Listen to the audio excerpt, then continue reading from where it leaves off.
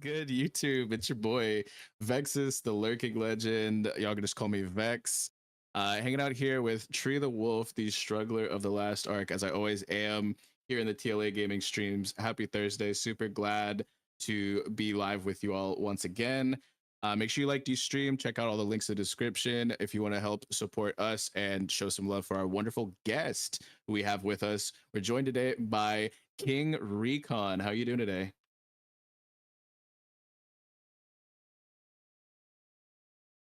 Like and subscribe. but no, I I think try. I try to. he's there. We Never, go. my bad. How Oh, you It doing, goodness. wouldn't let brother? me. What's good? How you doing Wouldn't let today? me. Yo, first and foremost, ladies and gentlemen, you don't know the deal when it comes to the Trails content. If you're not a fan of the words "Goat Raw Fire and Peak," please click off the video because it is time for us to discuss the greatness, awesome Trails greatness. Oh, hi, Hell Kube. Thank you yeah. for having me. Excellent. Yeah, we're going to be talking a lot about specifically the Legend of Heroes Trails in the Sky, the first chapter, so the first game. So if you are not finished with that game, beware, there will be spoilers. We're going to be discussing a lot of the events that happen in that game in this stream. And if you're further into the series than we are, we can't wait to catch up, but please, no spoilers in the chat from me and Tree. But we brought on a local legend in the One Piece community and somebody who absolutely knows a thing or two about trails. We appreciate the recommendation so much. But yeah, Tree, you're the one who actually played through the game. I was just kind of backseating. um, Tell him, like, where do you want to start? You want to talk about like what we were expecting just off of his glowing recommendation from the last time we had him on the channel? Listen. I gotta get one thing out of the way. Recon, buddy, there's one thing I hate. Why can't I move and attack in the same turn? That's my only complaint, and I feel like that says a lot about the game. Right. Hey, 2004 Also, was not kind to turn-based games. You know what I mean? No, it was not. you got that right. No, dude, that game was phenomenal, man. It's been a hot minute since I've played a game that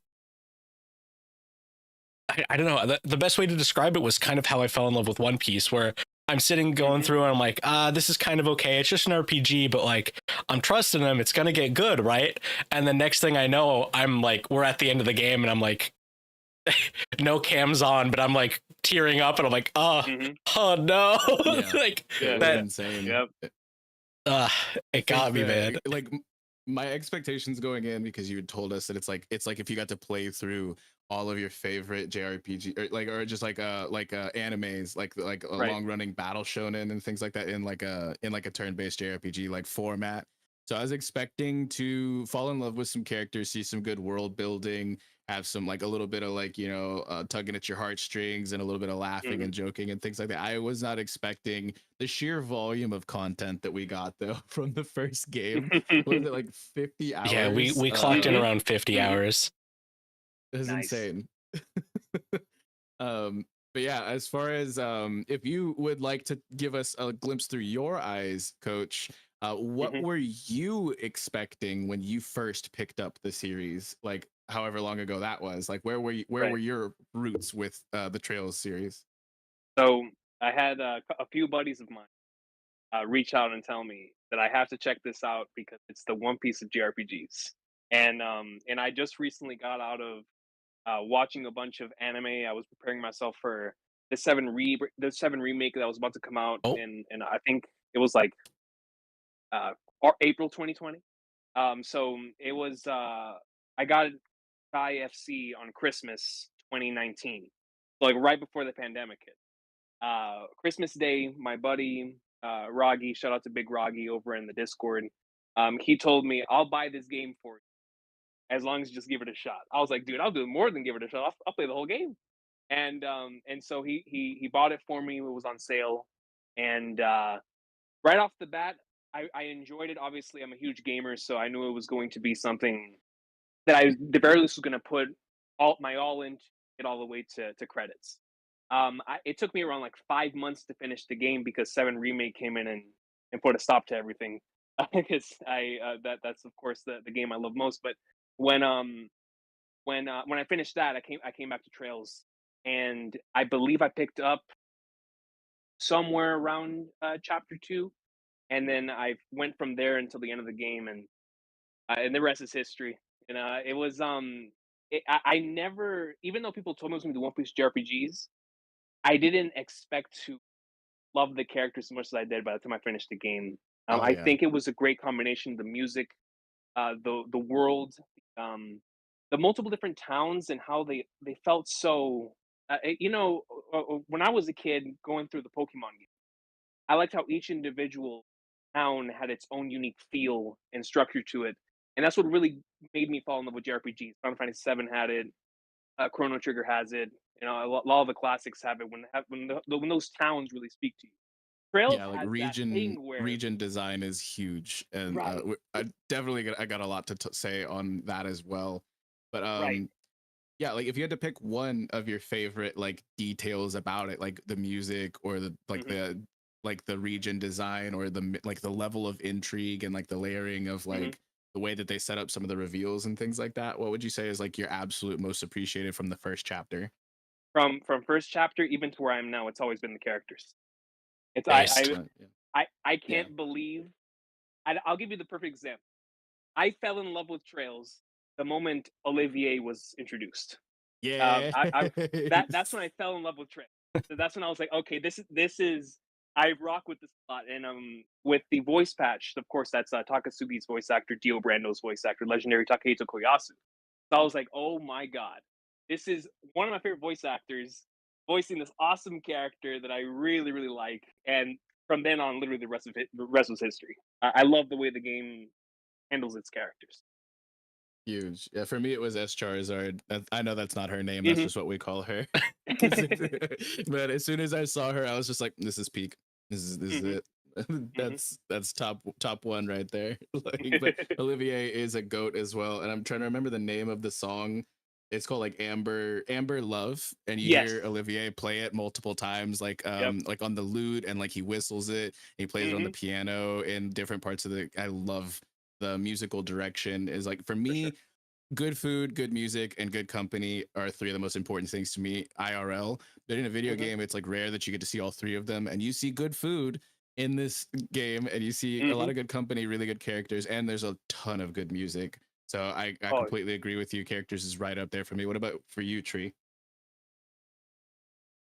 I I liked how the world progressed. There's a part in the first town. Unfortunately, we didn't stream the prologue because we were like getting our footing and seeing if like we had synergy and we could actually hmm stream the game together. And right. there was a part in the prologue where I talked to a random guy and he's like, today's the day. I'm gonna ask her to like marry me or whatever. And I was like, oh, that's cute. And then we progressed the story a little bit.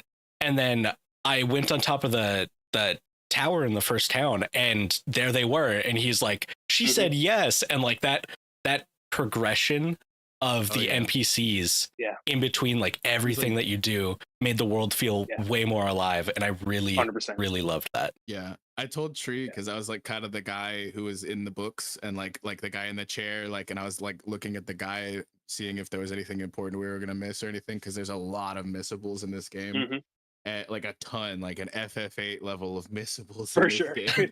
And so it's like there's so many cues for like fresh dialogue from so many NPCs, hmm and like they like also kind of like lock you out of previous regions at certain points.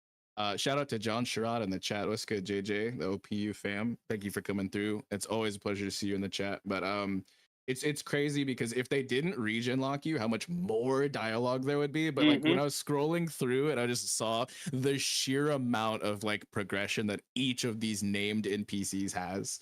It's crazy. So yeah, the world definitely keeps turning with you. And I love For seeing sure. that through like the liberal news, and also through like you were saying, Tree, is like some of these character bonds that we get like evolve with us. I actually think I'm gonna have to change my answer to the intrigue, because there hit a point where I was like, I stopped caring about the changing character dialogue, and I'm like, I just need answers.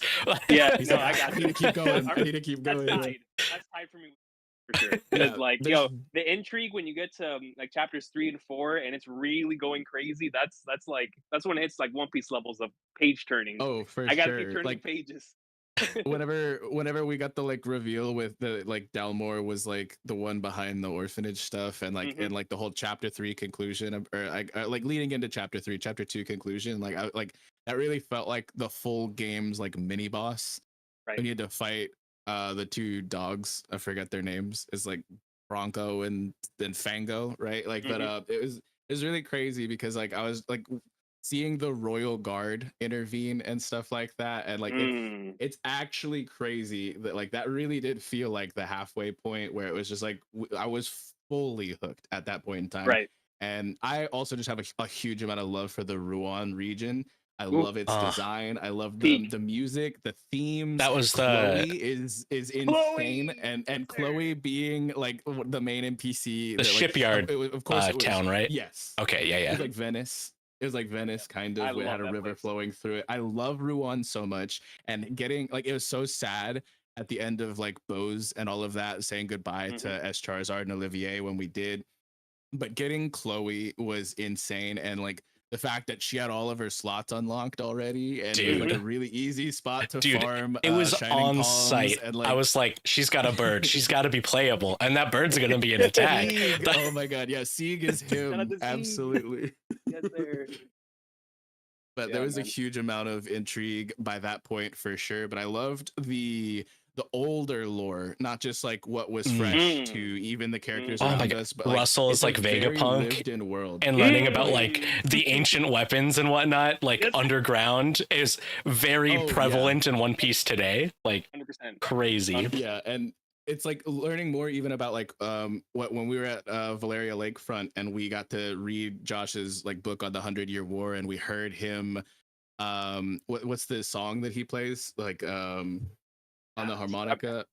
Yes, it's I know the tune. I just don't remember the name of the whereabouts. The whereabouts of light. Yeah, yes, it's so good. And like I was just like that was the point where like I'm not normally a fan of like the trope you see in anime a lot, where like kind of brotherly and sisterly types like start to go goo goo. But like no, this was actually like the best I've ever seen it done. It was a slow burn. It was really good. Yeah, and like that's why I loved characters like Josette, because you know that was like a rival figure. Like Estelle hated that woman, and like it's kind of cute to see it, and like seeing Jill, who is such a degenerate at Genis Academy, right? And like her like pushing the buttons, and then we get Josh like having to do the gender swap, like a costume switch, and it's like he just like Cloud for real, you know? Like literally just like Cloud. For sure, I love that. There were so many little details along the way that like made it way more tasteful than I've seen it done in a lot of other like anime or anime adjacent things. I loved that. But if you had to pick a favorite region, is everybody going for Rouen? Is it just goated like that, or like the last region? For me, I really love Zeiss. I feel like Zeiss spoke to me a lot. I mean, Rouen is like right there with it, but with the final, it's so tough, man. I'm like, it's all coming back to me right now. And Grancel Zeiss is cool because like they don't have like a traditional mayor, but you have what's his name, Murdoch, and like he's just like the goat who handles everything. And it's cool because it's like it's designed like a Pokemon town. Like it's really is. like you know, like it reminded me of so much. I was telling Tree in stream, it reminded me a lot of Gen 4. And it's like this, it's where like the Orbital Revolution took place, and like it's cool seeing like the Orbital stove and the Orbital vacuum, and like learning a whole bunch about like these people, their entire world is fueled off of this now, and then finally seeing like computers and stuff like that. Oh wait, was that wild? Sorry, I got like mad ADHD, so like I don't remember the names of any of this. But when you start describing, I'm like, oh yeah, that place. Oh man, that was the huge Russell's factory. Place. Where Russell's from. Okay, yeah. I love that place. It just like I felt like that chapter for me, it was a lot less action. Coming off of the events of Rouen and then leading up to like the tournament arc in Grancel and stuff. It was like we had like a stream that was like 3 hours dialogue and 1 hour gameplay, and I think it was in Zeiss. Cutscenes. And I remember making the joke. I'm like, it's just like Metal Gear. Like it's just cutscenes. Best comparison at times. It really is Kojima-fied at times. Series. That's hilarious. But I really like Zeiss as well, just for its design, and Elmo Village just feels so lived in. And you used to meet Miss Mao and go to the hot springs, and you find that little statue that's like tucked underneath. I'm like, who would find this if you weren't like reading a guide? Like, who would actually? It's just it feels like there's just more behind every corner for you in this game. And Elmo Village was like just such a cozy little place. And again, really easy spot to farm shiny palms, you know. but I don't know. I like Zeiss a lot. I like Grand Cell because it has a little bit of everything as well. You have like the whole tournament arc there, and that's my favorite place. Store. Yeah, you get to see the Liberal News headquarters, which is like that was like a huge point too. It's like it's like it reminds me of like when you get to go to the Timber Maniacs like headquarters in FF8 and stuff like that. And I was like, it's just so cool. I loved a lot about Grand Cell as well, but for me, Ruan is top one. It really is. No shade to Bose because I love the market. And Roland was like that's where we started. I think Bose is my second favorite. That's Fuchsia Village. yeah, exactly. Bose is up there, and it's mostly because of Maybell because we love Maybell. Shout out to Maybell. she's so goated, and Lila, but But Roland was like it hit hard. It hit different when we got to like get more into the Bracer stuff, and we were kind of getting out of like the flashback in the beginning, and like Cassius had already gone and things like that. Because like when we figured out the significance of that clock tower, and that's where Estelle lost her mother, and like, and then it only gets more significance later down the line when we meet the Queen and in Grand Cell. It's like it's so good. Like Roland, I feel like ages very well. But it did feel like training wheels, you know what I mean? But it's also like the smallest place in Liberal, right? Like it's not like Bose is like huge, Grand Cell is like huge, and then like Roland's just like the little tiny town in the corner, you know. I think that I think that's the point. Like Cassius wanted a quiet life, goes out to the countryside. Right. Oh yeah, for sure. I actually wanted to ask you guys because he's Shanks, right?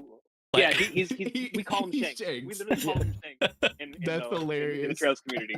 So I wanted to ask you guys like your thoughts on Cassius, the way he was handled throughout the game. Oh like my God. The mystery of it and the payoff. How did you guys feel gave a 15-year-old boy a drink in like the prologue. I was just like, what's up? Like, hold on, what's going on here? Like I was honestly really like I was iffy. I was like, this guy's sus. Like Vex, you were I don't want to say a hater, but like a denier. I was just like, why is he showing up at the perfect time at the top of Esphilis Tower or whatever? Like he could have intervened. He like what's going on here? And now knowing what we know about Alba, I'm just like, okay, like hold on, did this whole story need to play out like it did? Like I don't know. It's kind of like a Zoro situation where like he's too strong, we need to keep him elsewhere. And there was like entire organizations that were like, well, we gotta get rid of Cassius years in the making to like lure him away.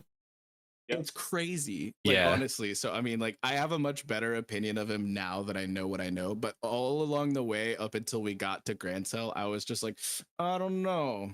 I'm like, guy. He looks evil. He's got them squinty eyes, like, you know, like stereotypical. Yeah. But the entire time I'm like, nah, man, he's gonna be him. He's gotta be. And then they started calling him the Divine Blade, and I was like, okay, he's Shanks. He's him. Like, well, yeah, Shara knowing him, and then like all these other individuals knowing him knowing Zin.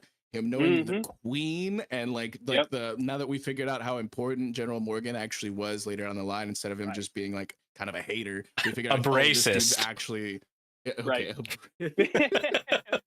But no, it's like it's really cool to see how interwoven he is with society. And then like one of my biggest things that I'm looking forward to in the series is that they mentioned there's only 4 at this point in the story that we're at. There's only 4 unofficial like S rank bracers, and Cassius is one of them, but he just stepped down from it. So there's 3 other people that are on Divine Blade status, the emperors, like, dude, at that level. Yeah. I'm so looking forward to that because we're like still in like the kiddie pool right now, like, and it's crazy to me because it's still so deep, you know. There's so much lore, so much world building, and like ridiculously good characters, and I love the systems and how all these systems interwork as well. Like oh my God, orbs, dude, we didn't know how orbs worked for like the first 3 or 4 streams. Like we were struggling every fight, And then someone came into our chat. Vex, do you remember their name? I know we're gonna shout them out. V. Yeah, it was a bunch of V's, and they're like, "Hey man, I'll help you out," and they got us set up, and then the game was like so much easier. Like, oh my god! I remember your first like monster chest. Oh my and god! How it like yeah, I think absolutely shook you. I game on a overed like molecular 3 level. times ever, and one was the first monster chest. The then the monster others chests in this game were- are tough. I can't even imagine Yeah. how tough they would be without the orbments, like or at least properly placing orbs. That must have been a nightmare. Oh my Yeah, goodness. it was, I don't think it was insane. I don't think I went back until after we got help with the ornaments. It's like baby's Yeah. first No, you white beat it. Gehenna. No, you beat it right then and there. You actually beat it right then and there. I remember. Oh, It took you like 3 tries, I think, but you were just like, I'm gonna beat this, and it was like you just ended up like getting like more because we were still really new to the combat system, and like Right. I was like, oh look, that's like an initiative tracker on the side and stuff like that, and like we were just figuring out like we didn't even know there was like a speed up mode. Like it was, Oh, Oh yeah, yeah. I didn't know that existed. In my first playthrough at all. Like I did not know what the slide is. it's really It wasn't until I funny. went you got back, I was like, oh, hyperspeed, snap. man. The sound effects aren't sped up, but the animations are. So like you Right. zip through the animation, but you still gotta hear it Yeah. all. I loved When it. you play like Arrow Storm, it's still going on for like 10 seconds after Estelle's done with her art. Like it's pretty funny. Favorite Um, S-Craft so far?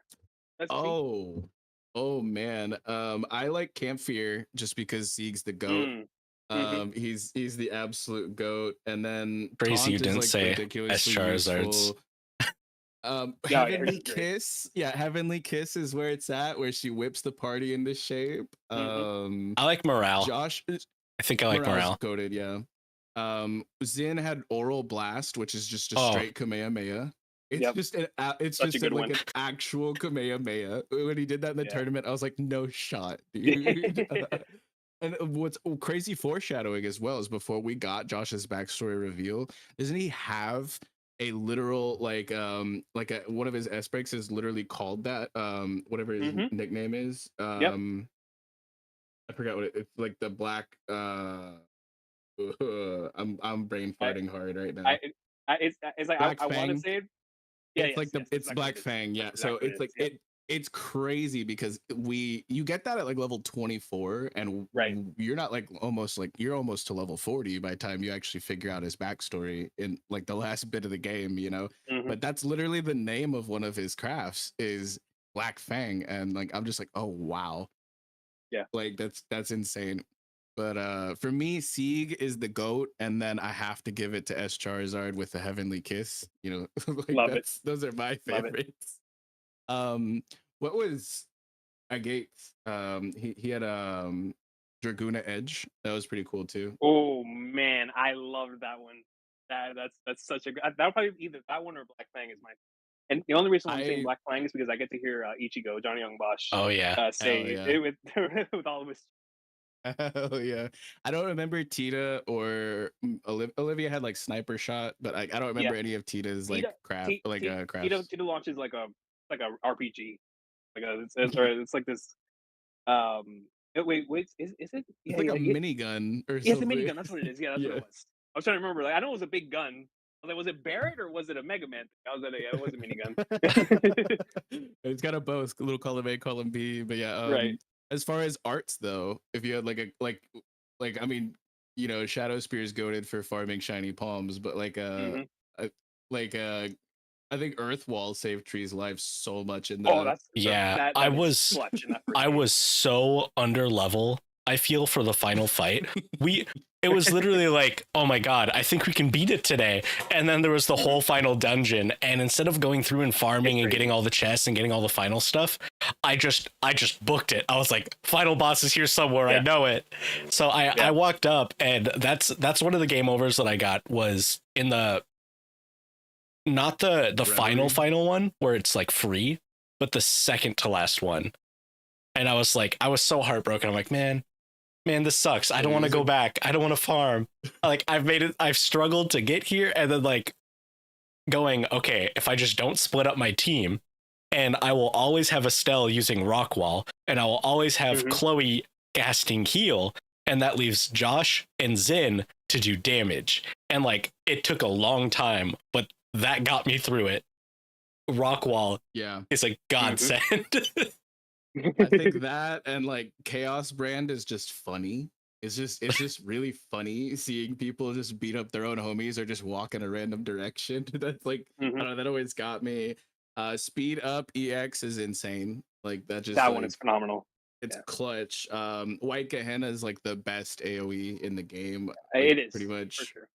And then I don't know, like I think those are like the main go-tos. And then like I know like the wiki was telling me like Blue Impact and Earthlance are like the best damage per like EP that you can like really get. But like I think Tree was just kind of focusing on going for the AoE for the most part. So White Gehenna just took over.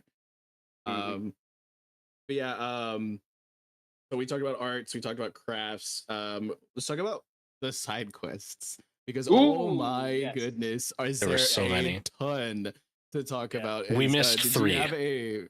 We got almost all of them in the game. Did you have a favorite side quest, Coach, for your first playthrough?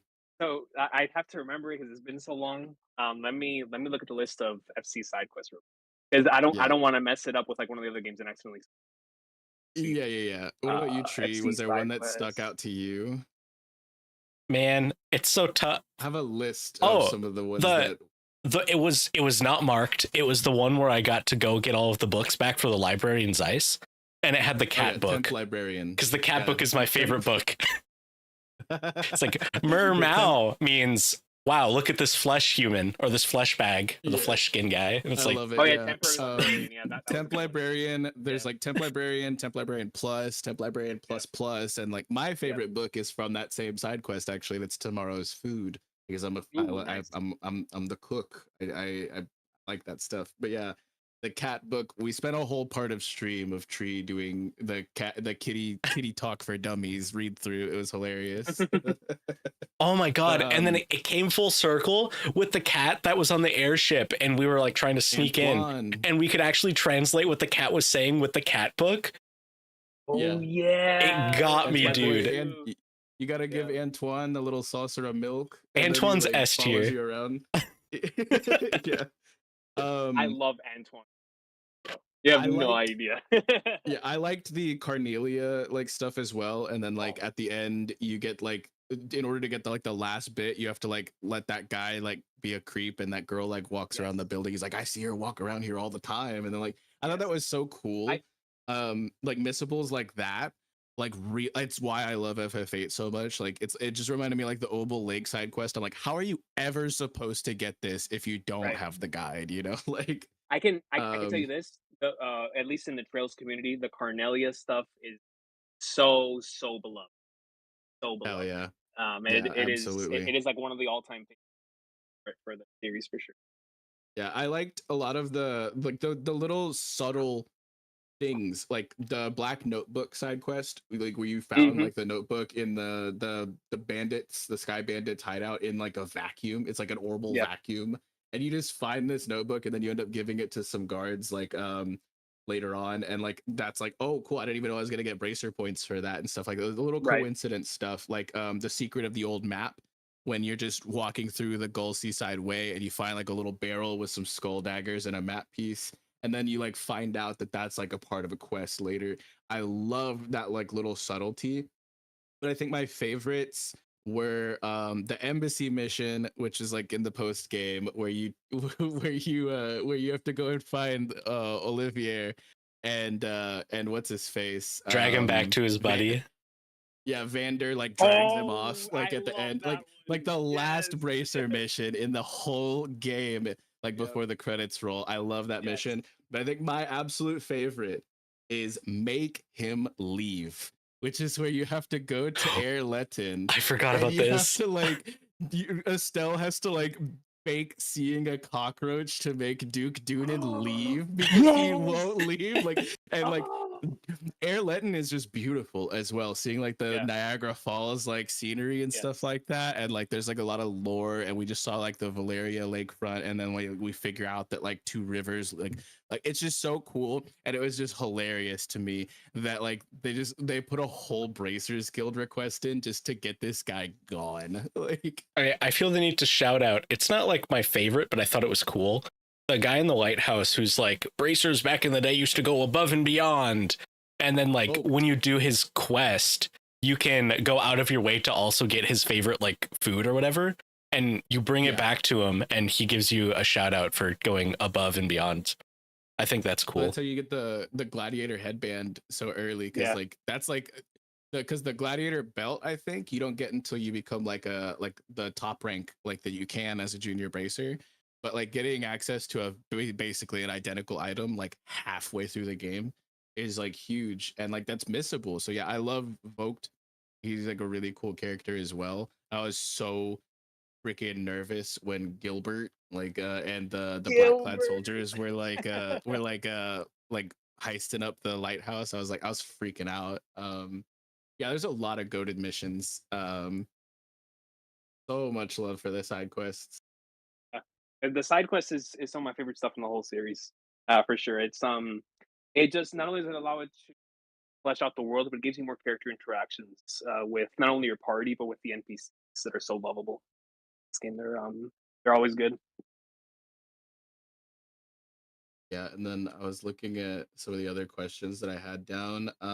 Side quests were it's like the bulk of our playthrough was on that. But Nice. like also we were talking about the music earlier and like how goated the Whereabouts of Light is, and Yes. like Amber Love, which is Mhm. Olivier's theme. Were there any other like themes that like are just like rent free in your head forever? Like other than the battle theme, obviously. Dude, I can tell you. Let me look through the list here because I listened to it in Japanese. Let me translate the soundtracks. The Whereabouts of the Stars, the full version of that is absolutely fantastic. Feeling Soar with the Wind is also absolutely fantastic. Um, let me see, and then of course the main menu theme. And some of those city themes are iconic as well. I Yeah. listen to every once in a Zeiss while and for sure. Ruan had such good like overworld themes, like while Yeah. you were just walking around town. Hmm. I really liked the sealed area, like the theme for all the fights there, and like the Lawrence fight like had the same theme as well. It was like Oh yeah.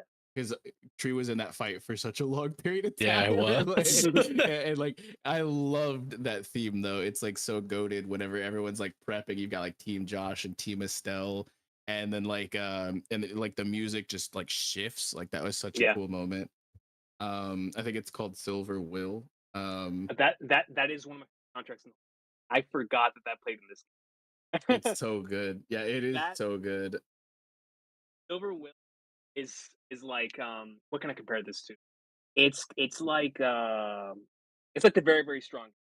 One Piece Hell that's yeah. like a super iconic soundtrack. Yeah, Silver Will Yeah. is that in Trails. Like it is that's I forgot that plays. Yeah, that is for sure my number one from this. That one is peak. Yeah.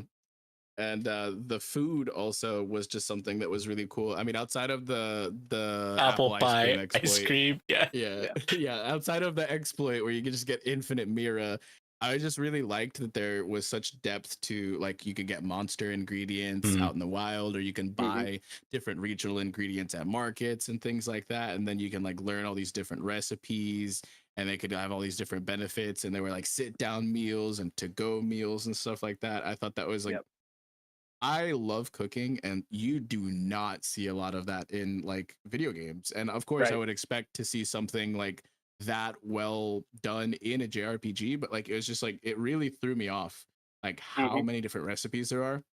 There's over 50, I think there's like 57 different recipes, and some of them sound absolutely delicious. Yeah. But I think that's one of my favorite like of the systems. I mean, like Quartz is really really dope, and like I like looking for all the books, and like obviously the music is like super appreciated. But for me specifically, that was one of my biggest takeaways from the Love it. game. And then like the boss battles were also like really dynamic. Ooh. Like, what would Tree? What was what's the other than Reverie? Other than Reverie, what was your the most impactful boss battle for you? So remember those two dogs and how one couldn't be hurt by one thing and the other couldn't be hurt by the other? Yeah, and like Bronco and Fango. It's basically just a setup to the final boss, and I think that's cool. Yeah, I was thinking the same thing, and that's like the mini boss for the whole game too. Like I was saying earlier, a really good example of this is like if you've played Breath of the Wild and you go into like any of the Guardian shrines and it's like, oh wow, I'm just they're Guardian shrines, whatever, and then you pull up to the final boss of the game, and it's just one big Guardian fight, and like taking all of that knowledge that you've learned and all of the practice in the shrines, assuming you've done it, into that and allowing you to like strategize. And I just think it's cool. I loved it in Breath of the Wild and I loved it here, and I'm hoping that we get like more of that going forward. Mm-hmm. Yeah, I thought like that's a great comparison. There's a lot of monster like extermination quests, and like I guess those count as bosses, but They like do. the main like series of bosses in the game, like we fight the Kapua family, the Raven gang, and then there's like Karna's party and Amalthea, Bronco and Fango. The Richard lieutenant fight was insane. The lieutenant was crazy. in the tournament arc, the final fight in the tournament thing, that guy was messed up. Lawrence. And that's what I started using taunt for the first time in the game with the immovable. Then and oh man, that was stressful. That was really stressful. I like the Lawrence fight like when you're on top of the castle or whatever. Yes, that's my favorite fight because you're supposed to lose that fight, but you get extra bracer points if you don't, and Tree beat it because, I won. You know, he won. but it's like a scripted fight. You don't game over if you lose that fight. You're actually supposed to lose it. But you can beast through it, and like that was such a cool fight because like Homie was built way different. Yeah, bro. Like that was insane. And like also I'm still really curious about like the Jaegers, and like that's completely separate from like Ouroboros and stuff like that. I have like theories if that lieutenant guy was trained by one of the other like 4 emperors or the 4 divine blades. Because like I don't think they're all called Divine Blade, but he was compared to like Cassius from Richard, I think his name was. Like Richard. I think there's some stuff going on there, but I know you can't talk to us about it, but I'm excited for having fun listening to it. You know what I mean? Put a pin in that, and we'll definitely unpack that in a couple of games. But I that's like some of the cool things as well. Is like there's so many unanswered questions, and we're looking forward to so much from like the upcoming like story bits. Like Tree put it best, like there's gonna be like a Joshua retrieval arc or something. Oh, yeah, I said it on stream. Like the Sasuke retrieval arc. Like, right. So before we talk about the ending, I just want to add a little bit of lore to why the game ends in a cliffhanger, because originally it wasn't supposed to end in a cliffhanger. The original plan for Kondo was for FC and SC to be one game, but as they were pressing through their what they were going through with the game, so many ideas came into play, so many things got expanded upon to where he was like, there's no way this is not going to be on one this just one full game. It's going to be way too long. One PSP game at that. Right. But we're just going to cut it here, and we'll keep the story flowing. And I'm so glad they did, because the end of the first game is so incredibly iconic to the story that I can't imagine it not ending. Like it needed to end. In the way that it did, bro. Yeah, that hurt. And trust me, I was crying too. The name of the trophy. The name of the trophy you get whenever you get the reveal of Josh's backstory it was like, I will always love you. Yes. Bruh. It's like, that's so unfair. I had a lump in my throat like the whole time during shit. I was like basically speechless. I'm like, wow, this must be peak content for these people to watch, because like I can't really provide any commentary because I'm just like choking up, you know. Don't worry, the peak was speaking for itself. Yeah. I I It was a really good place, and I mentioned that in stream as well. It's like, yeah, I feel like with where they left it off, obviously they have so much more about the story already thought out and already figured out for them right, to have had this established like level of intrigue and mystery and the for sure. depth of like these reveals and things like that. Yeah. And like It's it honestly took me completely by surprise. I knew Josh was like wrapped in mystery and an enigma in and of mhm. himself, but I didn't really like I wasn't super. I completely forgot about when we get to the top of the tower and Josh gets like uneasy around Alba, like in the Yeah. prologue or whatever. I Yep. Yep. forgot about Yeah, that. So dude. I like It's that Alba meticulous blindsided attention to me. detail. Yeah, Crazy. it actually blindsided the shit out of me. I was just like, I didn't Yeah. see this coming at all. Like, Yeah. No, me neither. Me neither. Like and it's that's how you know that it's incredible by design.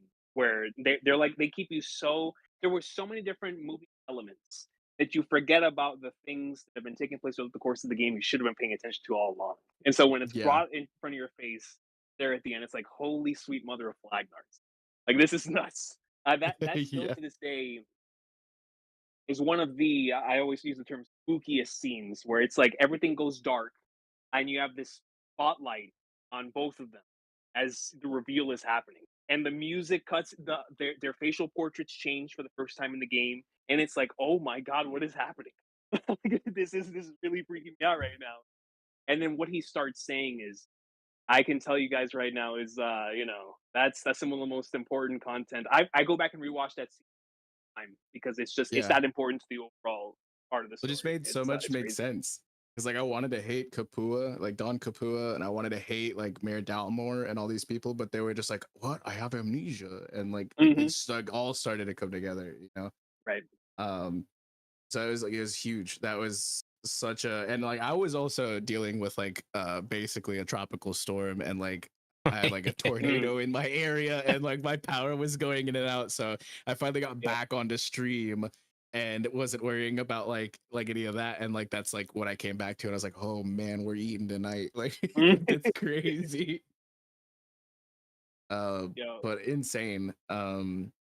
And there's a lot of other things that we're like still theory crafting on. Like I know Tree made like he was just like there was like what was it in one of the liberal news, one of the later ones, how there was like the ancient dragon Oh my mentioning, god. Yeah, and what's like up that with was just that? a cover What? up. That was a cover up because they didn't want to let people know that there was a like a sky ship that was spotted, but Right. like They were still really that's a nonchalant thing. about going, They "Oh yeah, there's mentioned dragons now." Like, "Oh, yeah, okay." they were just like they're like he's existed since before the great collapse. I'm like, oh, since before the what? Like, yeah, I'm just there's just so much world building in the liberal Yeah. news. It was crazy, and Yeah. oh my god, dude.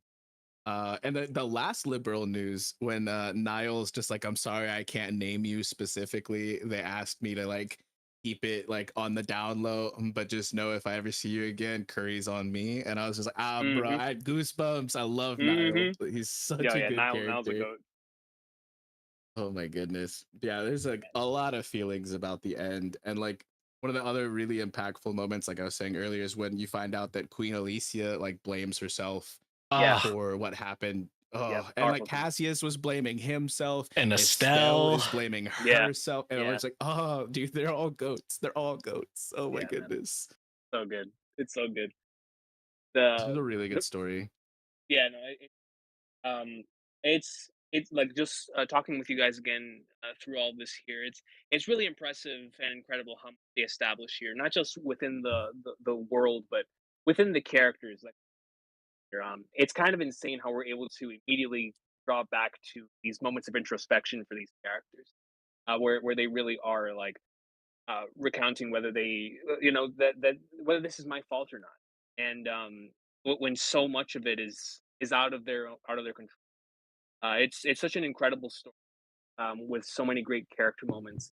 But the way that the end brings it all together is it's sort of like that Oda thing where the first time you see the formula you get it. Like whenever you finish Brautier, you're like and then you're like, okay, so this is what I can expect from the series. That's kind of like what the end of FC is like, where you see that those hints and glimpses of greatness of what the series could potentially pull out of you from an emotional standpoint, from a plot twist standpoint, character standpoint. there's just so many things that they built to at the end of that game where when it pays off, you're like, oh man, they know what they're doing. I'm gonna leave it all in their hands. Dude, It's the good stuff. when Yeah. all of the party members hopped on that elevator to go down into the final dungeon, I was like, Yeah. Let's go. like, they're all Like, here. legit. It's happening. Like, oh my god, man. It got me. Yeah, like as Charizard and Olivier showing up to like in the middle of the We both hostage peaked our recovery mic when S mission. Charizard showed back up. Oh yeah, I shouted, bro. But then like on the rooftop, whenever like Tita and Agate show back up, I was like, I was like, oh man, we're all here. Like, Yep, it's it's insane. happening. It was like Russell showed up, and I was like, oh, where there's Russell, there's Tita, and then I forgot to Yeah. account for Agate, and then he showed up, and I was like, oh, like, oh, dude, it got me. Yeah, dude. Oh, wait, are Greatness. we gonna talk about when he smacked the shit out of the 12-year-olds? Like, whenever he like took a bullet for her, and then he's like, "You stupid kid!" Like, I was like, Yep. yeah, he redeemed himself though, but like, shit, he'd be like Luffy and Alabasta over here, Right. Like, Right. that is a wild interaction, but like, dude took a bullet like it was nothing, and then he Yeah, found out it was for real. poisoned, and he was like, "Oh, I gotta lay down." Like, Yeah. Yeah. I gotta lay down. But So I have to ask for my own personal benefit. What do you guys think is going to happen in the next game? Like, they're not in terms of like specifics or anything. Like an overall, like where do you expect the story to go from this point forward?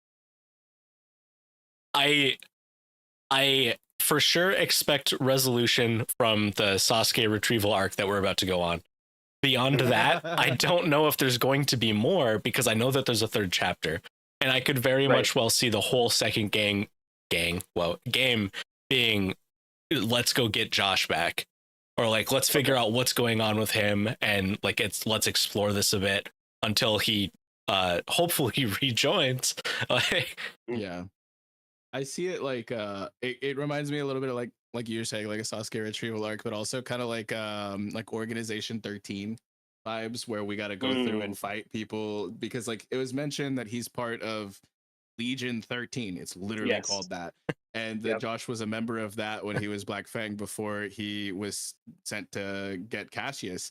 And I'm just like over here, like, okay, so that's like a subdivision of Ouroboros or whatever. And we're probably not going to end up taking on Ouroboros right now. But maybe we'll have to take on their little watchdogs or whatever. And so I'm assuming that we're going to have like a sequenced amount of like huge encounters, and we're going to have to like, I don't know, like kind of just like Right. get through this group of individuals to get to Josh, but I'm not sure. That's So- just kind of where my head's at. So after what you said, that like this is supposed to be the first half of one game, and the second chapter like was supposed to be a part of it. The fact that we finally got all of our party members together at the very end leads me to believe that we're going to be seeing teams of more than 4, or 4 people, but we can swap them out as we go. Think like Final Fantasy VII, or any of them really. I also think that since we're a full bracer now, we can go to other countries, and we know that the Sky Pirates have disappeared. So maybe we'll probably run into them and finally get to explore more of the continent.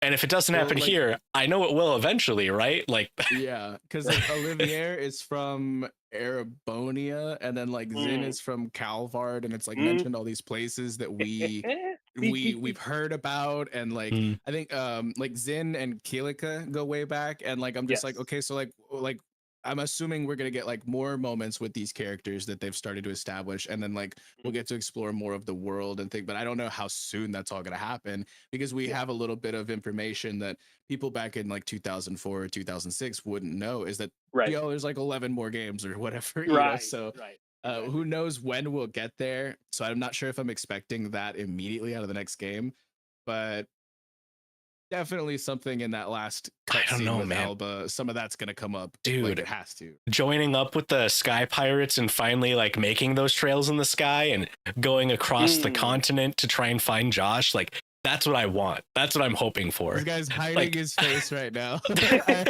He's too hype. He's too hype. Look at him. But yeah, I honestly like I didn't even know what to expect really out of this game, and like my wildest expectations would have been surpassed anyway. So who knows? Like the sky isn't even the limit for the next one, you know? Like it's I can't wait. I honestly can't. But I do like there's just such a spot in my heart that needs Josh to return. And like I want to see Cassius flex, but I don't know if we're gonna see that anytime soon. He's back with the government and the army. I'm curious to see where that's gonna go. General Morgan, we've talked about it. He seems to be over himself now. He's warming up to the bracers, yeah. I'm curious to see if we'll get like their support moving forward to try and locate Josh. I'm curious to see how Cassius is going to take this information. Like, I don't know, man. I'm excited. One thing that I wrote down in my notes that I really want to see is we were told when we went to Valeria Lakefront and the Kingfisher Inn and stuff like that there's a guardian in that water and that lake is like super deep and shit. And I'm just like, yo, we're gonna fight that fish, like, or something. Like, I don't know. So like that's like one thing that I was because like the ancient dragon has absolutely piqued my interest, but that wasn't like dropped until like chapter 4 or something. But before we even got to the halfway point in the game, I was like, yo, we're gonna fight a big fish. We about to take on Georg? Like, what's going on? I mean, for all we know, it's the same being. Like, maybe there's a dragon in the water.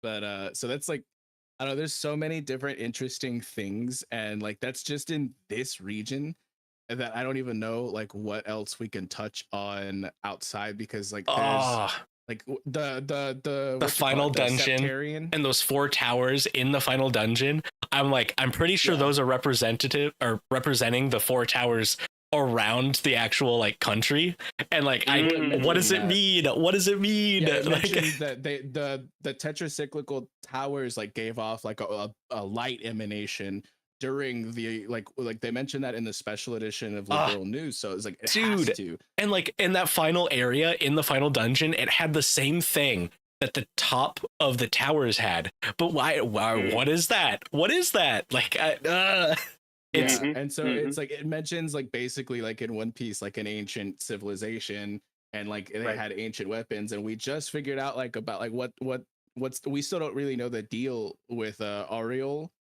and apparently that's just like one piece of the puzzle, like one piece unintended, but like is like whenever we met Alba at the top of Esmolus Tower, he mentioned there are 7 of those things. So like I'm assuming that like I don't know, like that's just like I have so many theories, bro. It's absolutely insane. But I don't know how much we're gonna get directly in the next in the next installment though, you know, because there's so much more to digest. It's like get through. It's like one of those things where catching up on One Piece, I had learned that Blackbeard did some stuff, and I was like, dang. Well, when does Luffy beat him up? And my friend who was current at the time was like, we're still waiting. Yeah, like we're and I'm guess is as good as mine. I'm curious if like there's anything that we've said that you're sitting there like, yeah, we're still waiting on those answers, or if most things have been like answered, but we just got to play the next 11 games. Right. And then I know a game comes out this month, but you know we're not going to touch it for another year or so. Right. Yeah, something like that. But like I also like I'm wondering, because of how deep they've gone with the lore and things like that. They mentioned like the god Aidios a lot and stuff like that. Like, are we gonna like fight God? Is this like a real like just like all the other JRPGs? You know what I mean? Like, I don't know. It's insane because like you know you get like Souls games that are kind of like that, where you're just like, all right, go to the sewers and find this ring or find this lost cat, and then you end up fighting God. You know. So I don't know. It's like it's so much to think about, but we have such a like huge amount to still cover. But I think most immediately, I really need to see the Josh stuff. Like that's gonna be huge to me. And like the way that I kind of got the vibe in my mind was that it's like it's gonna be like some Kingdom Hearts stuff, you know? Like I don't know. My friends are my power. Bro. And then like I don't know, more artifacts, I guess, because like there was like we still don't know. Oh my god, what's up with the I gospel? 2 phases of that final boss fight, And then Cassius is like, lol, I'm gonna show up with a stick and cut off its arm. Homie didn't even have a sword. What? He's him, bro. I want to He's see him use a sword so bad. The Divine League. Oh, that's like such with a a metal stick. name too. With a stick. It's like Mihawk fans still to this day. Like, I want to see him use a sword so bad. Like, oh my god. But we did have another part of the stream that I'm sure we're gonna talk a lot more about some of the things that happen and whatnot. But we thought it would be pretty fun if you want to transition over to Yeah, it's tier gonna be a little lists. messy at first, but let me fix No the sweat. Discord. Yeah, I'll- Okay. but we have like most of the main and side characters here gathered onto a tier list, and we were gonna see just like where we all rank them amongst each other. I and don't know if I can participate in yeah, because we're gonna try to go off of just like FC knowledge. So, Right, but right, like right. so maybe like I don't know, like if you want to remain silent, like plead the fifth, go for it. But we thought it would be pretty fun, just so you can see where our heads are at, and maybe we could do another tier list once we get through another game and see like what's changed, you know. Okay. But and like feel free to weigh in whenever, but you don't have to, is you know. But yeah, I just thought this like Tree and I thought this would be a really fun idea, Cool. and to just kind of take a walk through memory lane and like kind of see like vicariously like what we know, and take yourself back to that for yourself. But could we do a comparison of like, let's just say somebody's watching this, 2 first-time players versus someone who's gone through the series multiple times? If I could say, I don't know, we'll give an example like Olivia. We brought up Olivia earlier. And me, with the knowledge that I have, I'll say, you know, he's in whatever tier. Do you think that would be valuable? Like, if I could just say like, or should I just keep it to FC? But what do you think? I think like, so. Just if go ahead. as long as you don't tell us which one you're doing, it's fine. How How would we know? That is true. That's true. That's Yeah, true. Okay, but just for anybody who is just tuning in and whatnot, if you're in the chat and stuff like that, make sure you like the stream and your goat. But also, again, as we get into this part of the stream, Tree and I have only played the first installment of the Legend of Heroes Trails of Sky.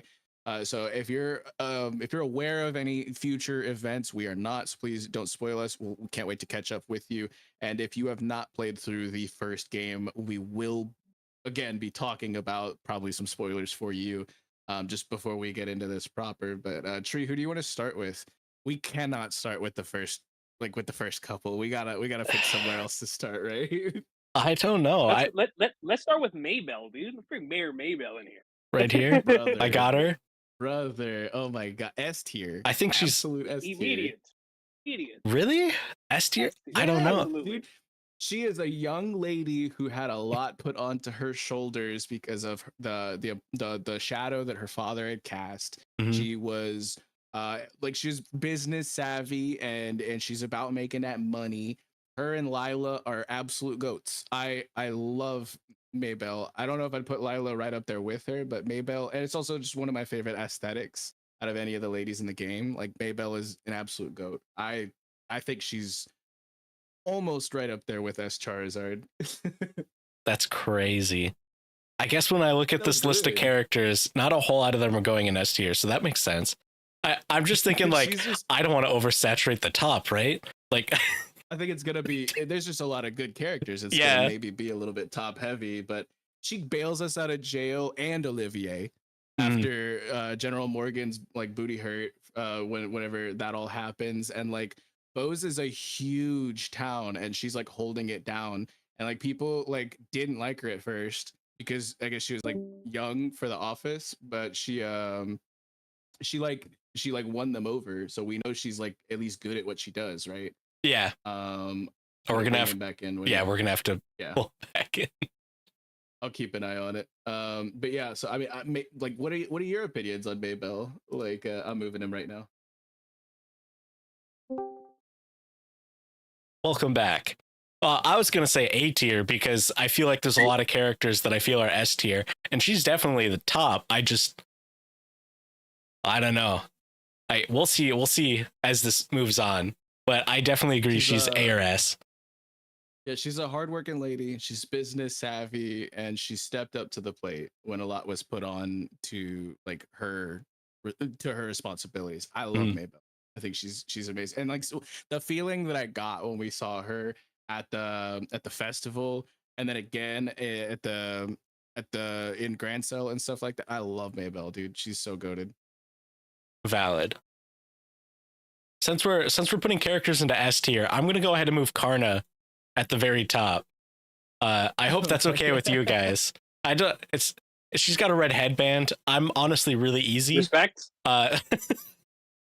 She's She's cool. so She's cool. got ties with Shara. She helped out like the Bracers Guild, whatever homeboy was his name.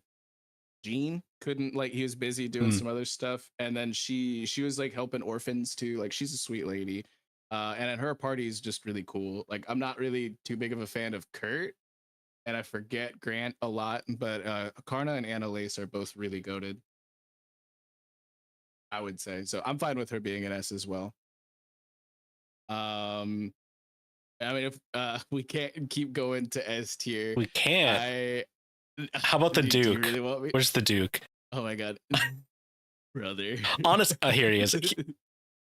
I'm gonna let you said speak he grew first. on you? I'm gonna let you He speak said he first. grew on you, but Don't- like I just like he's a character. He is like a straight up a celestial dragon, brother. Like I can't see him in any other light. Like he has a little bit of goofiness to him that you don't really get from like a lot of the celestial It's dragons. in One Piece, but, like, endearing, right? Homeboy is no. He's like I- he's terrible, but it's like, huh? He's being dumb again. Like My favorite side quest is us shitting on this guy.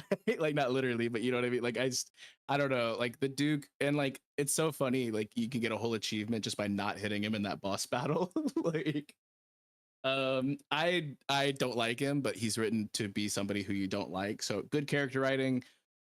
I doesn't think make it, like that D doesn't for mean he's Duke tier, right? I'm cool with that. D Yeah, for I'd put him in. I don't think he's I love F. that. I think there's That is characters good. worse than him, and he has like that level of like weird endearment about him. Yeah, But I think like he's I not think the best thing above about D. Duke is Philip.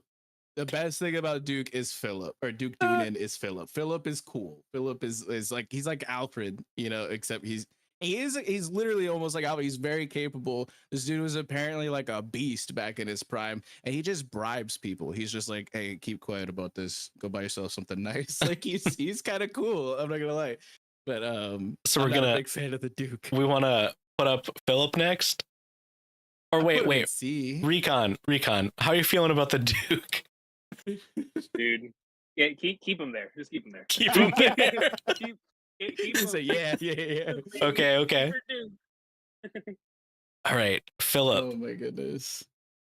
You said C? I'd say Philip he's like a step above. I wouldn't say he's like middle of the road, but like maybe like the top of C. Like I don't know. He's pretty cool. That's a valid take. There's a lot of characters here. It's a lot, yeah. I know you had some strong opinions on Josette earlier, King Recon. You have you want to weigh in on where you might place her on a tier list? So Josette for me, easy A tier. Absolutely. Easy A tier. That's based. Completely agree. Yeah, I love the back and forth between like Estelle and Josette, and like I don't know, this is before Estelle really like opens up to the fact that she's crushing on Josh and stuff like that. But it's like the first little bits we get is from Josette, right? Yeah. So, like, She's just a great foil. I like Yeah. Josette more than I like the other two Sky Pirates that we interact with. Same. Dawn and Kyle, who are pretty forgettable. I will say. Kyle. Like Huh. Kyle Kapua and Dawn Kapua, and I thought Dawn was their dad when I first saw his character art. They're brothers and sister, and like I'm just like, there ain't Wait, no way. what? This dude has a full goatee. Yeah, he's like apparently they're like Wow. brother. I don't know. It's wild, but yeah, Josette is a solid A tier. I think that's a wonderful choice. Let's do another mayor. Let's see. How about that? This guy, this bad one. We don't like him. F tier because he betrays us and he like bribes and wants to do bad. We hate this guy. You're talking about Dalmor. Dalmor was cool because he saved us from the Raven gang in the streets when they were being like hella like sexist or whatever. And like the thing is he was brainwashed. But I think that there do have to be some individuals in the bottom of the list. I think I'd put him right there next to the Duke. I don't know about F tier. I think he was brainwashed. Yeah, he had like he couldn't remember shit. Oh, weird. I thought that he wanted to burn it down for like real estate purposes. Like he wanted to use that land or something. It was definitely like insurance fraud shit, but it was like he wasn't like acting on his own accord, and he couldn't recall like events like once like after like everything happened. It's like Julia and like the royal army like got involved and shit like that, and they didn't get anything from questioning him. So he literally like it was in the same boat as like Don Kapua, who was also like as soon as we took on like the Sky Pirates, he was just like, oh, we're gonna kill you, and then he just had no recollection of like anything. So that's like more strings that like was it like Weissman was like pulling or whatever. Weissman. Weissman, but it's like you can't fully blame him. I don't know if I'd put him in F tier. I don't know. Put him in D though. Even without the brainwashing, I feel like he's still a pretty bad guy, right? I think the thing is that he was being like his strings were being pulled. So I can't fully blame him because he was a good guy in the streets whenever we first met him. But Gilbert was just a douche without being brainwashed and was about to end Vok's life. And I put Gilbert in F, in my opinion. Think of Think of Don. He was doing bad stuff, but like he had no like motivations behind it that were his own. The mayor was doing bad stuff and had his own motivations behind it. I feel like there's a layer of like more badness to this mayor than there is the Don. Yeah, I wouldn't put Don in D or F. I would actually put him in like forgettable. Like I'm not gonna lie. Like I'm gonna change forgot to need more info. Yeah, I just like for me, I think that's where I put him and Kyle. You know what I mean? Just because like we just didn't get like a full moments. There were so many characters we got a ton from, and we didn't really get a lot from those two individuals. Even when they came back for the tournament arc and they were like forced to fight for their freedom or whatever, like we didn't get a lot from that. So I think it's easy to put Josette in A, but we just don't know enough about Kyle or Dawn. So I would put them in like the bottom there, and like that's the only reason why I like. But I don't know. For me, the bottom is there's not gonna be a whole lot of people at the bottom. You know what I mean? No. Like I don't know. I feel like the Dean is. What is happening? Oh, Dumbledore. YouTube reset itself. That was weird. Okay. Yeah, I think the Dean is also in like need more info because like he could be cool, right? But I think that there was a lot in the Genus Royal Academy like bit that could have been a little bit more expanded on, but it was just kind of meant to serve as like a foundation for who Chloe was, because all of that was a red herring for who Chloe actually was. So it was like it was meant to be not the densest bit. So, but yeah, I get you. Like we can't really figure out a good like opinion on the Dean. We didn't really see him do anything administrative either, because he just made the students do everything. Yeah. You know what I mean? Like Jill was basically in charge at the school. I think this is a good segue into ranking our first playable character, Chloe. I gotta say, S. Absolute top of S. Absolute top of S. So here's the deal. Like halfway, I don't know. It was really early on. I was like, oh yeah, she's the princess. And like I was holding on to that for so long, and then it was revealed. I was like, yeah, this made sense. Like, was it obvious, or has One Piece theory brain just like brain rotted me? It was One Piece theory brain and the Final Fantasy brain kicking in right there. Yeah. Okay. Honestly, yeah, that's because like there was like after the events with figuring out what's going on with and investigating the orphanage and with matron Teresa and stuff like that. I think it was before the events of the Genis Royal Academy when we went to go raise money and we saw the silver haired dude who we found out as Lawrence later. But like it's like in between those events, you just see Chloe like send Sieg off. And we're just like, Oh, what's that all about? I also called that Sieg was a messenger. That was another like, thing that I was like on top of. So good. Good call. But Chloe is so cool. She just has such like a cool like aesthetic. She's a falconer. She's a fencer. Dude. She's one of the greatest. She has all of her slots unlocked when you get her. Like that's just like, it's. I like at the end. Oh my god, she's like, no. I'm coming with. Yes. Yeah. But when you get to the sealed zone and you get to build your own party on stream, Tree was just like, okay, what if you pick one and I pick one, Vex? And I was like, immediately, I was like, Chloe. So it's funny. She has to. Because I was expecting him to pick Shara, and I was actually going to pick Chloe. So him picking Chloe threw a wrench at me, and I was like, oh my god, I don't know who I'm going to pick then. She's just so goated between her S-craft like that starts with the L that I can't pronounce, that like it just revives everyone and heals everyone from 1500 and like I think it even cures like status ailments. It's just like so goated because it's AoE and it like revives as well as heals. But then Camp Fear cutting their attack and defense is like insane. It's like I was like, dude, she is so goated. Plus, like, just like physical attackers weren't dealing anywhere near as much damage as people who were focusing on arts at that point. So I was just like, it has to be Chloe. She's just built different. She's just good. She's fantastic. Okay. So what about I love her. And Sieg? Where's Sieg? Sieg is right there with her. Yeah. Sieg needs a SS tier. He needs a SS. Scree in the chat if you know what's up, guys. I got you.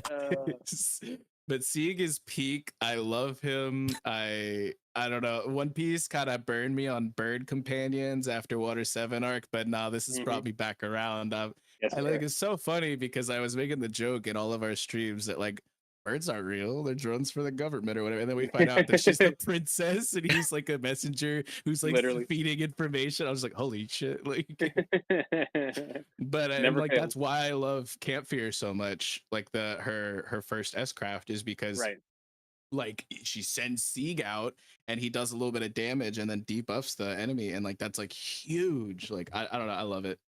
He's the best boy in the whole. And can we just talk about real quick how the people who make this game are not dog people? No.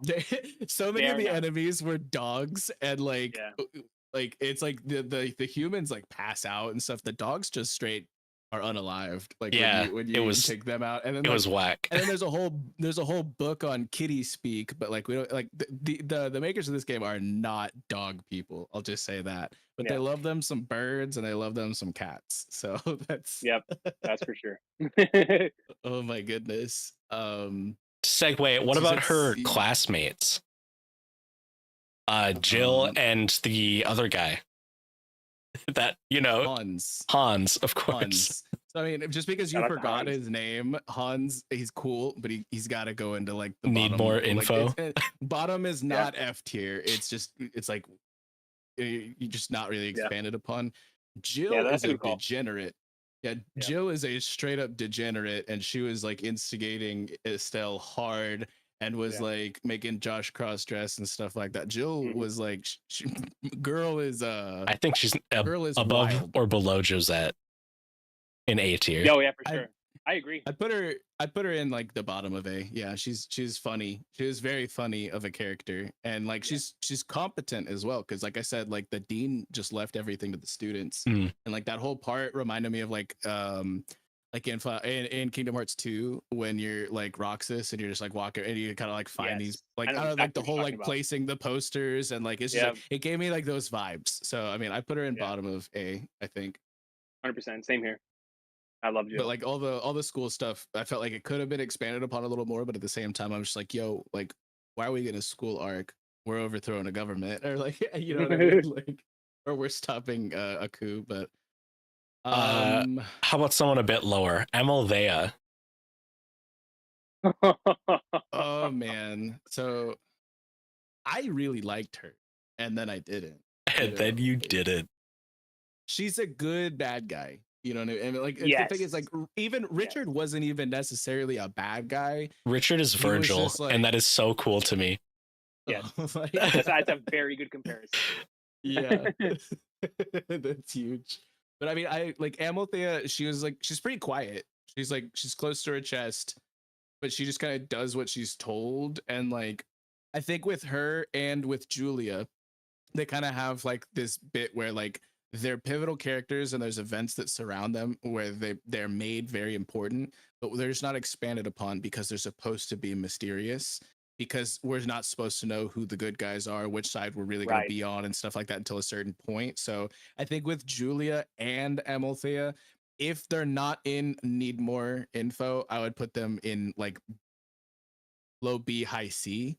You know what I mean?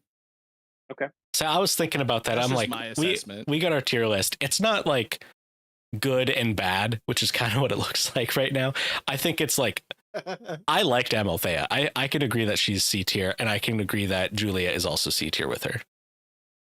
Yeah. It's just like, we didn't get a whole lot from them, and I'm assuming we'll probably get more because we don't know what happened to Amalthea at the end, did we? Do we? I don't think so. Yeah, and so like I was just like, that's like still kind of a lingering plot thread as well. So I don't know. I'm interested to see more from her, and I hope we do, because we didn't get like a full development from either of those characters. I imagine she was captured because she would have come face to face with Cassius as Cassius was running through the final dungeon. Yeah, but even Cassius took pity on like Richard. Yeah. Whenever like, yeah, so I mean, I don't know, you know, because like Richard wasn't like, I have amnesia. He was on 10 toes about what he was doing, you know. He knew what he was doing. But Amalthea was just kind of following orders, right? So I don't know. She also, yeah, I hope she feels like a bad person that's just doing her job, but she liked doing her job, you know. Right. Yeah, she was smiling in some of those cutscenes, but I really hope we get a lot more from Julia, because it was like, it built her up as such a cool character. But we just don't know enough. Like I said, there were just cool scenes that were really important that had her in them. Julia's what gave away Chloe was the princess. When Julia and Chloe exchanged that look, I was like, oh yeah, okay, I get it. Yeah, absolutely. Okay, so let me pick one. Okay, let's go with my boy Clem. Oh, from the orphanage down on the bottom row there. What a little troublemaker. I think like all of the orphans were like, it was a cool touch.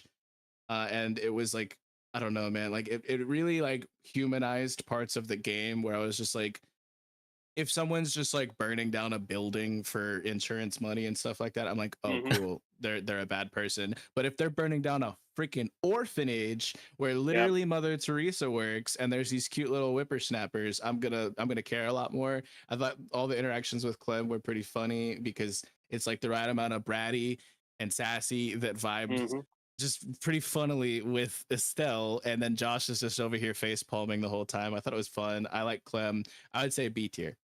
Above Julia and Amalthea is wild to me.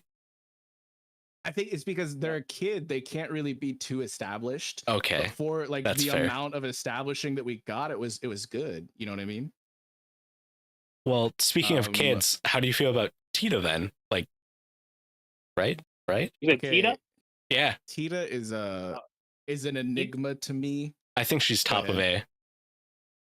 I think Tita's so good. Go. Yeah, agreed. I think it's like super adorable seeing like Estelle like vibe with her and stuff like that, and then like it's just wild to think that like a 12-year-old just got sent off with a bazooka to go and fix. Hey, like, it was a grenade launcher, okay? Okay. Oh, I'm so sorry. Like, and a minigun. She's also got a minigun. Yeah, and got the Barrett minigun. It's crazy to me that like they send a 12-year-old to do like things that like are really advanced, and she's like Russell coded in the sense that like she's just like, oh yeah, I'm big brain, like these things just make sense to me, I'm built different. And so that's like really cool. And her interactions with Agate were really cool.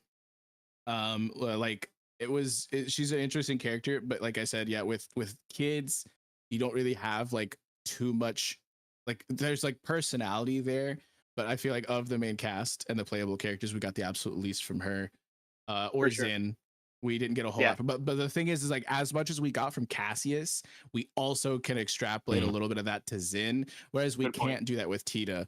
So I feel like there's a little bit of a suffering there, but I'm fine with your placement. I would have put her in B myself, but I'm fine with where y'all have her. If y'all, I'm not gonna like die on that hill or argue it. Yeah. That's just like where I feel, I- you know. Yeah, no, that phase, because I was gonna have Tita and S, but right in between S and B Oh, with the three of us, that works.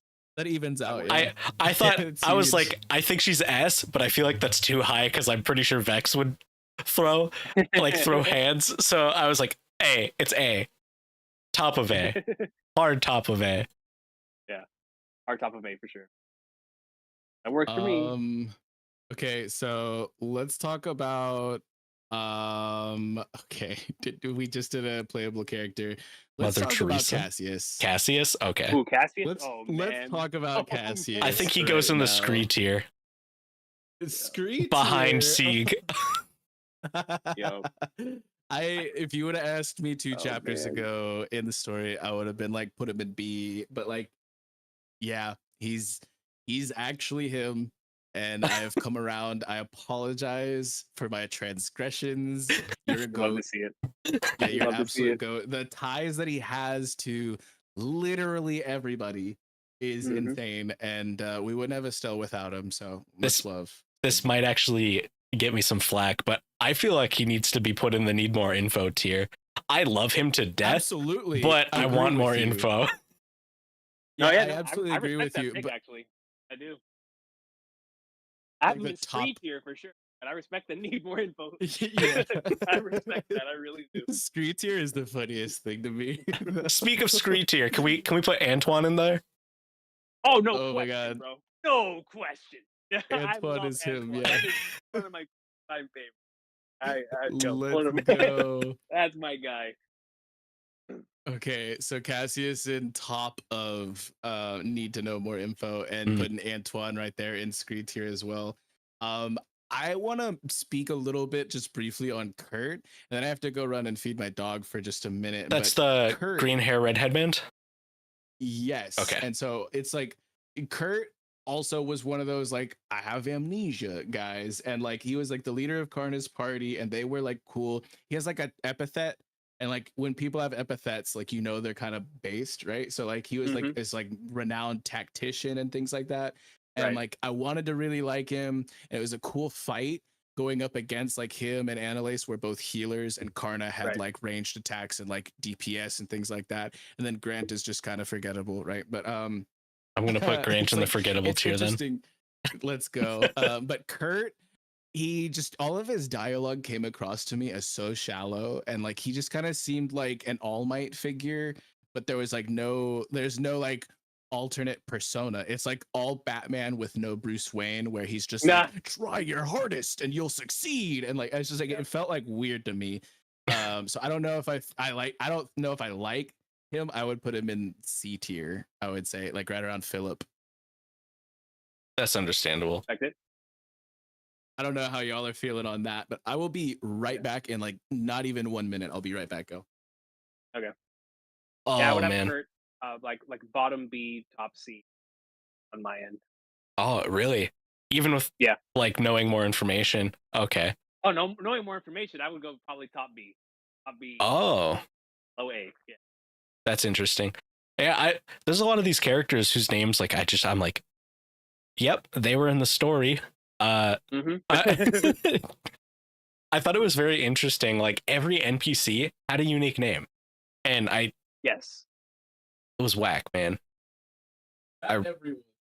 There was that one guy whose name was like his nameplate was like Fisher, and he was like a fisherman at like the Fisherman's Guild. And I was like, you think this guy's real name is Fisher? Like Maybe.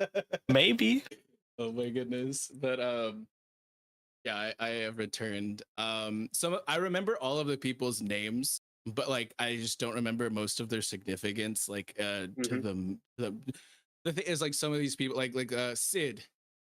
Sid is the guy. He's right there in between. Was that Hilda and the guy with the red headband? He's the one I forgot his name for like all like last night. Remember Tree? I was like, who is this guy? It's Major Sid.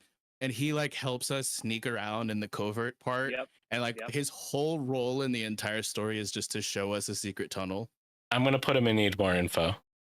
Absolutely. Yeah. I don't know if he's a good guy or like really like or a bad guy, but like he did help us. But like it's just like we just didn't get enough from him, right? Hmm. I want to present someone that I really really like. My guy Nile. Niles. That's my boy right there. I think Niles S tier. Yeah. No complaints from me. I honestly would argue Scree. I'll put He's Scree such a tier. good character, bro. I honestly would character. argue Scree. One of Yeah. my favorite moments in the entire game, like I was saying earlier, when we read the special edition of Liberal News, and he's just like, "Yo, if we ever meet up, curry's on me." Mhm. Like he's so goated. He has like that, like he's like a mixture of like Spike Spiegel and like like Crow And Big from Nuke Ruby, Morgans. and like but yeah, and like it's so cool. You get to see like such an interesting side of the world through his eyes every time. And he's the Right. first person who took us to one of the towers, which like they're all optional for the most part, except for that first one. And like it's just like it's so cool. Like so much more of the story opened up through Niall. And I love him. He's really cool. If we're talking about Niall, though, we got to talk about Dorothy. Dorothy. I think she's This peak. chick likes. I This think chick she's likes top of fruity S. milk. I don't know, man. Like Yeah. that is like still something that stuck with me when she talked about fruity milk for the whole time in Elmo Village. I'm like, what do you mean? Dude, she What- is the what do you exact mean? opposite of Duke Dunan. She is endearing in every way possible and adorable and completely lovable. I think she's like peak. I would have her up there with Maybell for sure. Maybell and Karna and Chloe.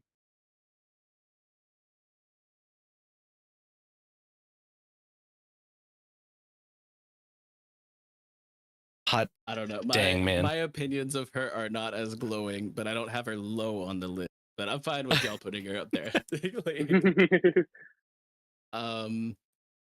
let's talk about more goats. Let's talk about Aina.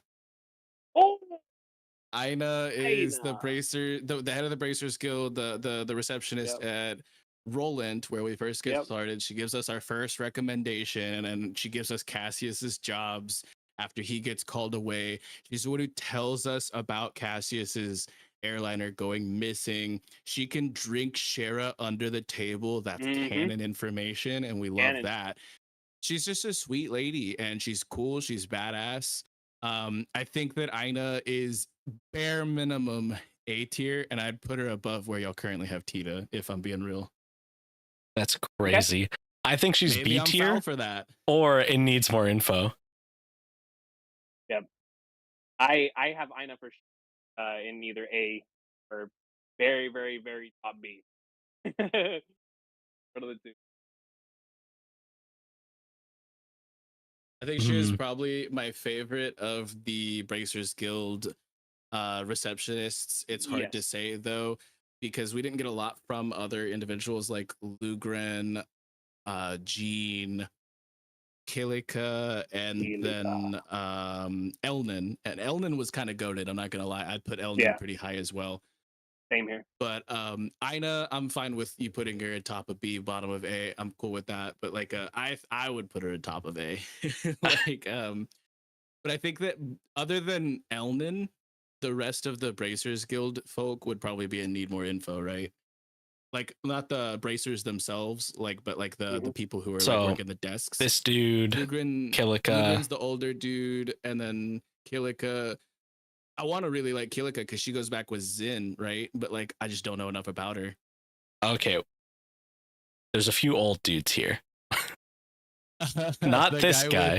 With, the blue hat guy? I don't remember. Yes. Okay. But I would put Elnan a little bit higher because Elnan was a part of like the final plan with Julia, and like we were figuring out like who the decoy teams were and like all that. Elnan was cool. Elnan was like, I would put Elnan like around like C or B, like high C at least. I'm gonna put the blue hat one in forgettable because oops. He was Bose. So like Maybell's town, like the second region, he was the person who was in charge of all of that. The Bracers Guild desk in that area. And you said the blonde guild leader could go in like B? Yeah, like B or C, I think. Like I really liked Elden. They were pretty cool. And then they were like shared that moment with Olivier. Mhm. When he got dragged off. Like I thought that was pretty funny too. Keeping an eye on Bonfire. Speak of, was this brown haired guy in the purple, that was the guy that was hanging out with Olivier, right? I can't remember his name. Yeah, Vander is like I forget his first name, but yeah, it's like Mueller Vander. He would be definitely need more info, I think. Mm-hmm. That's understandable. Heck, man. We got a lot of meaty characters left. This was the he owned or had Antoine as the cat. I'm sorry, right? There's a delay on stream, so I'm not sure if you could describe them. Red headband, blue hair. Yeah, he was like a factory worker. His name's Gustav. Gustav was a factory worker in Zeiss. I think he did have Antoine, right? Like he was like Zeiss was like a lot of speaking and not a lot of action, so much of it like I don't have firm recollection on. So like for me, I'm not sure where I would rate Gustav or Murdoch. Because like that's like the mayor figure of Zeiss. But I know that Professor Russell is going to be ranked pretty high. But Gustav, I feel like I guess we need more information, right? That's understandable. I feel like he could. Can you guys hear me? Yes. Yes. Oh, nice. Welcome back. I feel like Gustav can go with the blonde. I cannot remember his name. The Elnan, because he was also a part of like that cool plan. Yeah, I mean Elnan was just like a G, you know. Just absolutely down to let these like 16-year-old kids stop a coup, you know, like and save the queen type vibes. Like it was really cool. Let's see, Matron Teresa. It's time, Mother Teresa. What a crazy name! That is a crazy name, bro. She's such a good person, but we don't really see much. And like the main plot point around her is like her orphanage gets burned down, and then she gets like 100,000 mira stolen from her. Like I'm just like, this woman had nothing but bad things happen to her after living such a pure life. I don't know, man. Like she's gotta be she's like B tier, right? Top of B, because she's doing so much for so many other people. But we just didn't get a lot from her except for some terrible things happening to her, unfortunately. But she puts up with Clem and with Polly and the rest of the little nuggets. So I mean, yeah, she's got to be B tier at least, I think. But I just don't know enough about her to put her any higher.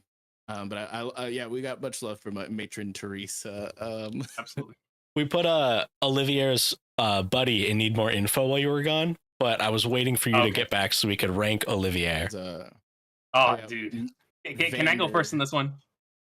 Absolutely. Super Scree tier. That's my guy. Oh man, we'll do it. I got you. No, it's all good. Just put it. I'll be fine with Scree. But like you guys have no idea how much I love Olivia. This is like, I don't even know, man. It was like love at first sight when I was telling y'all earlier with the character introduction. I was just like, hold on, man. This is my dude. This is when really like Trails showed me what it could possibly do with its characters, just from a having fun aspect. Like, Olivia is just such a fun character, and I love those types of characters that are always extremely fun to see on screen. Like you can't wait to see what they're gonna do next.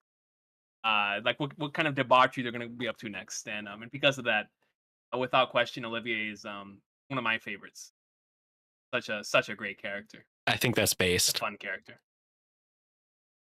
It got me when he actually did a song the first time that we had met him. I wasn't expecting that from the game, and I also wasn't expecting him to be a bard when he first showed up. Yes. And he's strapped. He's got a gun, bro. Yep, got the Glock. He's got that thing on him, bro. He got the it's thing on him. I also like that he is he's an equal opportunity creep. You know, he's hitting on Shara, he's hitting on Josh. He's just vibing with the world, you know. Dude, he is so like he is all vibes, bro. All vibes. He's like, yo, if you're breathing, you can get some of the love, bro. Yeah, he is Shout out to Olivia. He's such a fun character.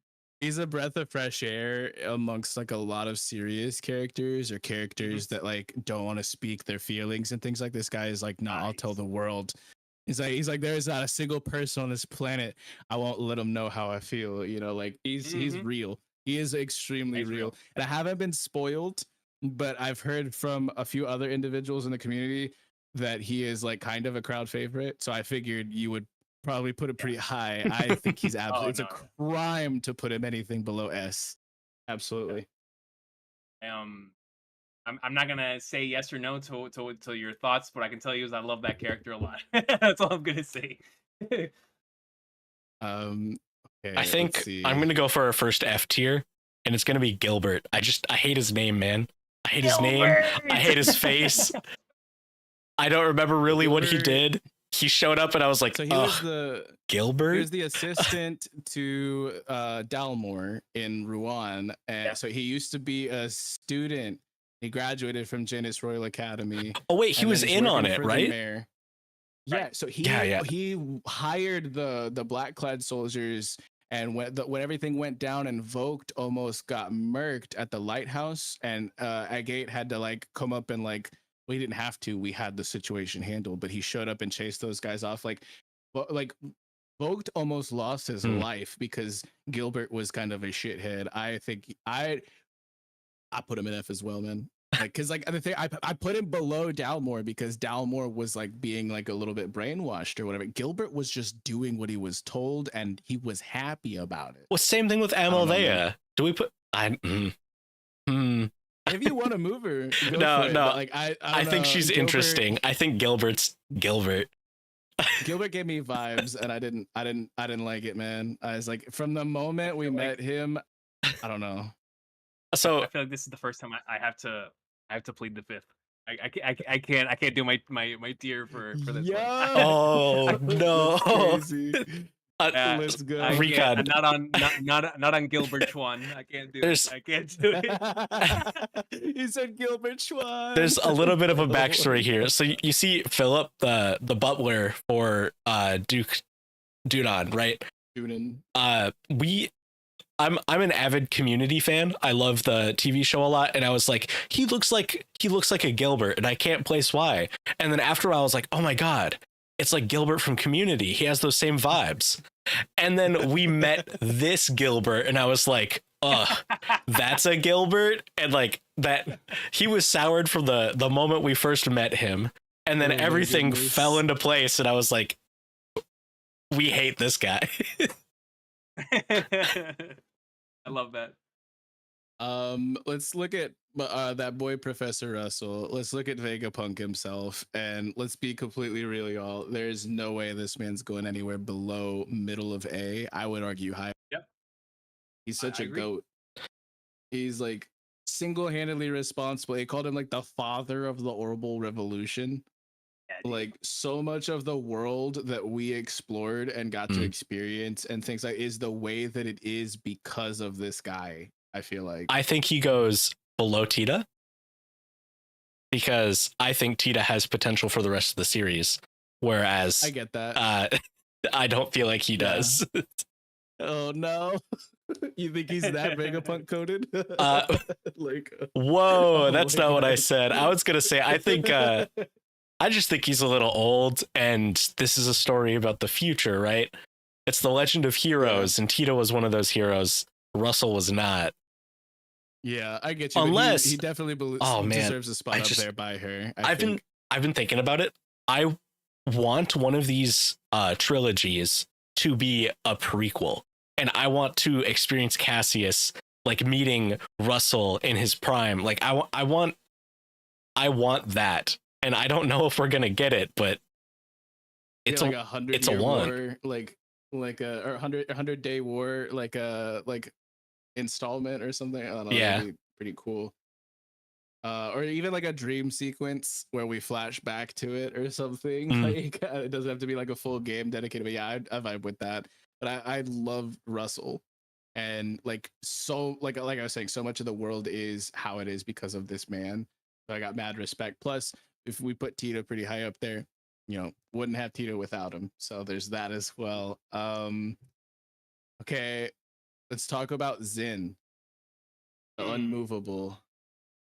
So this guy, again, like Tita, I feel like we didn't get much time with him, but like he shows up and is just like a good dude, and he's like here to help us get like some plants that we need to help cure agate, right?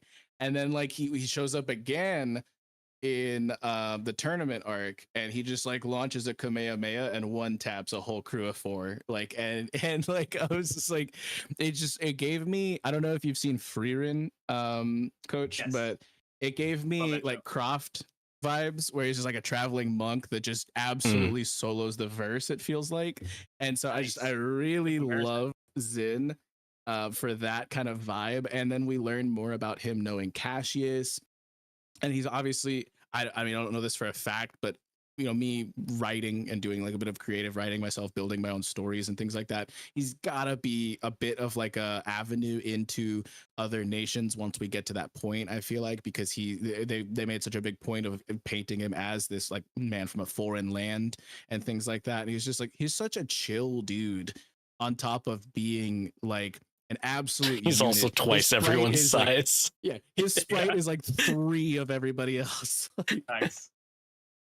I would put him in A, because S is like it's rough because we didn't see a whole lot from him. Yeah, I'd put him in A for sure. Like he shot a Kamehameha. He's not going below A, right? Amen to that. Yeah, you know that's right. But he's a really cool guy, and I can't wait to hopefully get some more on him and like what he's all about. But yeah, he's super goated. I think maybe above Russell even. I don't know. Really? Certainly above Jill. Maybe not above Russell and Josette, but I put him pretty high, like myself. I think he goes between them, and I think Josette is above Russell. You do go for it, brother. Coach, did you have another individual that we haven't really talked about so far? I don't know if you're on YouTube and looking at the list, but I can name off some of the individuals. Okay, perfect. So is there anybody else you wanted to speak on right now? Yeah, I wanted to get specifically your guys' thoughts on Richard. Guys, what were you guys on Richard? Man. Okay, I hated him, and then he's like, watch this, I'm Virgil, and I was like, this man's peak. I forgive him. I think he's like my second favorite bad guy. Awesome. Second?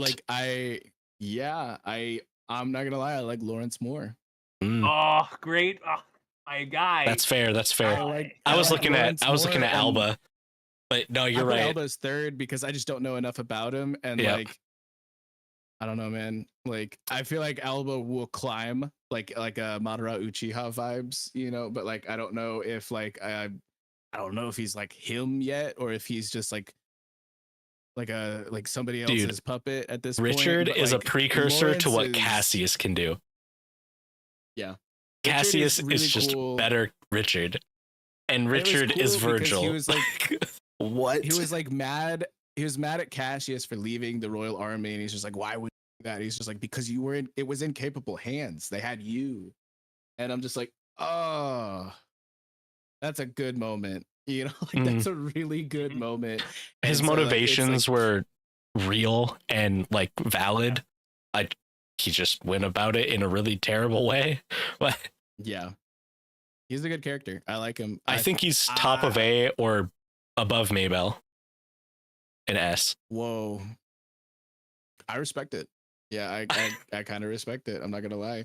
He's really cool. But then we have to talk about Lawrence, because that man is a cold mofo, and he is just about that bag. And he's like, he was actually pulling the strings. I'm curious if there's Yeah, going to be a White Fang and it's going to be him. He looks incredibly similar to Joshua. I feel like there's a lot of stuff going on with that we might not know, but he's definitely Yeah. in cahoots with Alba or Weissman. I don't know. Or I don't know. Oh. Like, I feel like he's like, because he when we were gunning for Richard and we just took out Amalthea the first time, he like just dipped. He was just like, this was fun, see ya. But, like, I don't think that was his full prerogative. Like, I feel like that he definitely goes in, we need more. I'd put him right there next to Cassius in the top of it. But if I don't know, if we didn't have that category on here, I'd put him above Richard, because he's just like, he's that cool. And like, it was like that was like the moment too, like when we saw the play and like learned about the princess and her two lovers and stuff like that. And then there's like, there's this silver-haired man in the audience.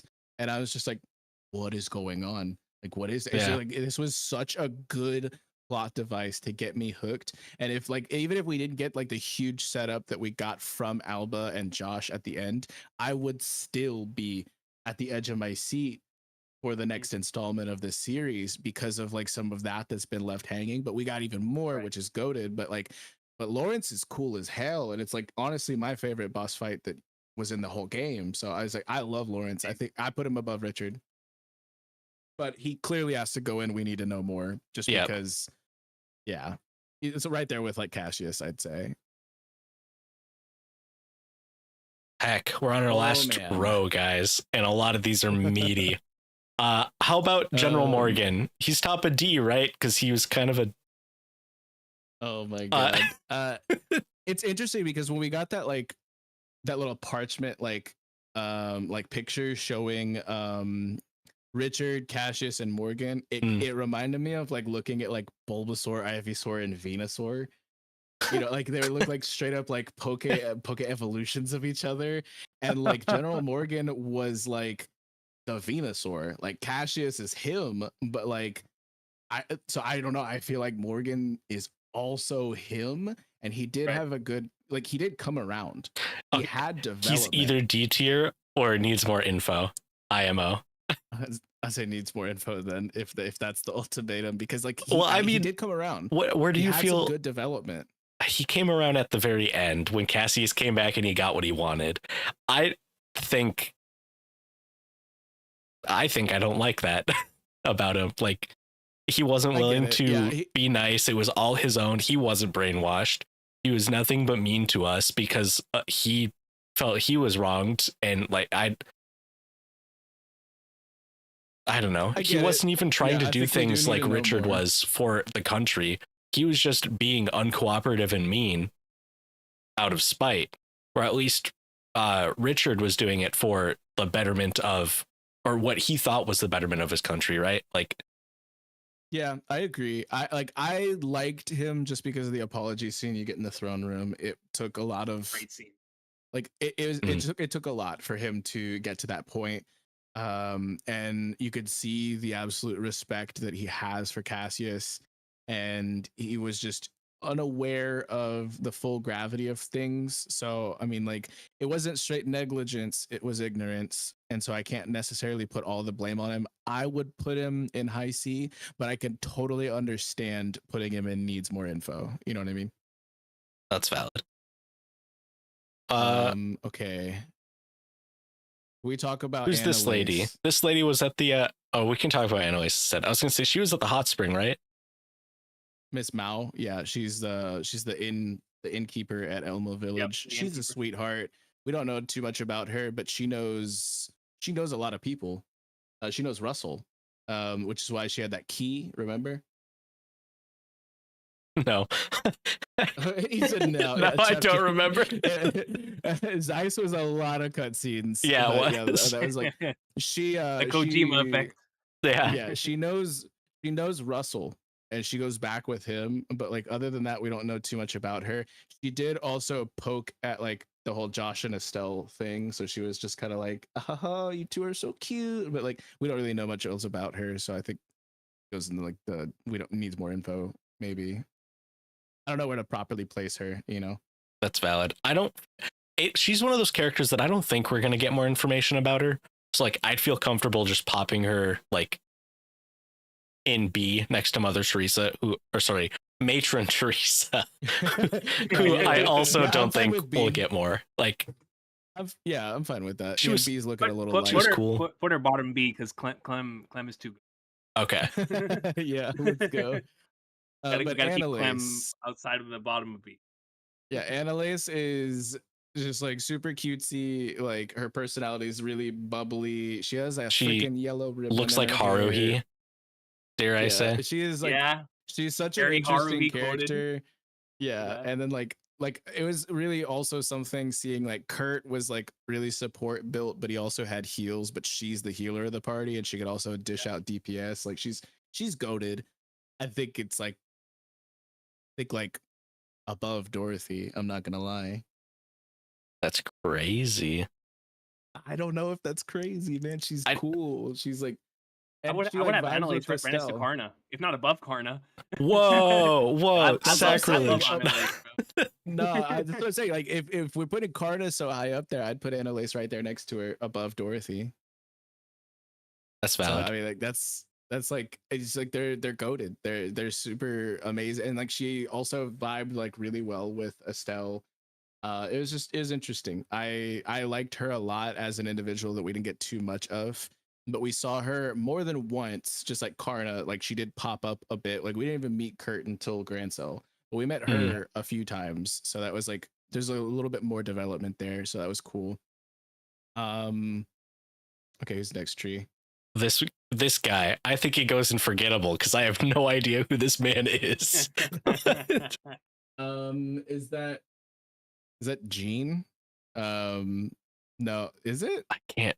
Listen, I'm a longtime fan of this series, and I'm forgetting his name right now. Yeah, put him in forgettable. Forgettable. No, that's Hans. That's Jill's friend, right? Oh wait, what? I thought we already ranked him. Oh shoot. I think you're right. True. Yeah, that is Hans. No, that's Hans. So I mean, put him in forgettable though. That's fine. Like because he is. But Yeah. we don't know anything about him other than I think his whole purpose was to try to keep Jill out of like being too unhinged. Mhm. But Chloe was doing a better job of that than he was, right? Like, and then the last guy on the list right now is Murdoch. He was cool. I think we work backwards from last to front now. Yeah, I'm fine with that. So Murdoch was like the de facto mayor in Zeiss, the factory town. He was a boss, dude. I loved this guy. He's a dude who like, yeah, he was like me too. exposition, like the character though. So I mean, like most of what we got from him was like, it was a lot of world building, but it kind of felt like he felt like a Speedwagon character where like, you know, he's just talking a lot and like there wasn't any action around him, but he's a cool guy. I think B, in my Definitely opinion. B for boss. He's pretty cool, dude. Okay. Then who's next? Hilda? I think so. The maid. Hilda. Hilda's a goat. Yeah. Hilda is a goat, and I thought it was hilarious that we had another scene where Josh had to dress up. He said, "Oh shit, here we go again!" Like, it's actually pretty funny. I think Hilda top of B, maybe. Like, I don't know, like, because like that's where like we're not gonna really see B much for more from Mother based. Teresa. Okay, we're not gonna see much more from Mother Teresa or Miss Mao. I don't know if we're gonna see much more from Hilda either, but she was really cool, so above average, right? And then who's Maybell's friend. Lila is her. Lila is a crazy hard worker. She gives me what's in Kaguya-sama Love is War, what's her maid's name? Like she gives me like what is vibes. her name? What's her name? Like, Yeah, that's a good point. It's like she is such a capable individual. You feel like this individual could conquer the damn world, but she's like stuck doing busy work for Maybell because like Moses gotta prosper, you know. And like I love Lila, and I would honestly put her right below Maybell. That's just my opinion. I respect it. Where Maybell goes, so does Lila. Yeah, and they gotta. She follows. It's She's interesting. right there behind her. I feel like She's I feel like she's under Tita, or maybe Tita's just got to go up into S tier. Hey, I voted for S. Just Let's go, for Tina. it, man. Go for it. Okay, Do okay. what you gotta do, friend. But I love Lila. Her and Maybell as like a combo. That's the dynamic duo right there. Mm. Two of my favorite characters from like probably my second favorite chapter. I really liked Bose. It's crazy that the dynamic duo isn't S Charizard and Olivier. And Olivier. Yeah. I mean, we'll get there. They're too We'll goated. get there. They're too goated. You know what I'm saying? All right, we got this guy. That is Klaus. He's the mayor of Roland. He's the one who sent us to the mine, like the mines when that collapse happened. I think he's forgettable little crabs. or need more info. He's really the thing about him is he's a mayor of a small town, but he got popular vote. He's tight with Cassius, and I think he's K. Remember when there was like the letter from the Black Orbiment where it's like take this to Professor F from K, because he had us go and search for like a powerful mysterious orbiment in those mines. So he's got a lot of intrigue. I think we could put him in forgettable or not forgettable. I think we could put him in needs more info. Okay. Because we didn't get a whole lot of time with him, even though we spent he felt almost like 20 hours in the prologue. He felt like a plot device and just kind of like moved us forward a little bit. I thought it was cool that guy. we had to do like an investigation in the house, like, but that wasn't him. That was just at his abode, you know? Yeah. I get you. Yeah, he's an interesting individual. I would love to know more information, and I think that's how I could really form the best opinion is if I did know more. So I'd put him in needs to know more. Then we got But the if queen. I had to form an opinion right now, I wouldn't put him in anything below top of C. Like around Julia territory is where I would put him right now. Man, the queen is goated. Yes. I'm not gonna lie. Yes. Like, yeah, like I'm going she's so straight S, good. dude. She Straight is so S. good. If not S, top of A. Like she's such a good character, and like it. Yes, there was a lot of exposition, but she wasn't like how I feel about Murdoch, where she was like just exposition the character. She was actually just like a faultless individual who was just kind of like doing the best she could in the circumstances that were like surrounding her. And like I respect A. yeah, I liked her so much. And the scene where she's talking to Estella about her mother, oh my god, Yeah. dude. Yeah, fantastic scene. Fantastic. I would say top of A, like above Josette, but wherever you want to put her, I'm cool with wherever, as long as it's not below A. I dropped her in top of A. Nice. Next we got, I think, can we skip Alba and do Agate first? sure. I'm calling it audible. I don't know. Is that Sure. okay? Yeah. Okay. I think I love this man to death. Go ahead. I saw him and was like, this is my Cloud. This is my Zach. Sir. Yes, sir. He's You my understand. You he's see my the vision, SSJ scree tier. This is Hell my yeah. this Let's is go. my top one. Let's flip and go, baby. Oh my goodness. Let's That's I can respect it. I think he's meant to be abrasive.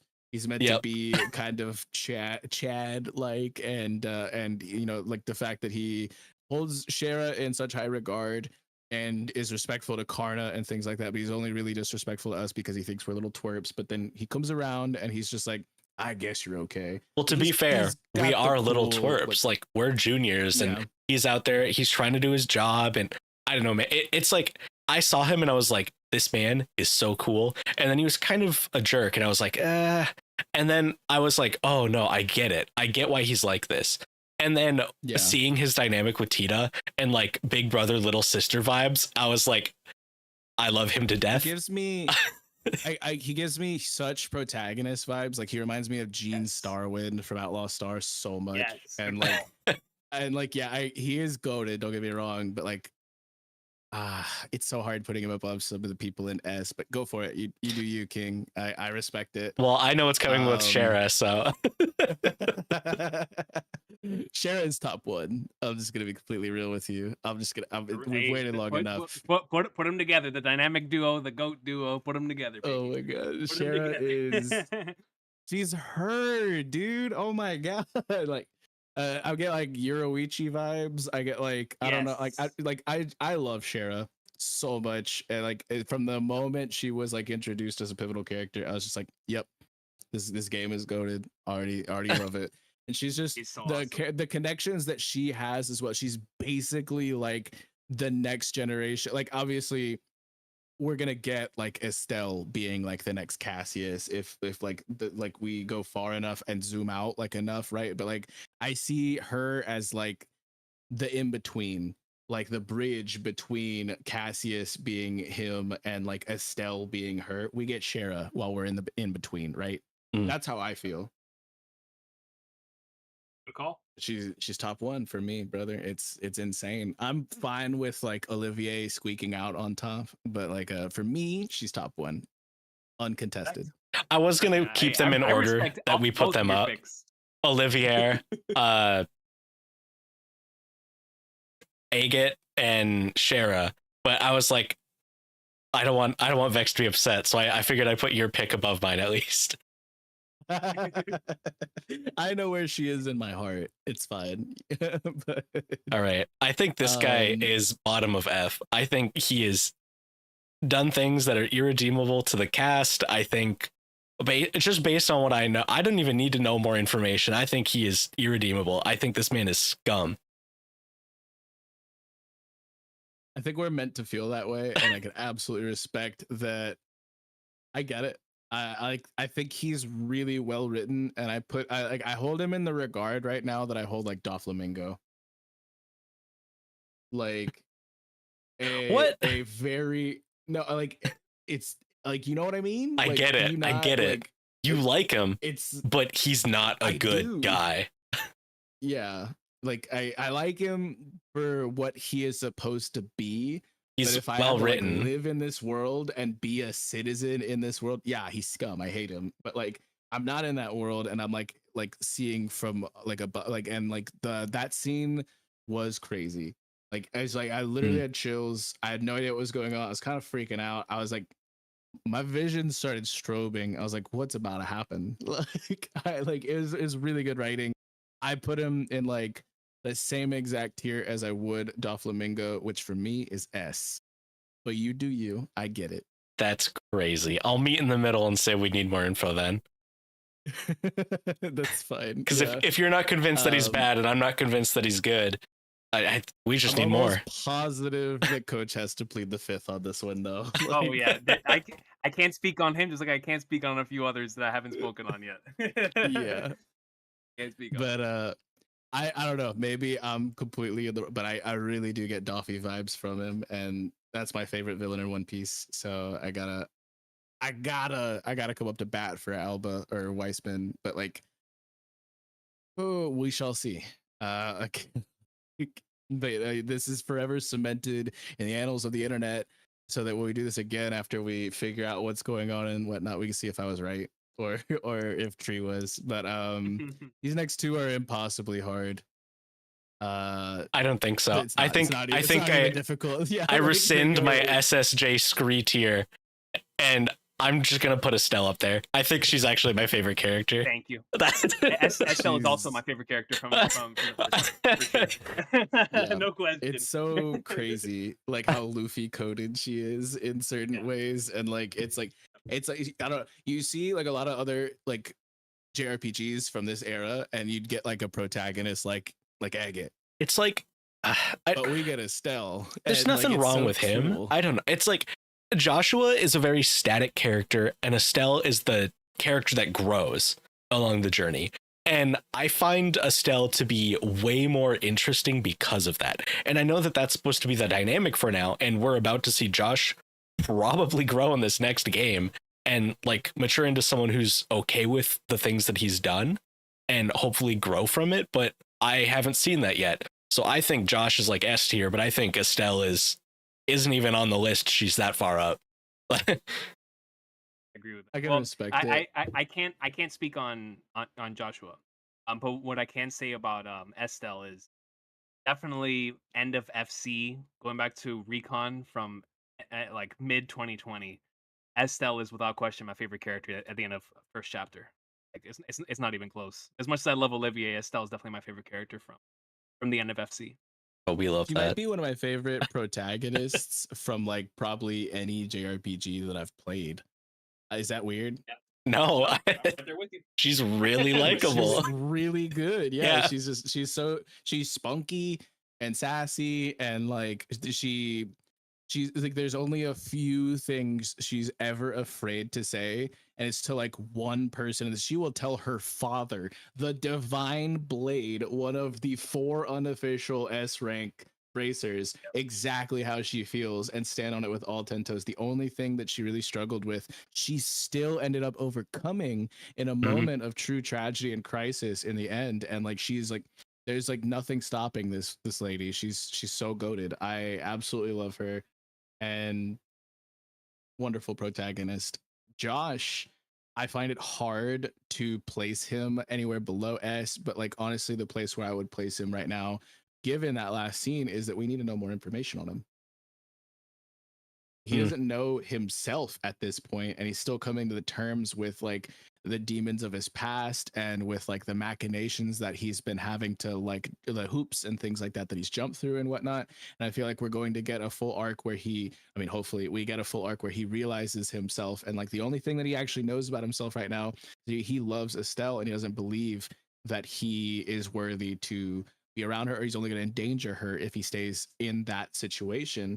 So he thinks that he's doing what's for the best, and I want to see him overcome. And like, I feel like right next to Cassius and Lawrence, we just need to know more about him, because I had very strong opinions, and I resonate with Josh a lot more than I resonate with you're Estelle coded, Tree. I'm Josh coded, and like, but the thing is that like, you're right. He is a more stoic and like he's a character for Estelle to bounce off of and things like that. And it's hard for me to like put him above like certain individuals that are just very complete characters, because he's a character who, for a lot of his interactions, he's been in tandem with another phenomenal character. I need to see him do more on his own. I think he sits right next to Tito, maybe right behind Tito with currently what we know. Like, I love all of these characters above, like Tita and up, more than Josh, but Mayor Maybell and below, I think less than him. I think that's where that would be my placement personally, just based off of what we know right now. This is a good list, y'all. This is a lot of greatness on here, man. Oh my goodness. But yeah, boy. This is the landmark moment where we will come back and see this. So I guess like, if you could screenshot it, that'd be great. I am doing it right now. Perfect. Maybe we're gonna turn around on Gilbert. Maybe we're gonna Gilbert Schwan. But like, I feel bad for what was his name? Grant. Yeah. Like, he looks like Roy, and that's all I ever got from him was, oh yeah, it's the guy that looks like Roy. And then that it does look like Roy. I want more. I want more. He's just surrounded by so many goats that even if he's like a candle that is lit, he's not shining as bright as the rest of them. So I just like, it's unfortunate, the circumstance. Maybe we'll see some glow up from him as well. But yeah, I think that the 2 people the 3 people I'm absolutely convinced are not leaving their tiers, and I don't think anyone is replacing them, are the top 3. They're so goated. Yeah, it's insane the amount of emotions that I have for these 3 characters over the course of just one game, you know. I'd actually argue that I think like I really like Chloe. I know. So I was gonna say this earlier. Chloe for me is also SSJ Screed. I didn't want to say anything. Based. I was like, all right, those Based. We'll pop her up as they are. You know, those 3 are perfect. Let's go. It's unanimous because I think she's great. Yeah, like I don't know if I like, obviously S Charizard for the memes and for the thirst, but like Olivier is goated, and Chloe is also goated, and like Estelle, it's like when people ask you like who's your favorite One Piece character and they say Luffy, I'm like, okay, but like besides Luffy, because it's a given. Right, exactly. You know, like Estelle is going to just like, it's a buy. It's like you know she's gonna hit the top. Yeah. But like if I weren't gonna put like Estelle as that answer, and we're gonna try to answer something else.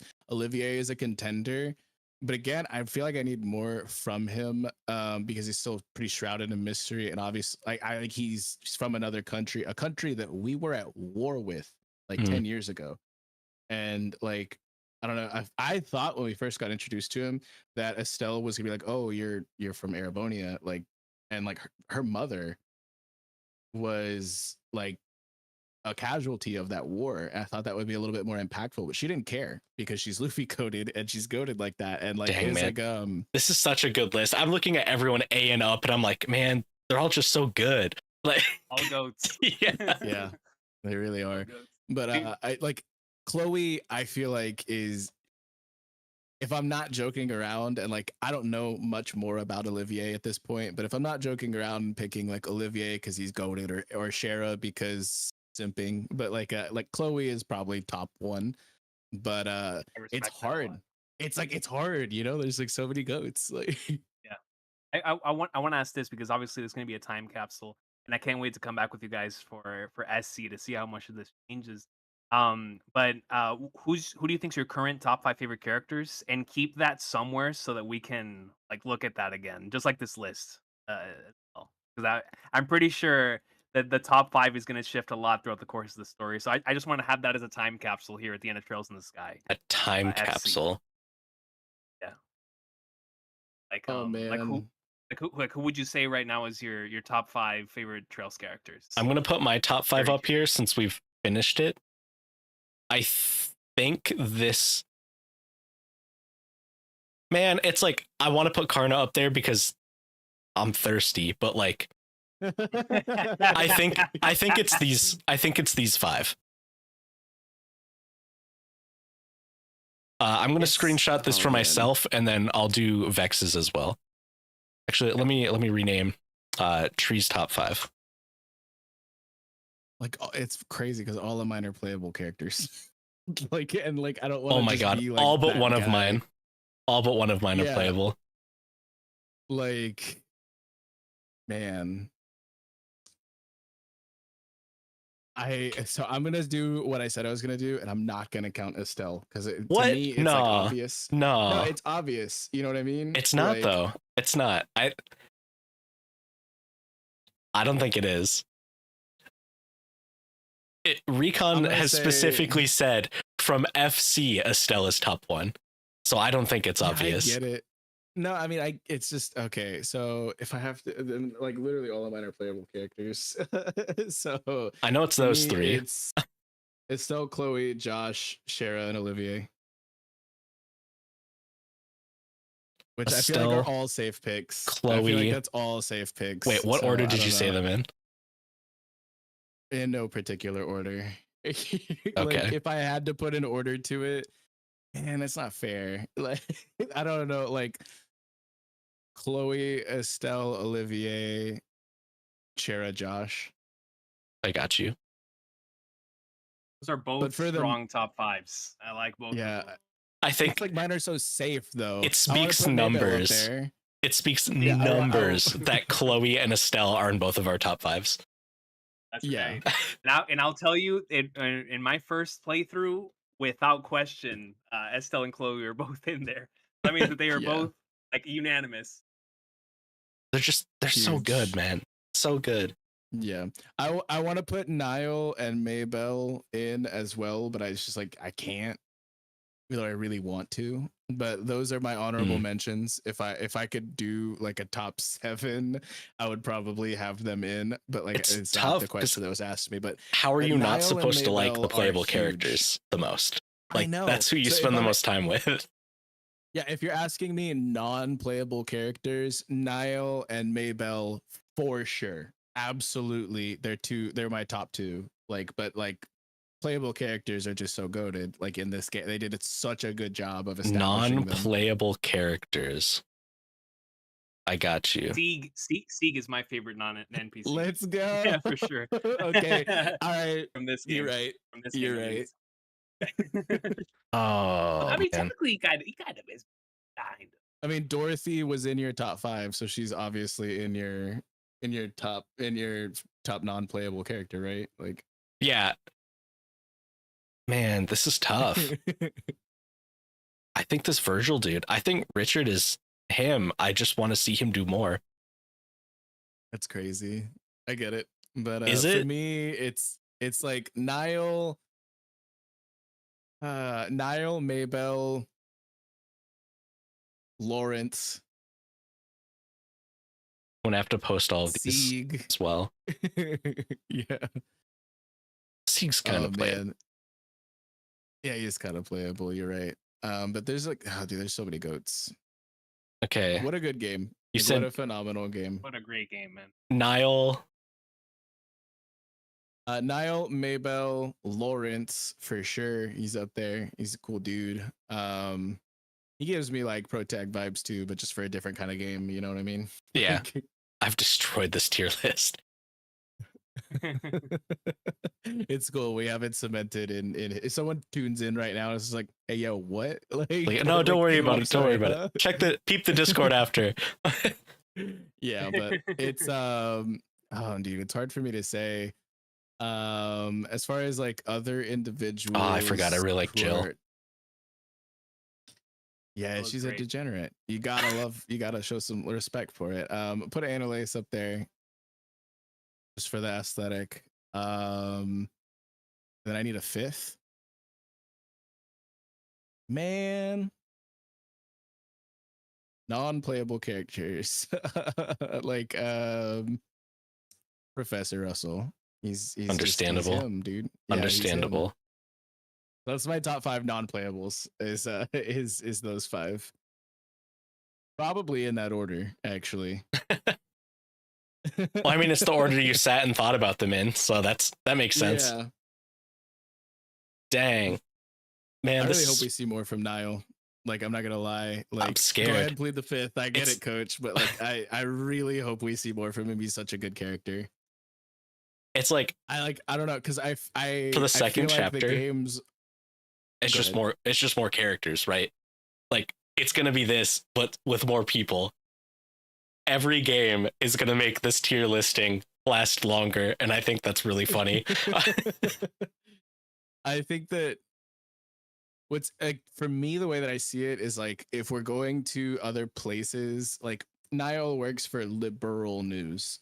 So outside of like him getting a big promotion or hiring at a different company or some shit like that, if we go away from liberal, we will not necessarily see him. But for as long as we stay within the confines of this nation, I feel like he is going to kind of be like the connective tissue between certain plot lines.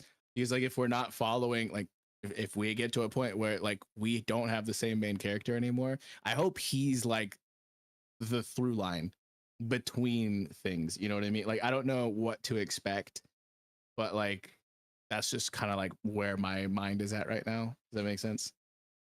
Yeah. I think it was something like this. I don't remember. Like that, yeah. But we could all agree Estelle and Chloe are goated. And yeah, man, yeah. Do we, any other things that you guys wanted to bring up? I also wrote down something about like what the coolest recipe was, or like the tastiest sounding recipe, because there were a couple good ones. I looked at like the whole list. What was the rainbow one that like healed everything? Rainbow jelly beans. Yes, rainbow jelly beans. Yeah, that's what it was. I'm not a jelly candy kind of guy. I don't like jelly beans. It really sounds super delicious to me, but like, if it does that to you, yeah, it's gotta taste as good. Somebody who's like, you gotta show some respect for curry, Chef's Curry, because that's Niall's favorite, and that's my boy. There's apple ice cream, which was the infinite mirror trick, so we gotta show some love for that. But I think for me, coffee ice cream sounds so goated. I would absolutely love that. Also, maple cookie sounds fantastic, and I would eat so much of that. Bouillabaisse, which is like a fish stock with like fish in it and stuff like that, was that sounds phenomenal, and I love that. And like, I've studied like a little bit of provincial cuisine and stuff like that in South France, and it sounds phenomenal. But all of it sounded really good, just not fruity milk. I can't get behind fruity milk. Dude. Fruity milk, I bro. I looked at the recipe. It's milk that has oranges and apples in it, and I'm just like, ugh. Like I can't, dude. We draw the line at fruity milk. Yeah, That's I right. definitely draw the line at fruity milk, my friend. Yeah, I just like the systems are so cool. I hope that some of this like kind of stays throughout. Like I know like there's probably going to be a little bit of a facelift and a reworking as like the games go from handheld to console and things like that, and like develop throughout the years. It's been going on for over a decade, like for almost 2 decades, right? Like It's yeah, exactly 2 decades. It just celebrated its 20th anniversary, That's or it's about to. One crazy. of the two. insane. Same as Paper Mario, the 1,000 Year Door. Yeah, the remake's phenomenal. By the way, been having a lot of fun with that. Awesome. Greatness. But yeah, it was. I hope that like the robust deep system of like the quartz is really cool and it like gives me materia vibes, but also kind of like junction vibes. So I was like, I kind of like that a lot, but like the monster recipes and like the meals and stuff like that is just something that's so cool to me. I think as like one final thought before we get off the game, I just really wanted to pay my appreciation for the patience that it takes a storyteller to execute what Toshihiro Kondo and the squad from Falcom did with this first game, because obviously in the video game industry, it's very difficult to have enough trust in your player base to tell a slow burn type of narrative in the way that Sky FC does for its first few hours. But it completely committed to it, and it wanted to tell a long term story and committed to telling that long term story to the point to where obviously we're still here today, all these games later. But Sky FC really was the that point where had just finished with the Legend of Heroes is called the Gargov trilogy, that took place in the mid '90s. That has nothing to do with the Trail series, but coming off of that, continuing with East, Kondo really had something to say and a story that he wanted to tell. So have the patience to tell this story the way that he did. And like Vex was saying earlier, even if that cliffhanger didn't happen, there wasn't enough hooks to where a lot of people still would have gone on to the second installment. And I think that is a testament to its greatness. So there's a lot of love to Falcom having enough trust in their player base to tell a story like this and not just go bananas on like the fast pacing just for the sake of having fast pacing. Like, no, let's tell the story the way we want to tell it, and it obviously leads to a very memorable and beloved game and game franchise. And so a lot of love for FC. It's the start of the journey. It's the East Blue saga. And it's been an honor and a privilege to talk about this greatness. I can't believe we're here right now. Like last time I talked to you guys, we were talking about starting this thing, and now like we're here finished talking to things. It's so cool, man. All love to that.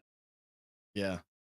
And like it's so cool too because it feels like we're speaking like a whole other language. Like I don't know, like you and Tree vibe on a lot of the same things. Like I'm a big fan of things like Legend of Zelda, Metal Gear, and like Kingdom Hearts and Final Fantasy and things like that. You guys are like really into that stuff because I've hopped out of video games for a while. This has been a really cool way of stepping back into like video games, even if I'm just backseating for the most part. And this was just such a great game to come back on. You can ask Tree.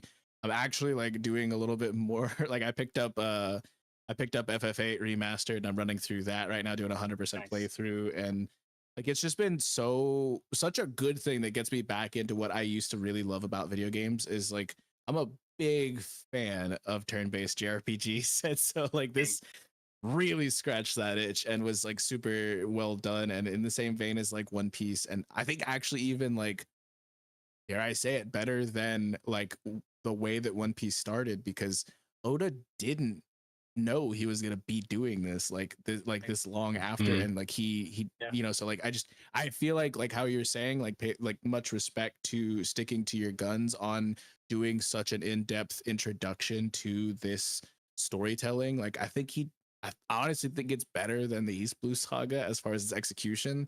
Maybe that's blasphemy, but that's where I sit on it.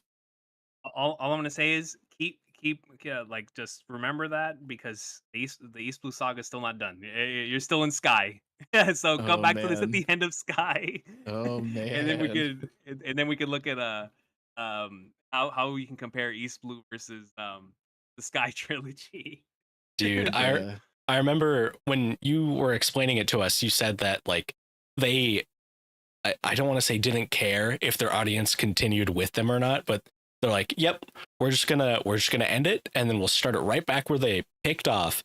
And it's like seeing it's very much like, wow, they just ended it, and there was so much left unanswered, and like actually seeing that come to fruition is like it's really jarring because I feel like not a lot of games do that. Sometimes they'll do a little teaser, but like no, man, there is so much unanswered things that Yeah. like, It's not like Ocarina of Time going into Majora's Mask where you're like, oh, Mm. these are Right. connected. It's like, no, these you're like, I need more. There's like, it's like, you know Right. what I mean? There's like, well, there were both full stories on their own when it came to those it's installments. like in if Legend Wind of Waker Zelda, ended and- as soon as you picked up the Master Sword, like, Right. or the Yeah. same thing with Ocarina of Exactly. Time. Like, what is happening? Yeah, Right. exactly. And I love that. It's like, I also really like episodic storytelling, and it's just, it's honestly a masterclass. It's super good. And for real super thankful for you to putting us on. It was such a vibe last time we had you on the channel.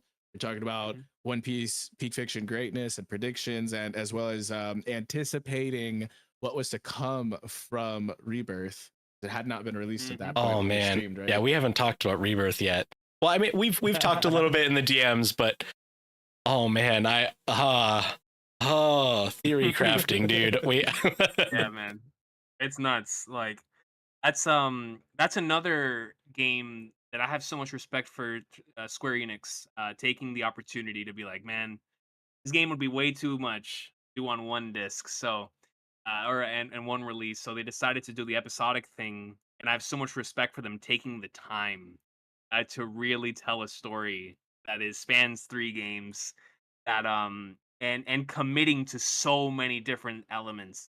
Rebirth for me was just I went into it obviously expecting a lot, but I didn't think I would be like this blown away, dude. Like the entire Yeah. experience from the moment I opened the game until today, months after finishing it, I still can't stop thinking about it. It's that masterful of a video game in every Let me aspect. tell you, the Insane. brain rot is so real. It's so real, bro. Tree is like it's bad, man. all the way in it. Like I understand. yeah.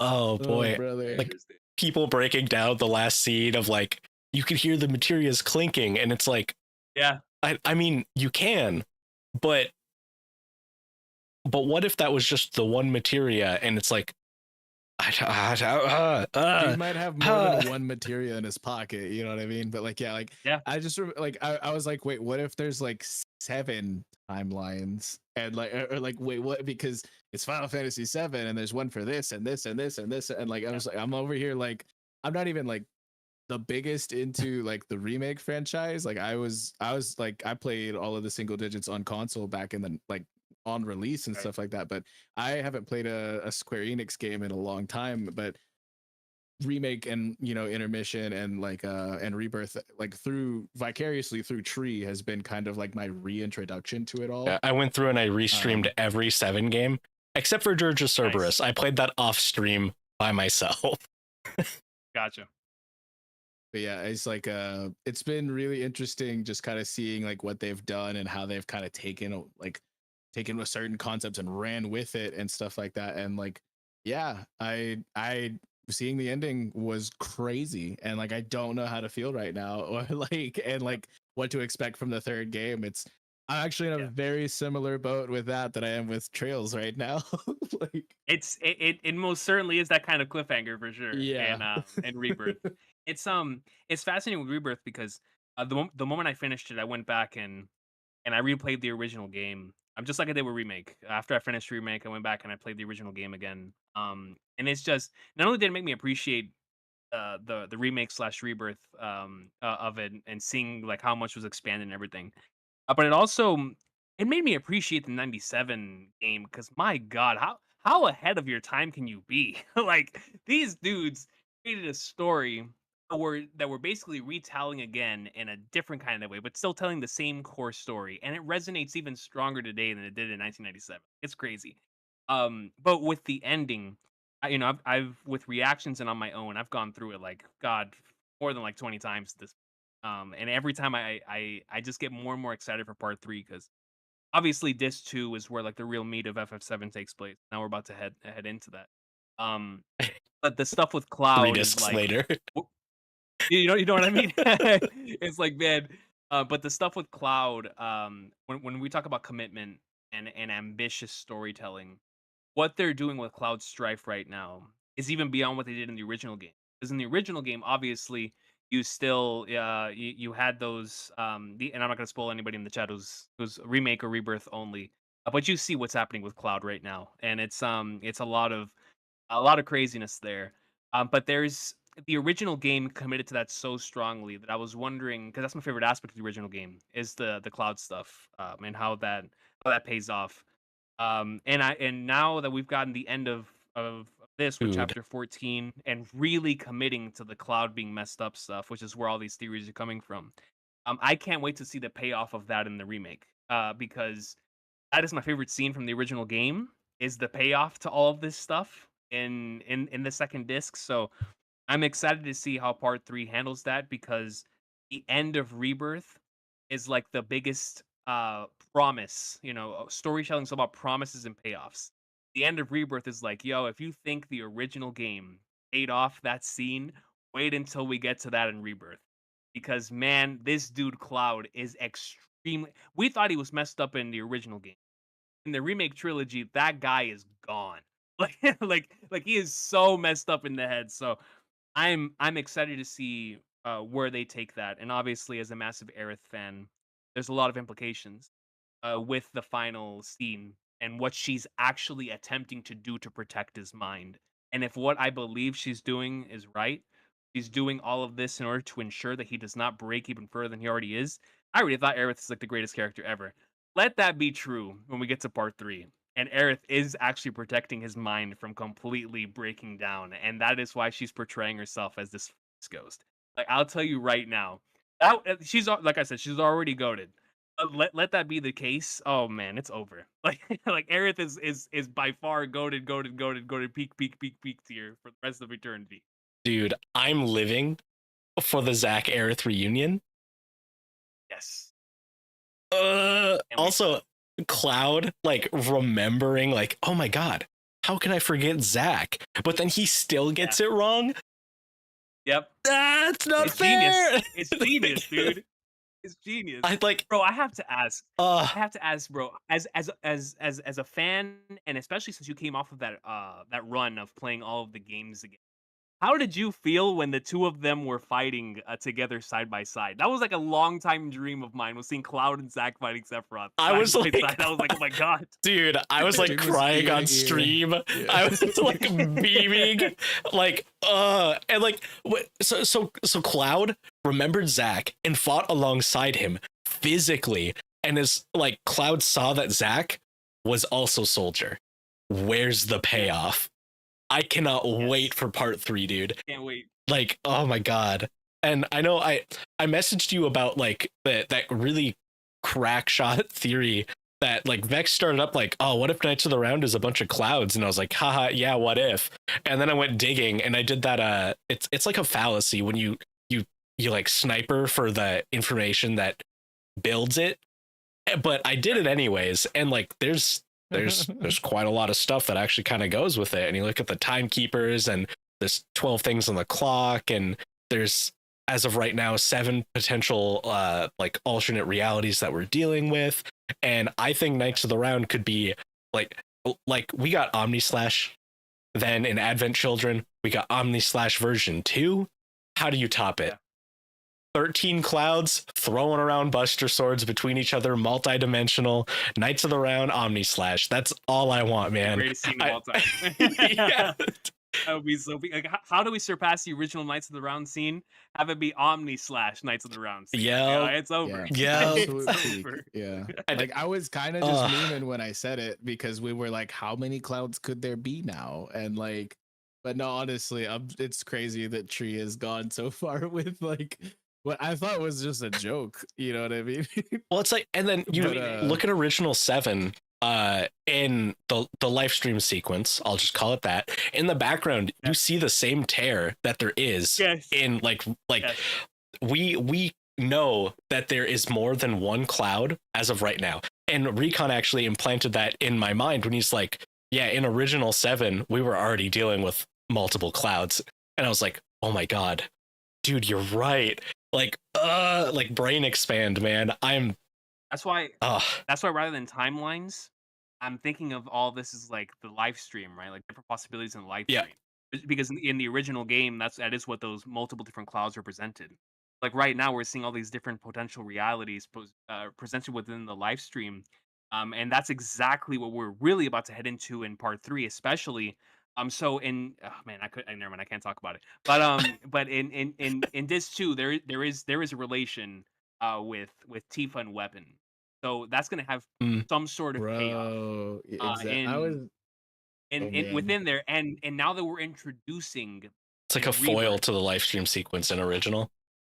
Exactly, that Tifa is going to have some sort of relation with live stream this time around. So I'm just gonna say this for anyone who's not played the original Final Fantasy VII, skip forward around 15 seconds. 3, 2, 1. So in the original Final Fantasy VII, Tifa in Disc 2, when she's caught by Scarlet and them, a Weapon comes in to save her, but we didn't understand why. Like it just shows up and allows her to get freed, and then she slaps Scarlet and all that stuff. Thanks to Rebirth now, we have a better understanding that she was always in tune with the live stream, which is why she did what she did with Cloud later on in the game. But especially with Rebirth context, we're like, oh my God, he's establishing a relationship with Weapon and a live stream now. So when that stuff happened in this too, not only is it going to make much more sense, but it's going to have a much more emotional resonance this time around. With how much importance Tifa has to the overall live stream and Weapon stuff. So yeah, spoilers over for the original FF7. I just had to say that. Dude, Yeah, I'm so hyped, man.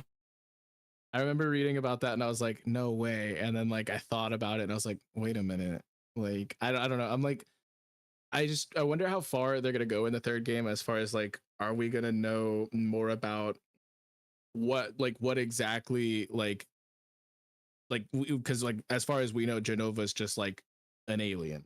Like Right. but like how deep are they actually going to go? So, and like, are we going to go beyond planetary? We actually know that Genova's more than an alien. Genova is a weapon from another planet, which is kind of expanded upon in Dirge of Cerberus, where we like learn what the weapons can do. And like, so that's what I'm saying. Are we going to go like more than planetary at this point and introduce like how much more over the top are they going to go with it?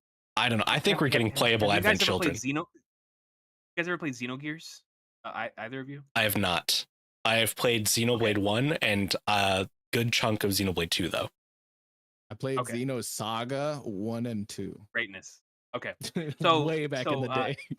So Xenogears was originally supposed to be Final Fantasy VII. There's actually a lot of correlation between the two games. And after I played Xenogears, I was able to see a lot of the similar themes, similar things that both games say, of course, in their own way. They're both very special games in their own way, but there's a core that keeps them together.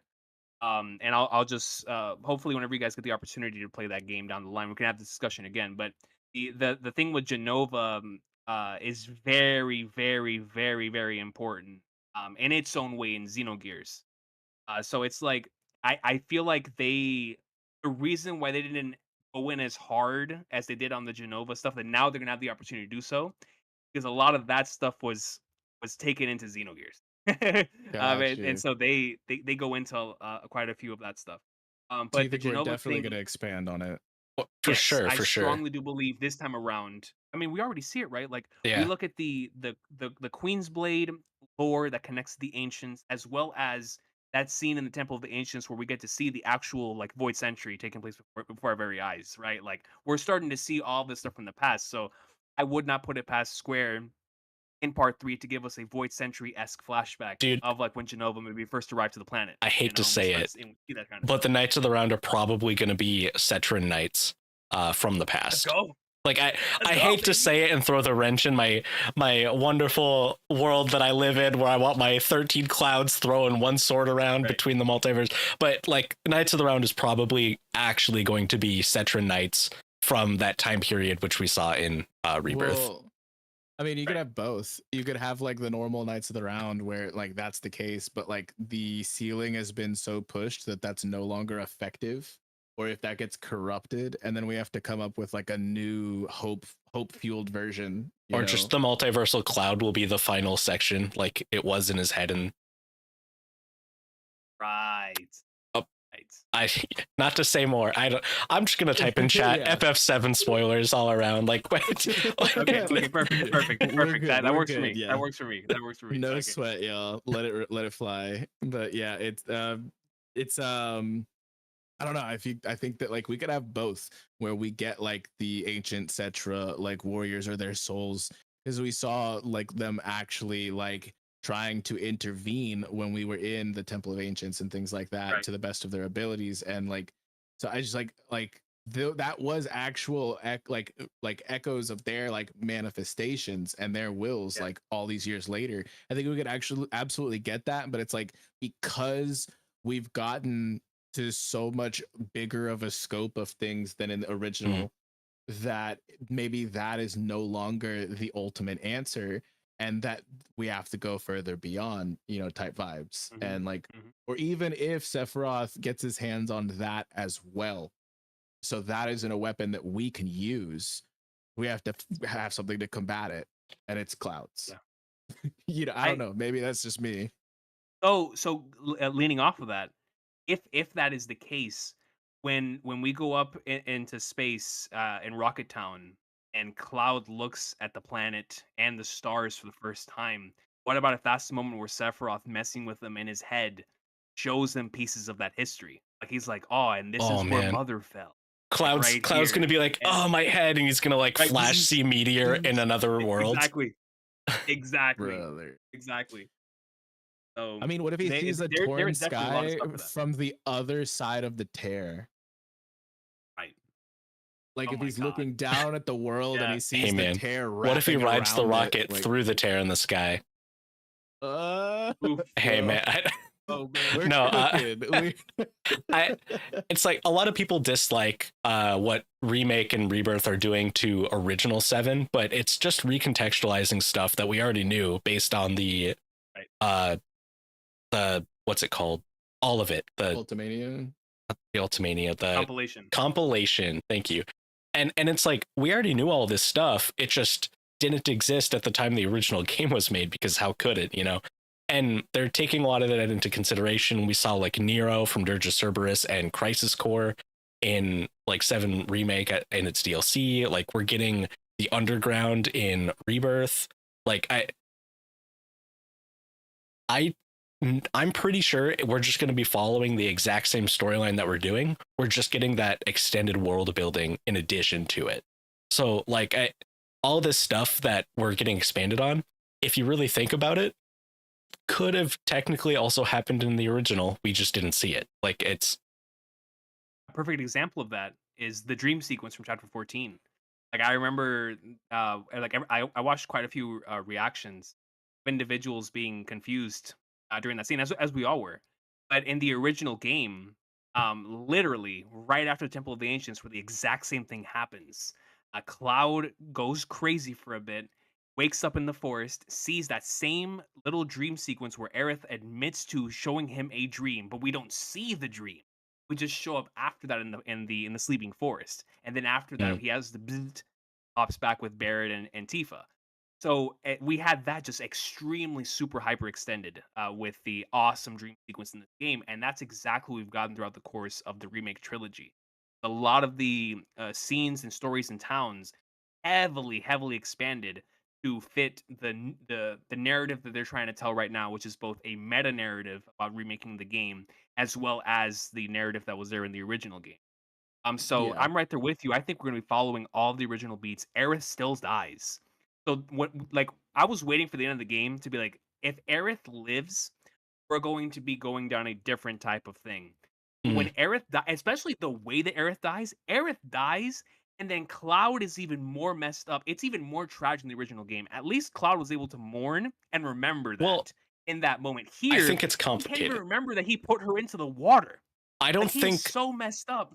I don't think she Go ahead. did die. I think we saved her, but the whole thing Sephiroth was talking about was converging worlds and muddying up the events.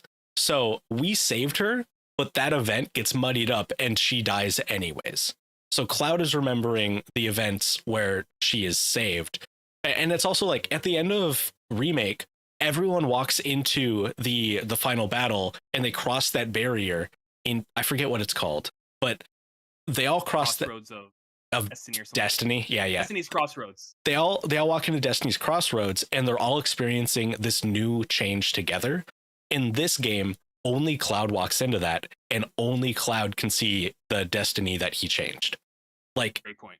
I think it's a lot more complicated than just she's dead or she's alive, and it's like it's very, I feel like Square did that on purpose. I remember you bringing up Yeah. the distinction between the color of Whisper that intervened as well, like that being Yep. like kind of important. It was the Black Whispers, like it was Sephiroth's whispers, and I think I was talking with Bex. I've word vomited this a lot, you know. I'm very passionate about 7, but like we're at a point where everyone's like saying Aerith, and then Cloud says Aerith, and in that moment, I'm arguing that his willpower was greater than Sephiroth's to control the life stream, since they both have the same genes and DNA, and they can both do it.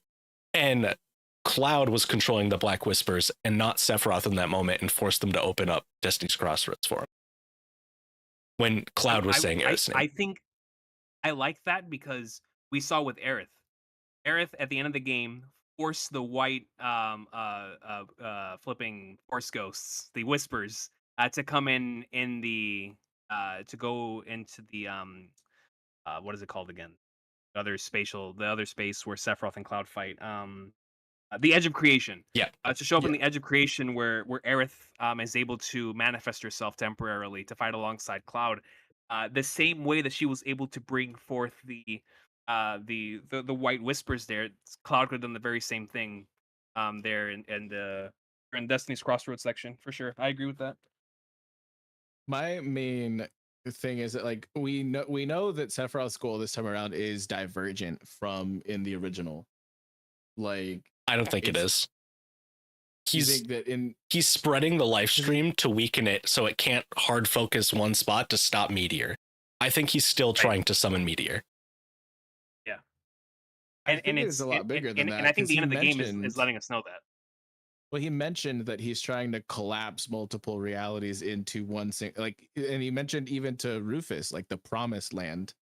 Well, remember, like if he succeeds in one life stream, like world, he succeeds in all of them because it's going to wipe the life stream.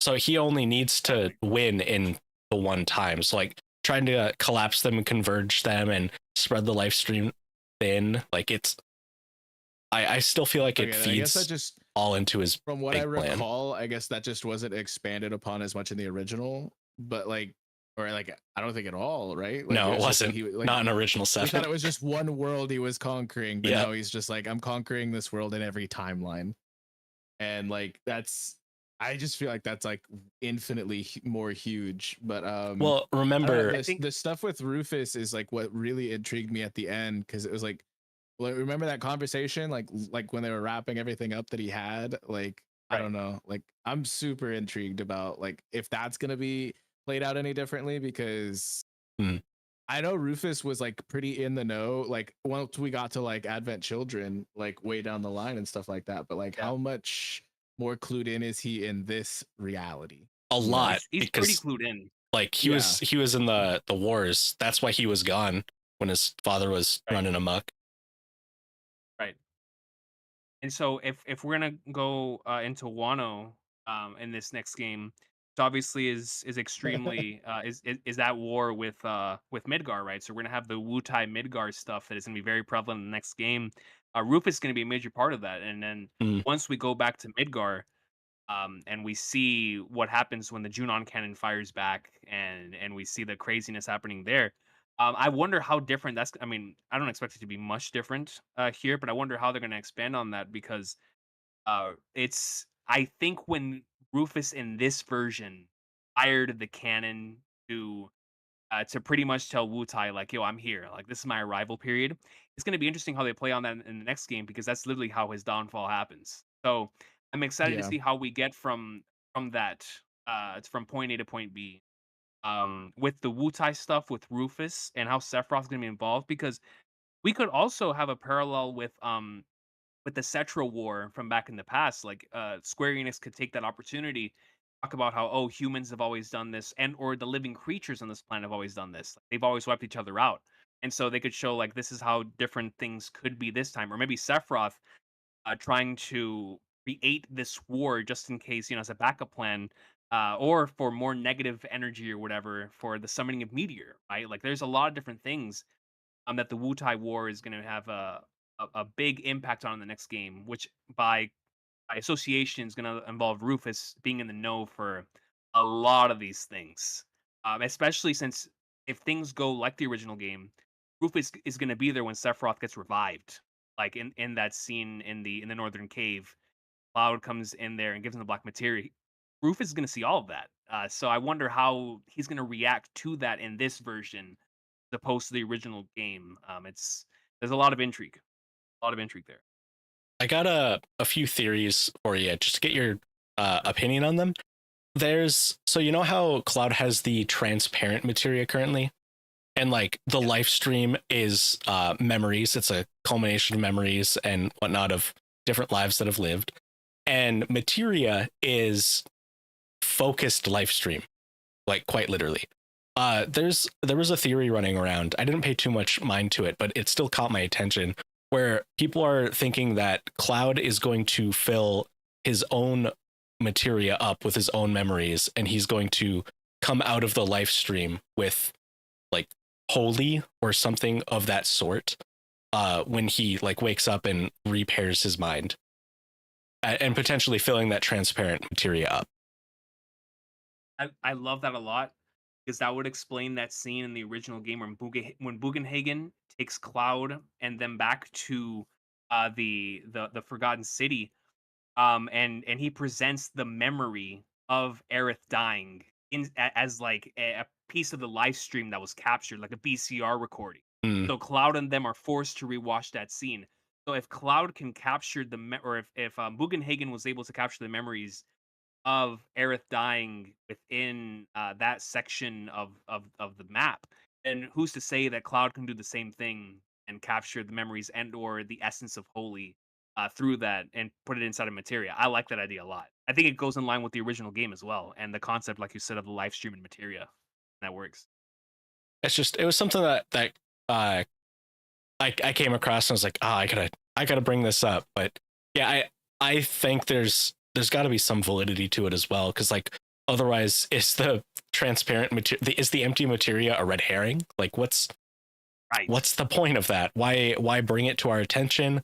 Why make sure that Aerith gives it to Cloud? Like she could have just taken the other holy and kept both. Like it's suspicious, I guess. Sus, as the young ones say. Oh my god. So are you saying it would be a memory of Aerith that would generate holy within that?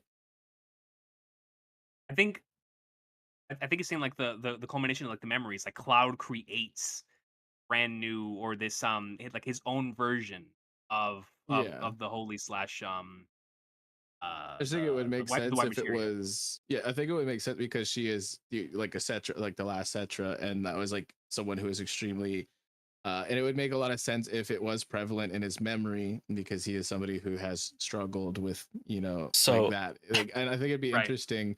And like, I don't know, like if it like maybe not like her death, but if it was like I don't know, like what like loveless, and like that's the memory or something like that. Like Like it's their whole journey together, right? Like from the moment yeah, that they met up until I where could they are. see Because it like a montage and no promises to keep is playing, and like yeah, dude, that would there is a scene in Dis 2 where Tifa gets to party together and is like, "Yo, we need to get over Aerith. Like Aerith wouldn't want us to be like this for the rest of time." Which after that's whenever we hear Aerith's theme playing and the live stream starts coming out and like ensuring like Aerith's still letting them know I still have your back. I'm still with you guys. That's whenever they're finally able to overcome Aerith's death. And I feel like when we get that in this game, if Except that for is Cloud. accompanied by it, right, right, and it's gonna like you're gonna see that massive tear coming down his face. Like, Yeah. it's gonna hurt. But that is gonna be the moment in this game where maybe as that encapsulation of that can be that materia, like Tree's talking about, where they literally still have a piece of Aerith still with them, and she's still fighting the spiritual chess war with Sephiroth that we're gonna be, of course, seeing throughout the course. So a lot of The exciting stuff there. I actually have a question in regards to the Zack stuff. How do you think we get the Zack stuff intertwined? Because obviously he's going to be there in the final battle. At least I think he's going to be in the final battle. Zack is So how? back. Da, da, da, da. Right. Da, da, da. Yeah. I don't know, man. So there's a book called The Maiden Who Travels the Planet, and it's Aerith going around in the live stream and talking to a lot of the characters who have passed and like getting them to like, hey, from beyond the grave, we gotta help. And like that's kind of like what charges Holy.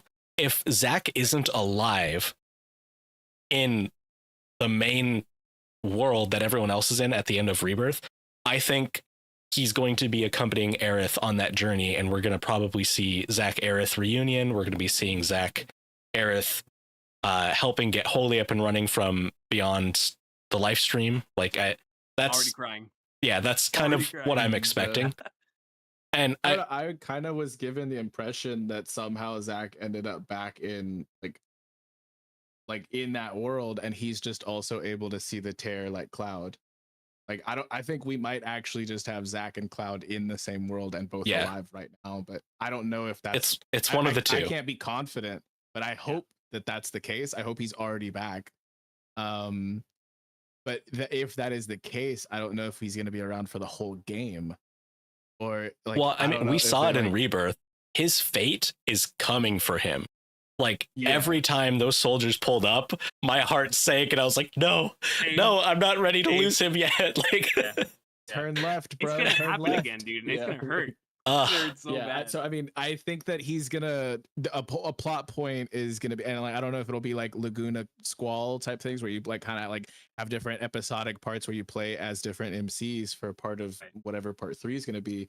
But I think that he's gonna try to catch up to Cloud alive and in the same world, and maybe fall short. so I don't know. there's something the devs have. One of the lead devs was like, "Yeah, I asked. I can't remember any of their names. Forgive me, FF7 community. What the heck?" But they're like, "Yeah, I want to change this," and they're like, "It's really big. I don't know if we should." Kitase. I know what you're talking about. And Nomura. That was Kitase and Sakaguchi, or not Sakaguchi. Not Nomura either. What's his name? Hamaguchi, I think, is the current director. I Yeah, think it was him and Kitase that had the conversation. And it's like, we don't know what it is yet, but there is something in the part 3 that will be very different from the original. And hey, man, maybe Zack. maybe I think it's Zack. maybe it's Zack. You know, I think he was talking about Advent Children, bro. I think because there wasn't Yes. let me go back to it. Playable Advent Children. I think what the correct thing was was like the Kitase was like, "Yo, are you sure? Like the scope of that's pretty big." And so they're still trying to figure it out. So for me in my head, when I said the scope, I was like, "Okay, this game's already going to be huge, obviously, and they're going to have this world map and stuff." But if they bring Advent Children in, and we know that's coming I don't know if it's going to be DLC or literally when Rebirth launches, but we know playable. At least they've confirmed I think it's that almost guaranteed. Yeah. The remake trilogy will tie back into Advent Children. So we know that like Zack can't be around at the end of part 3. Right. Well, I mean, and like I feel like it would go a lot different. I don't know, like if Sephiroth, I don't know, like if the fragments of like that are like still tangible. I feel like the culmination of this has to be like Well, here's the deal. end of that. So I don't know. Let me give you my like, headcanon. Let me give you my headcanon Go here. for it. Or my giga brain theory. I think it's going to tie into Advent Children in a way that most people aren't expecting. I think since the timeline goes Crisis Core 7, Advent Children, Dirge of Cerberus, but in Advent Children, Sephiroth is truly stopped and uses the life stream to traverse space-time, which is established in the Maiden Who Travels the Planet. He goes back and starts messing with the timeline, and that's how we get remake. That's how we get Rebirth. It is the same Sephiroth. You can also tell because his hair just keeps getting longer and longer in the one Sephiroth. So right now there's two Sephiroths in the Rebirth timeline.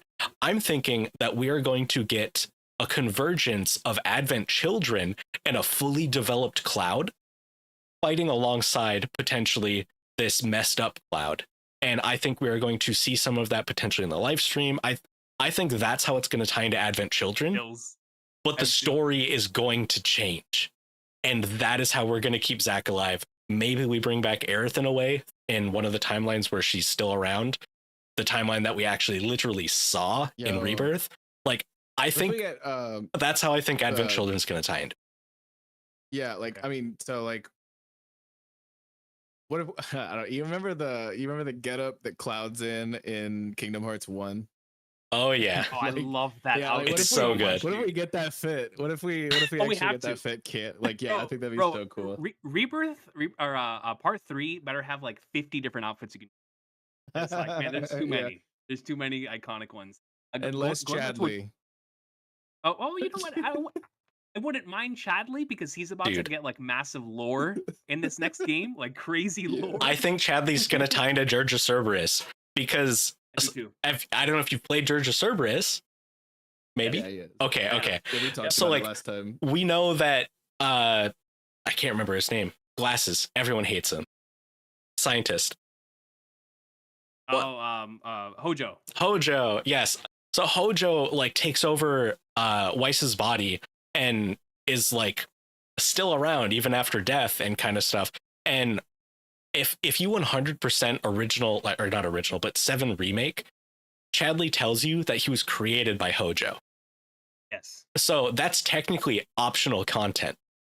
That was so important that they made sure to tell you at the beginning of Rebirth, not optional, that he is created by Hojo.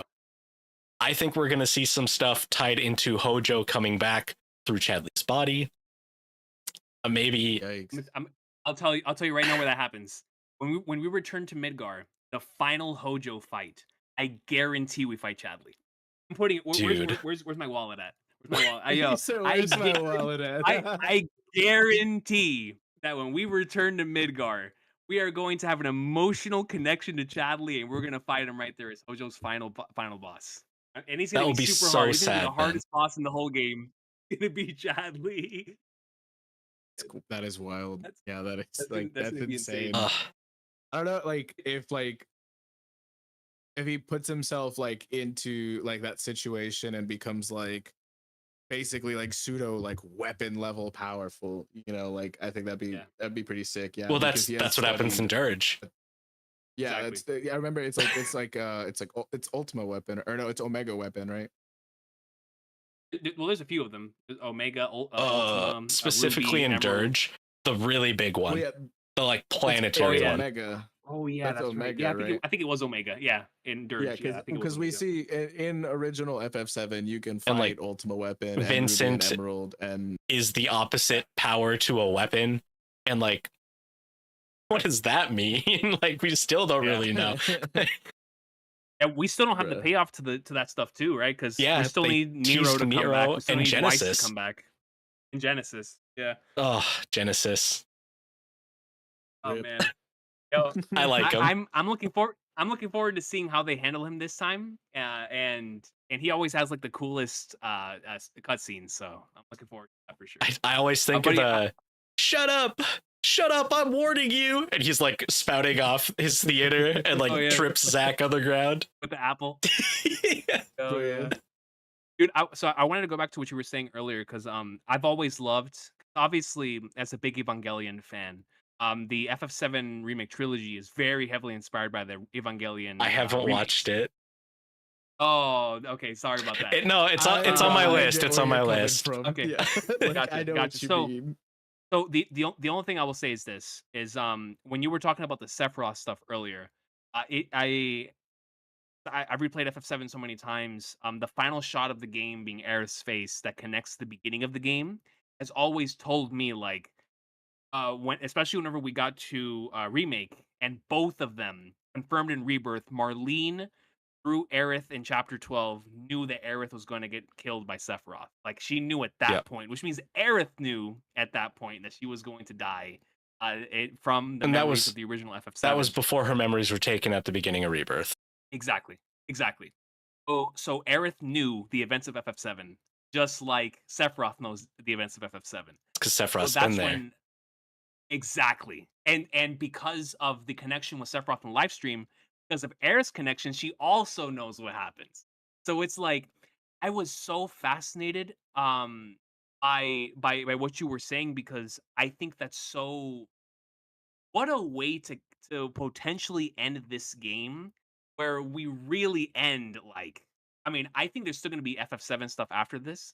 But what a way for us to like finish literally all of these years of storytelling, where the entire compilation comes to a close right there and then. Sephiroth reveals he has traveled through time to try to stop them again, and he still couldn't do it because we're too goated for that. Like, I'd be so down for that. It's like all but confirmed, you know, like we know it. And it's, oh man, having Cloud beat Sephiroth in his head and then having Cloud have to overcome him again and come to terms with the acceptance of like Aerith's death, and like he finally lets himself let go of that pain, and that's what makes it so Sephiroth can never come back in the Advent Children Dirge of Cerberus timeline. Man. And Sephiroth's like, I'll try again. Like, and that's why I'm like, we were shown at the end of Rebirth that Sephiroth exists in one point, in one space and time. Like he walks up the church and Zack is sitting there, and then he opens the door. Zack's not there. Cloud and Aerith are there, right? Like at the very end fight, Sephiroth exists in one space and time, and we got people from 4 different worlds attacking him and doing damage to him at the same time. The same dude. It is one Sephiroth across all of these worlds, and I think that is the only way to beat him, is to have and be attacking him from all of these worlds and wipe him from all of them, leave him nowhere to go.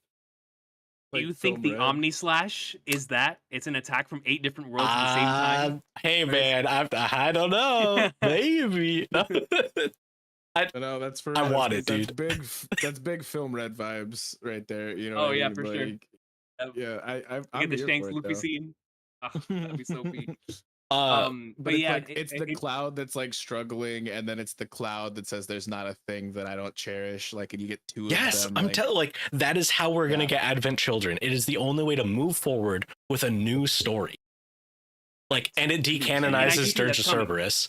So I genuinely do think we're gonna get, at some point down the line after the remake trilogy is done, we're going to get on the PS6 Final Fantasy VII Advent Children, like a brand new FF7 story that's never been told before. Like where Cloud and the gang are now fighting like a brand new enemy after they've overcome all of this. So it's going to give them the opportunity to leave the original FF7 in the past and finally go into new material, which I think is what they've been trying to do all along. So that's going to be so, bro. Fighting as Advent Children Cloud in that outfit is going to be the greatest day ever. I can't wait. I mean, what do you think they're gonna name it? Because like they're not gonna name it like Reunion, because wasn't that already like a Crisis Core like like a remake? As it turns out, they wanted to name Rebirth Reunion. Yeah. So I do think there's gonna be remembrance or remembering the like name. Reborn. A lot of that game has something to do with like Reborn's also another one. A lot of that game is about remembering. So I wouldn't be surprised if they go like a remembrance retry. Route. They retry Resurgence, Renaissance, Revengeance, kind of Rebirth, Revengeance. I don't know. Like, I don't even think they know, honestly. Revived. Not like his Uh, rebirth. If The it's head- a revived Aerith is going to show up at the end of the game. The head dev has come out and said that he knows what it's going to be called, but he hasn't shared it with anyone, including people on the team yet. Crazy. Was that from Kitase or Hamaguchi? It was one of them, or at least I remember reading it. But hey, maybe I think shouldn't believe Hamaguchi everything I is- read. Hamaguchi's like the one who's like running the show. Kitase is just like who they run stuff by because he was the original guy, right? Right. So I It's don't know. I know that the community has Him been and Nomura. has been dogging on Nomura, but it's hilarious. Nomura's got because nothing to Nomura- do with it. Nomura's Yeah. actually the one who's keeping everything sane. Like if you listen to the interviews, Nomura's the one where like, no, Aerith needs to die. Like we can't keep her alive. And the other one's like, no, we need to change all this stuff. Nomura's like, no, we need to keep it the same. So it's like trust Nomura's, me. yeah, it's like they've been putting some blasphemy on my boy's name, and he's cooking. That's all he's doing is cooking, bro. And wait until Kingdom Hearts 4 comes out, he's gonna cook even harder. Oh, I cannot wait. Goodness. Sora's got real shoes. I just. Oh my god! Facts. I've been just Real shoes. devastated though because I apparently Kitase had said that he would be. He's like, if we were to do another one of the single digit Final Fantasies after this, it would be a huge undertaking. And I think it was the guy who's in charge right now who's just like straight up. He's just like, I won't. I'll say no. I'm not gonna do it. So like there were like people who were asking, are we getting FF8? And he literally six. said, no, we're not doing it. Like, and I'm just like, Yeah. because we they know said that it would take, like, FNF9 20 remake is coming. years. Yeah, Well, FF9 remake is coming for sure.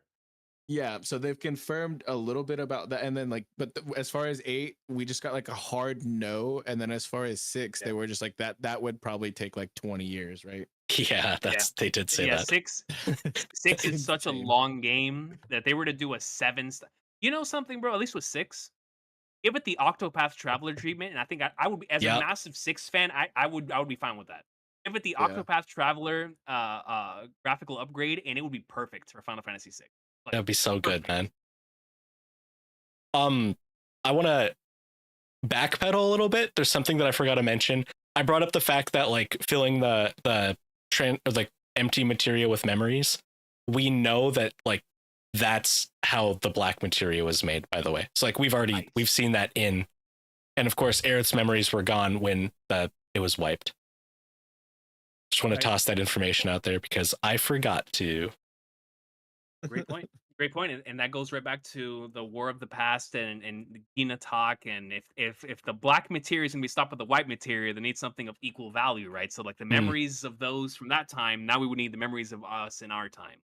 And it's like Perfect. if Cloud enters the live stream and it would suck to take away that moment from Tifa, but having like the maiden who travels the planet, which is debatedly canon, but Nomura has gone and written another story that is literally the same thing. I forget what it's called. It's like something story white or whatever, but he's essentially recanonized it by writing it himself and keeping in the bits that led us down this path. Having that come through and help Cloud, so when Cloud wakes up, it's not just his memories, it's like memories of all of those that have came before him, filling it with hope, which is the opposite of despair and the black materia and meteor. Like, I think that would be cool. I still think Tifa gets that moment because I think you can have both. I think you can have the Tifa moment and then give Cloud that Sora moment from the end of Kingdom Hearts 3, where Sora remembers all the ancestors that came before him. Bruh. Like Cloud can also have that moment right before that as well. Have that Avatar, the Last Airbender moment. Like, I'm seeing all the previous avatars, in the Avatar state. It's like he looks to the left and there's like 50 clouds. Like, That's right. Yeah, it's that Gurren Lagann moment where you see like the failed attempts, Right. like Right. oh my god.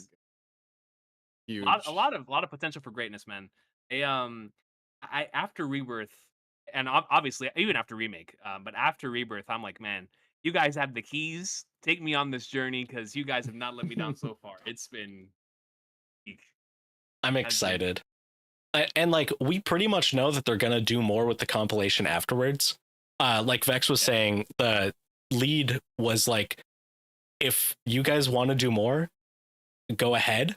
I can't do it anymore. Like he didn't even want to do part 3, but he's like, I started the journey. We're gonna end the journey together. Like, Yeah. it's, Yeah. It's just like that it's such a massive undertaking, but I feel like if between now and some point, hopefully near in the future, there is a streamlining of certain technologies or like a new engine or like like if they reinvent the wheel a little bit, it wouldn't be so hard. I Mhm. feel like so like the further we get into the like the future, I think it's less of an undertaking, you know what I mean? Unless they continue to like establish like all of these tertiary canon things and make the story that much more of an undertaking. I think it's only going to be easier from here on out. It's just it's crazy difficult right now because it's a different era of gaming, like trying to get from like Sega and PS1 era things and put them into like what people expect of like a AAA title in today's day and age. It's a huge development,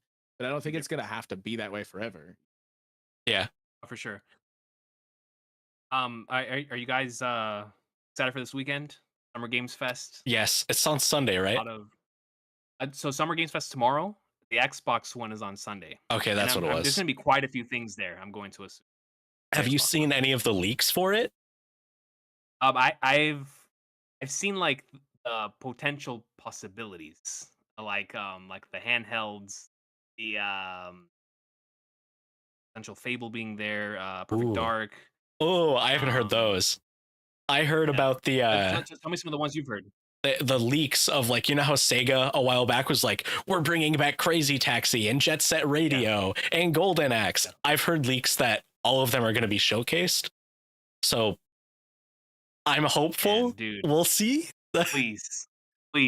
I mean, Capcom confirmed yesterday, and I'm pretty sure Sega confirmed right as well. They're going to be there. Are they in that graphic? I think so. There's a lot of people. And Like people, we also know that there's going to be more Sony showcases that weren't shown Yes. at the Sony showcase. So, hey man, maybe I don't even know. Something good. Jack and Daxter, Listen, Sly Cooper, They still haven't please. they still haven't announced what Kojima's next project is, right? Like they're still like Yeah. shrouded in mystery. Oh, true. no, we have it. We have both of them. We have Death Stranding and OD. We just don't have any like footage of OD. Oh, okay. I didn't know if he had like confirmed. Oh I'm my not god, I super forgot about like, Death ear to the Stranding ground 2. on it. The guitar, Yeah, like so oh. Kojima showed Death Stranding 2 last year, and he showed OD, which is so Death Stranding 2 is with Xbox, or I'm sorry, with PlayStation. OD's with Xbox, and he's writing that one with my boy. He Hollywood. redid that one That's- show that I also Well, cannot I even thought think that of. was Key and 'cause it was Peele. a part of It's one of the two. Yeah. Jordan? It was a part Jordan of Peele. Okay. Jordan Peele. Yeah, but it was a part of the state of play a while back, so I figured it would be a Sony thing. Like he was making like a brand new like game that's supposed to like Oh, that one. That's the revolutionize- third the project. stealth game. That's the third project. Yeah, we still don't know anything about he that, said, right? Right, no, because he said it's going to be after OD and Death Stranding. He's going to work on that. He said that's going to be like his Yeah, magnum okay. opus. Kojima might. I'm not going to say he retires, but I think after that game, the one you're talking about, he sort of like stops going as hard as he, because the way he talked about it was like, that's going to be my swan song. My That's full brainchild. crazy. Right. Like After he's done all this Metal Gear. Right. Yeah. Because then he Right, circles no. back to a new Metal Gear. I mean, it's gonna be That's not a Metal stealth. Gear. Who knows? Yep. It's gonna It's be gonna a great, 'cause- steel screw, and it's the same thing. Stop.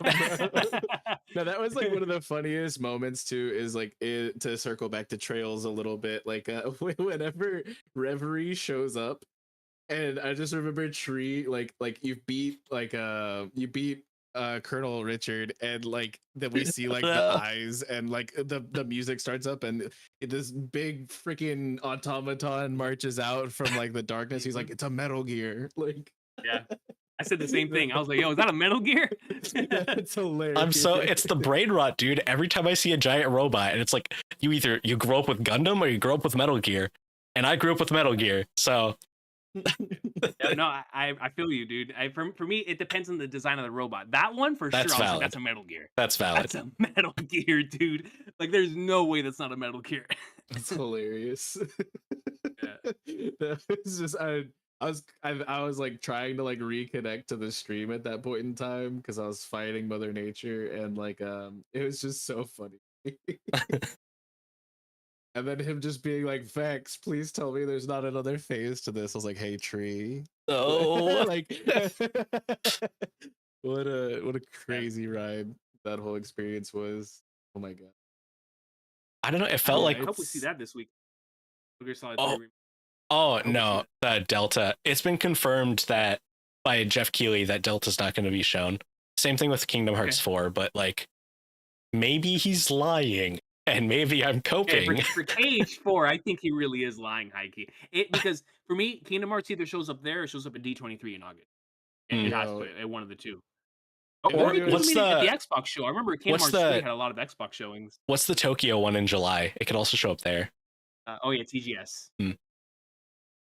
So like, Yeah, that's are they gonna true. keep the original Snake Eater song, or are they gonna like redo it? They did Oh, yeah, in the they already trailer. had it in the trailer. Extra- Yeah. Oh hell! Like I And said, I don't keep an ear to the ground that much to a lot of gaming Gotcha. stuff. But yeah, that's hype because I played the shit out of Snake Eater. me Oh too. my god. Too, bro. Roger and I did our top 50 games the other day, and I had Snake Eater number 3. That's my third favorite Based. game of all time. That's I love actually- that game so much. It's in my top 9. That's based as hell, Love it. dude. Love it. Yeah, man. I love Snake Eater a lot. Like Snake Eater, I love all of the Metal Gears. But Snake Eater was just, man, like that's the one that I own on every system. I even own it on the Vita, dude. Dude, I have it on the PS2, the the Vita, the 3DS? 360, the PS5, the 3DS. Yeah. Metal love that Gear game. Replacing Metal the Gear Solid Karos with 4, Yoshi dolls. Metal Gear Solid 4 is one of my favorite movies. Okay. Oh yeah, that's a great movie, dude. Bro. Bro, I remember when I did a reaction to the ending when I first played it back in like 2014, 2015. Dude. And it was like a 5-hour video, bro. Yep. That was It crazy, pissed man. me Like off the whole because I finale. had to pee so bad, and then I'm fighting Liquid, and I can't it's not like your controls are like randomized. I don't know, like maybe someone cracked the code, but like I was like my buttons were not doing what I thought they were gonna be doing, and I'm just like I don't have time for this right now. What is happening, bro? Man, the parallel to Metal Gear Solid 1, that Greatness. gets me. What a fantastic series. I agree. That's another series that like committed to the vision of episodic long-term storytelling. Shout out to Hideo Kojima. That's my boy. Big true. Also, like the grandfather of stealth games. Yeah, man. They all took inspiration from him. I mean, it's crazy, right? Like I did a poll the other day about people's like game of the year from 1998.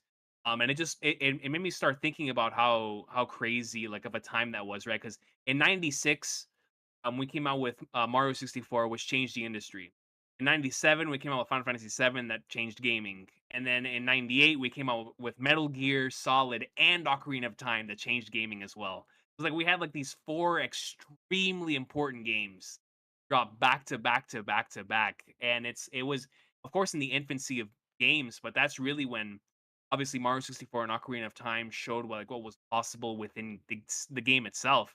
Metal Gear and Final Fantasy 7 really showed like what storytelling could be like in video games. It's kind of nuts how they're still held at that standard. Like both Metal Gear and Final Fantasy, it's incredible both of those franchises were able to do with storytelling. So I actually got Tree finally to start Final Fantasy 8. Start. Which I'm is on disc my 2, buddy. favorite. Okay, I get it, Nice. but like, Nice. but that is my favorite Final Fantasy of all time, and I absolutely adore it and love it with all of my heart. Even for its slight hiccups in some of the storytelling, I think that the game is absolute perfection. My favorite mini game in any video game ever, Triple Triad. I've spent Triple a Triad. ridiculous amount of time playing Triple Triad in my life. I really like Queen's Blood. Yeah, me too. It's good. Queen's like Blood is Queen's my Blood a favorite lot, card yeah. game. I'm not gonna lie. Yeah. Oh, man. It really is. It's good. I definitely enjoy it. It's better than Tetramaster from 9, but like I Yeah, don't know, no, I man. agree with Triple that. Triad just has such a huge place in my heart. And the junction system is just so ridiculously intricate and customizable, and like you can get so many different builds. There's like the amount of different runs that you can do. You could do a no experience run. You could do a 100% like disc one Lionheart run, which is what I'm doing right now. You could do like a no card run. You can do like there's so many different things that you can I'm doing do. a no card run, and I still haven't upgraded my base weapons. I'm in disc 2.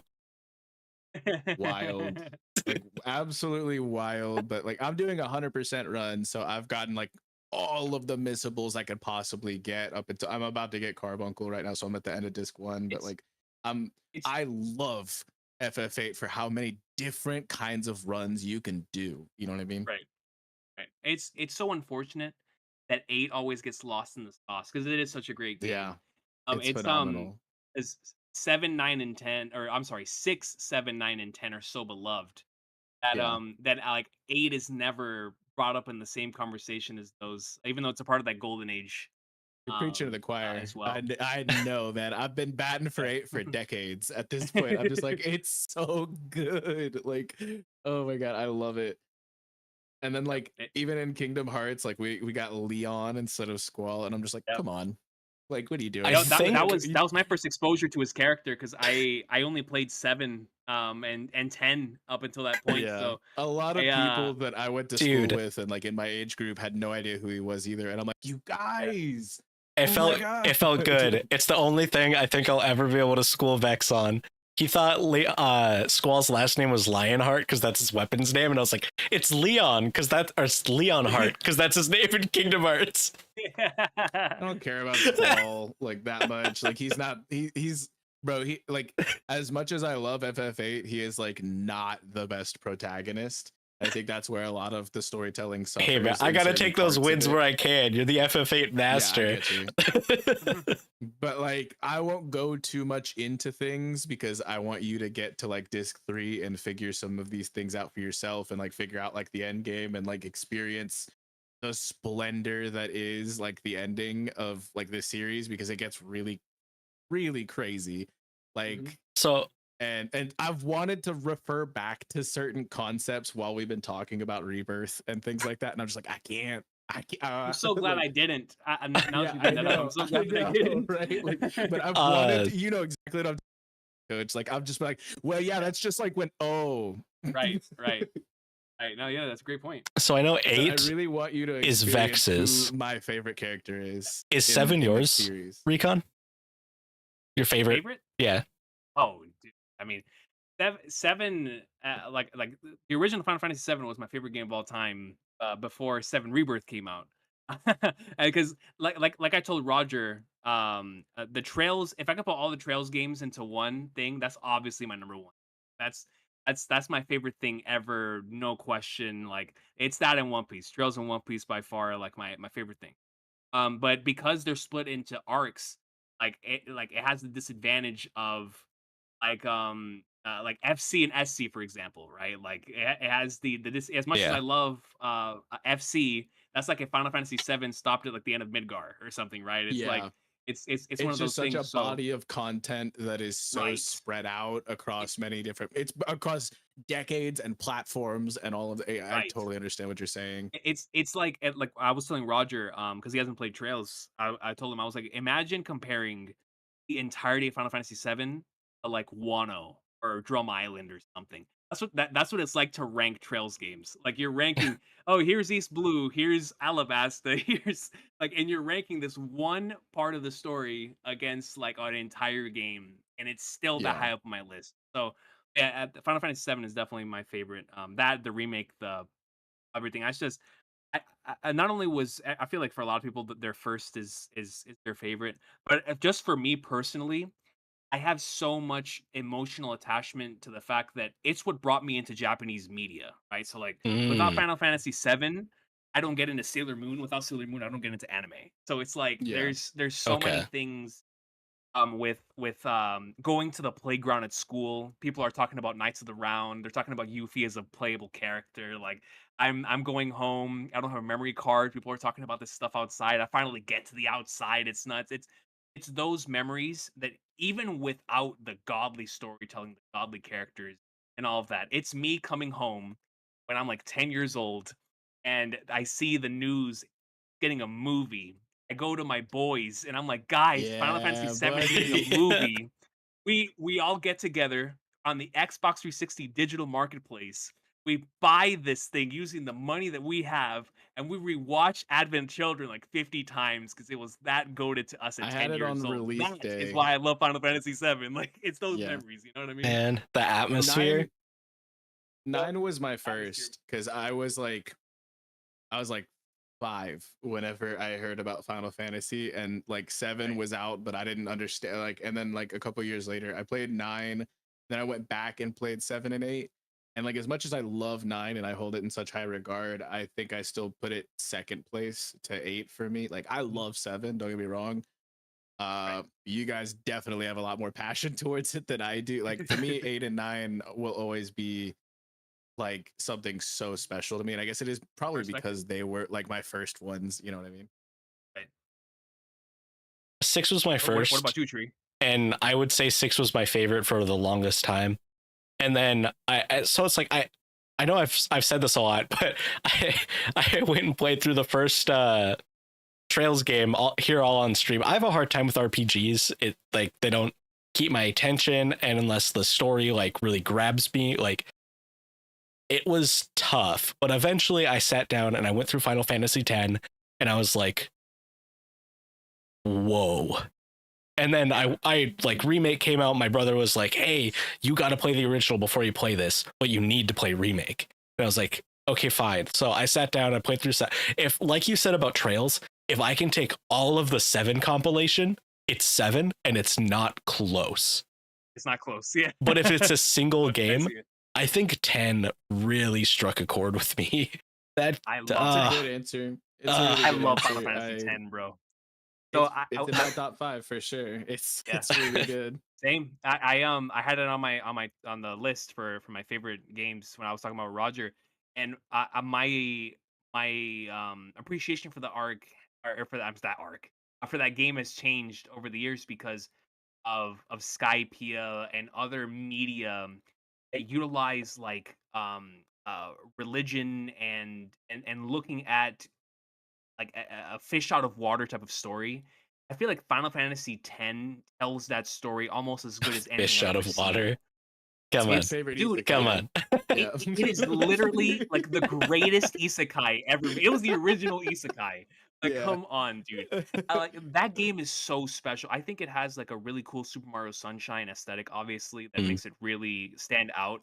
But man, the soundtrack, the story, the characters, the battle system, themes. I mean, Final Fantasy X is a special video game. That game is Yeah. goated. You know what gets me? Hearing It's like so all good. of the different Hymn of Faith like renditions at all the different like cloisters and shit, like I was just like, yo, this is peak. 'Cause you didn't get a lot of that in like the PS1 era, like trilogy and stuff like that. Right. But you like you could tell it was built different, mostly because it was all on one disc, but Yeah. but also because PS2 was just like the new thing, and we had no idea what the limitations were. So It was the I got a first fun PS2 title. I got a fun fact for Was you. it- Titus real was quick, based off it of was the- Zack. Wow. It was, but it Yes, was the sir. The first greatest PS2, of all time, baby. Let's go. It was the first PS2 title I ever played was FF10, and so like that was like what was so huge for me. Like as soon as I got a PS2, I was playing FF10, and I was like, FF10 and Kingdom Hearts 2 in my friend group are like seen as like sacred, like Yeah. because of that, right? Based. Because of like the PS2 era, where like a lot of us were playing those games, like like the San Andreas Vice Cities of the like my friend group Yeah. holds FF10 on that level. Like we couldn't believe how Dude. not only how good the game looked. I mean, bro, back in like 2000, whatever that was, like, bro, whenever we all played it, because we it didn't was play like it at launch. 2002 or 3. Yeah, Like, I think it was early. 2001.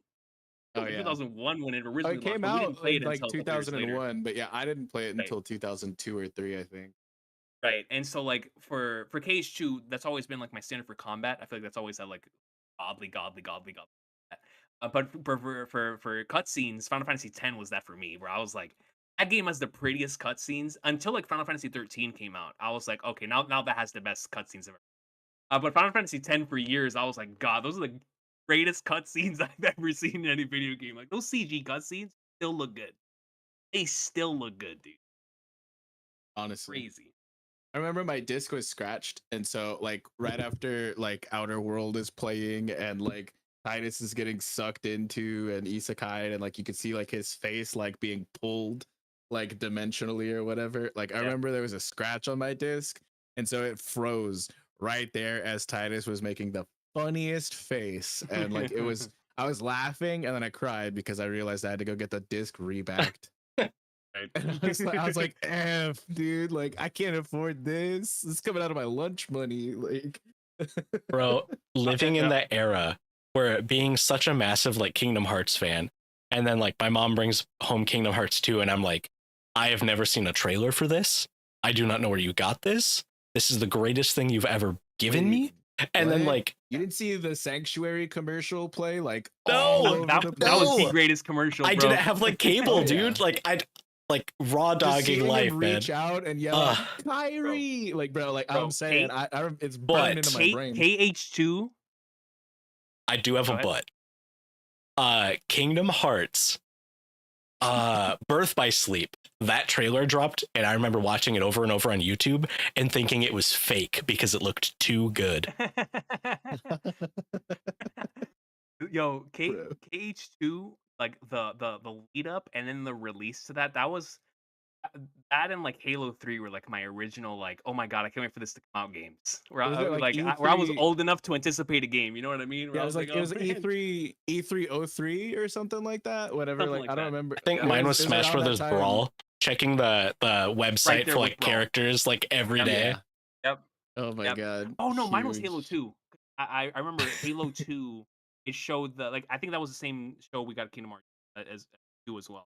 Where we got the Halo 2 showcase in the Kingdom Hearts. Regardless, E3 always led me to the hype stuff. Brawl was another one. But like bro, when KH2 launched, like I said earlier, we still hold that game sacred. But bro, that is a special video game.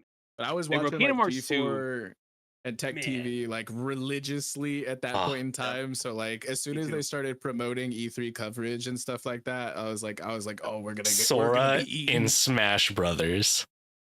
Oh man.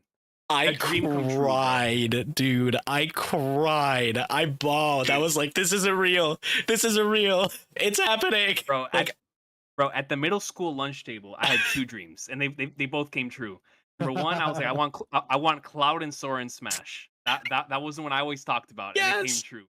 The other one was I want a Final Fantasy VII game that looks like Advent Children and plays like Kingdom Hearts. And we got it, baby! We got it! We finally got it. So, oh man, dreams came true, man. But no, when Sora came to Smash, like I still rewatch that trailer all the time. It is so dude. So it's like, do you remember the Grinch leak? Like the thing that surrounded that? It was no. It's I am not someone who believes leaks. And this is the first leak. I think I was like, "Oh my god, this is real!" And it was Smash Brothers for Wii U and 3DS. I think it might have been Ultimate. It was so long ago. We're old. But it was the people who were doing the Grinch movie, the animated one, came out and leaked the full banner, and they were also someone who was confirmed working at Bandai Namco, who is someone who is working on the Smash Brothers game.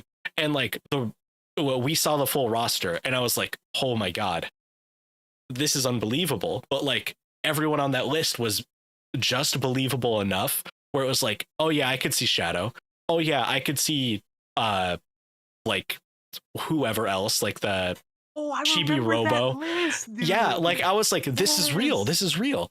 And then I want to say a month before Sora was confirmed, we had another leak come out of someone who's like, I work with copyright music, and Disney, Square Enix, and Nintendo are all working together for Kingdom Hearts music. And I was like, that's not real. We're not getting Sora in Smash. And then it happened, and I've never been so like whiplashed in my life, dude. The two craziest announcements I've ever been a part of or when Final Fantasy VII Remake was announced in 2015 and when Sora came to Smash. Like, bro, Sora coming to Smash was nuts, man. I was going crazy, dude. It got me. Dude, were you man, the Kingdom Hearts 4 trailer. So there was oh man, I'm a large Kingdom Hearts fan as well. If this wasn't obvious, they had a Kingdom Hearts Expo that was Japanese exclusive, and I joined like a Twitter like group where people would post and you would get notifications, kind of like messaging, but not. I just followed the topic, but it was not following topics. Twitter's weird, but I was following it and people were like posting it and giving it live updates. And then I remember, because it was all Japanese time, I remember waking up Tierra with my partner at like 3 a.m. I'm like, Tierra, wake up. It's here. It's Kingdom Hearts 4. And she's like, Dylan, what do you want from me? And I'm like, no, listen. And I'm like bawling. I'm like, it's real. Like, dude, that is what I live for, man. That is gaming at its peak. That, God damn, dude, the fact that it can like elicit such feelings gets me. I remember being on VC with him, and he's like looking at the like online. You can look at like the inside of the hotel that's like fully Kingdom Hearts themed. And they give you little oath keepers. He's like, yeah, like, well, you need the Oblivion key. Both, you get both. Yeah. So he was showing me, and he was like sharing his screen on Discord call with me. And he's like, "Look at this!" And he's like, and then look at the pattern on the rugs, and like he's just going in, and I'm just like, brother, I respect the passion. I fell off of games. Like I played 1 and 2 like religiously for such a long time, but when you get a 14-year gap in between, we waited longer for Kingdom Hearts than Organization 13 did. Oh That's my true. God. That is very true. It's crazy. But I just had a lot of life happen, and I was at a point where I was just like absolutely destroyed by work and like buried underneath all these other like life obligations. I finally at a point in my life where I'm actually free to return to gaming, and man, was Trails such a good title to do it on. You know what I mean? Even though I'm not actually playing it, but like I have gotten back into RPG gaming officially with FF8. Like I've done dozens of runs of FF8, but like if not like closer to triple digits. Like and like I used to try to speed run it, but my times are nowhere near like what people are able to do now. But like I was like obsessed with 7, 8, 9, and 10 and KH1 and 2 for sure. That was like my era. But that was like I was mostly a GameCube kid. Like I was way more into I was way more. It's my favorite console of all time. I'm not a Nintendo fan anymore, except for a few franchises. But like, that was my favorite console of all time. I spent so much time on GameCube, and I went for more of a multiplayer aspect, where 9 has like a co-op ability, but it's not like really a multiplayer game. You know what I mean? And so like I'm just like, I don't know. I went for more multiplayer games, and like so for me to spend so much time on these like PlayStation titles, and I was like a GameCube stan back in the day. It was like it really, really held some weight then, and it's cool to get back to it. Crystal Chronicles on the GameCube with 3 of your buddies and 4 Game Boys. I'm getting heated right now. Remember my dumbass friend running away with the fucking with the orb. Like, yes. Yeah, and like me getting tore up by miasma, and like I'm just like, what are you doing? Like, Crystal Chronicles was so good, and 4 Swords. And 4 Swords. I need to ask, as we're all Kingdom Hearts fans, what worlds do you guys think we're going to get now that we're resetting? We're gonna have a return to Sabaody next game. Where do you think we go in the new worlds for Kingdom Hearts 4? I think we visit live action Disney. I think we hit up Star Wars. I think that was already teased in the trailer. For sure. I think Star Wars for sure. So what's crazy to me is I want to say more pirates, but that level in Kingdom Hearts 3 was good, so peak. Peak. I am a huge fan of Doctor Who, like a ridiculously big fan of Doctor Who, and Doctor Who has now recently been partnered with Disney and put on Disney Plus, and I'm just over here like, are we gonna go through all of time and space right now? Are we gonna see a TARDIS in Kingdom Hearts? I don't think it's gonna happen, but man, would that be cool. I think it would be cool to still return to like Traverse Town or something like that. So one of those like more grounded in reality worlds from a previous game. Yeah. We're definitely going to, I mean, as confirmed by the end of Kingdom Hearts 3, we're definitely going to The World Ends With You. We're going to Shibuya for sure. Oh yeah. Hey, JJK fans. So, yeah, right. The God. JJK fans are I eating with weep. that one. I weep. No, bad things happen in Shibuya. Like Bad things happen in Shibuya. oh my We're god. definitely heading up one of the Marvel worlds because they obviously Oh own yeah, that now. So, Avengers. So it's right. probably just You're ready to go, Avengers to encapsulate all of it. Yeah, what if for we sure. see the Bifrost or whatever? Like That would be cool. A Bifrost like, if you Keyblade. sail a gummy across the Bifrost. Like, Yeah, that'd be nuts. That's insane. But I don't know. That'd be pretty interesting. I'm pretty hype. I'm not all the way caught up on JJK now that y'all brought it up, but like Cody in the chat, SSJ Cody, good friend of both me and Tree and the channel. We're also a part of like One Piece D&D on his channel on Twitch. We're on a hiatus right now, but like it's a whole lot It's of my good fault. fun. Yeah, I'm going to Tree, the but, Sonic Symphony. I got my birthday weekend, and I got a wedding coming up next weekend. Yeah, but Oh, yeah. Hold on, brother. My birthday's in 5 Is it a days. Sonic Symphony? Yeah, That is fire. it's really far Hell away yeah. from where I live, so I don't mind saying it. But I'm driving to Minneapolis, the cities, to go see it on the 22nd or something. So if people want to huge. meet me IRL and they're in the area, like by all means, I'm gonna. If you wanna Oh, dude, try it's to so. plan Tree's assassination. I mean, No, wait, no. I have He said a no! I have a Shadow the Hedgehog hoodie and Shadow the Hedgehog joggers, and then black and red like DCs. Like I'm gonna be all dressed up for the Sonic Symphony, dude. I'm so excited. I'm such a Sonic fan, and I'm shameless about it. I don't care. I'm tired of hiding it. Love it. Sonic music's so cool. He runs fast. My brother is a humongous Sonic fan. So I'll tell him that another individual is on his stuff. He's on his level. My brother's Sonic actually the greatness. one that pulled me back into Sonic. I grew up with classic Sonic, 1, 2, Genesis, and he grew up with Adventure. And then he pulled me back in, and I was like, whoa, 3D Sonic's built different. What is this? Yeah, dude. So But like I, on my end, even though I'm the oldest, my first Sonic game was also Adventure. Like I played all those like in that era: Adventure, Adventure 2, Heroes, Riders, like all of those. So My brother, good. who's younger than me, started with the originals, and he made his way through them. That's crazy. I'm younger than my older I know, brother, right? and he started with Adventure, and I started with the originals. That is nuts. Wild. That's nuts. But his favorite is Mania. Like my brother's a massive fan of Mania. He loves that game. But It's good. It scratches the itch of classic genre Sonic. But yeah, I was talking about Cody in the chat. He's showing us all some love. He's actually gonna be me and him. It's hard for me. I'm legally blind, so it's hard for me to digest certain manga because of the way that authors panel things and stuff like that. And JJK, I read up to like Shibuya and got like to the Maharaga stuff, and I was just like, this looks so cool, but I have no idea what's happening. So I like that was like years, like that was like I think at least like 2 years ago at this point. And then the anime came up, and I caught up with like the end of Shibuya, and he's gotten me up to the front doorstep of the Culling games. So like he's actually reading the manga for me. And like to me, like and like it's like super cool. So we're actually going to be getting back to that while we're on D&D hiatus in the next couple of weeks, and I can't wait to catch up on that.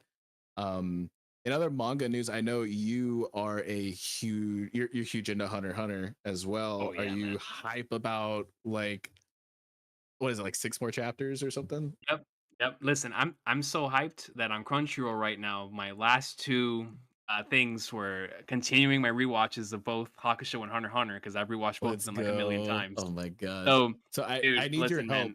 Coach. I need your help. I'm trying to get Okay. Tree to watch it. No, Like, you weren't supposed to which out one me. is it?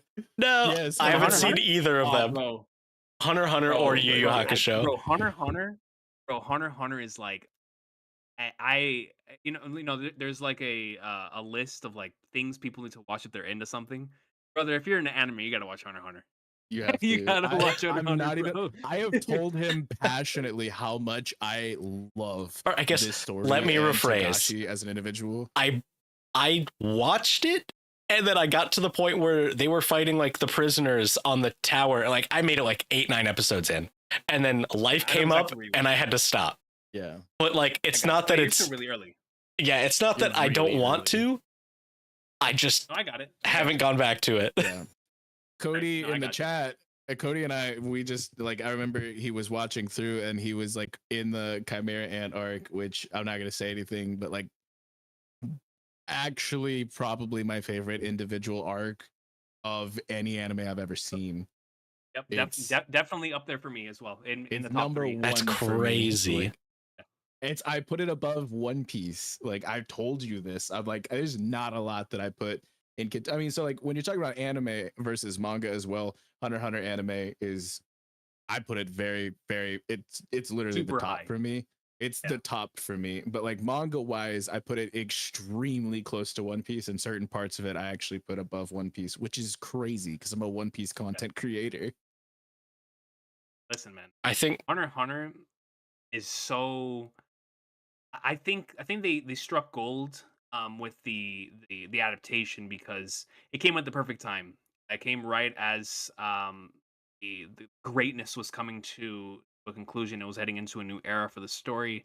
And the anime came in and struck gold when anime was starting to get really hot in over here Yeah. where we live. So when 2011, 2012, 2013, 2014 hit, and they came out with a masterclass adaptation with no filler, which was unheard of at the time, right? Like all Zero those filler. Shonen Jump, all the Shonen battle manga at the time were getting like the Naruto, One Piece, Fairy, like all those Shonen battle manga.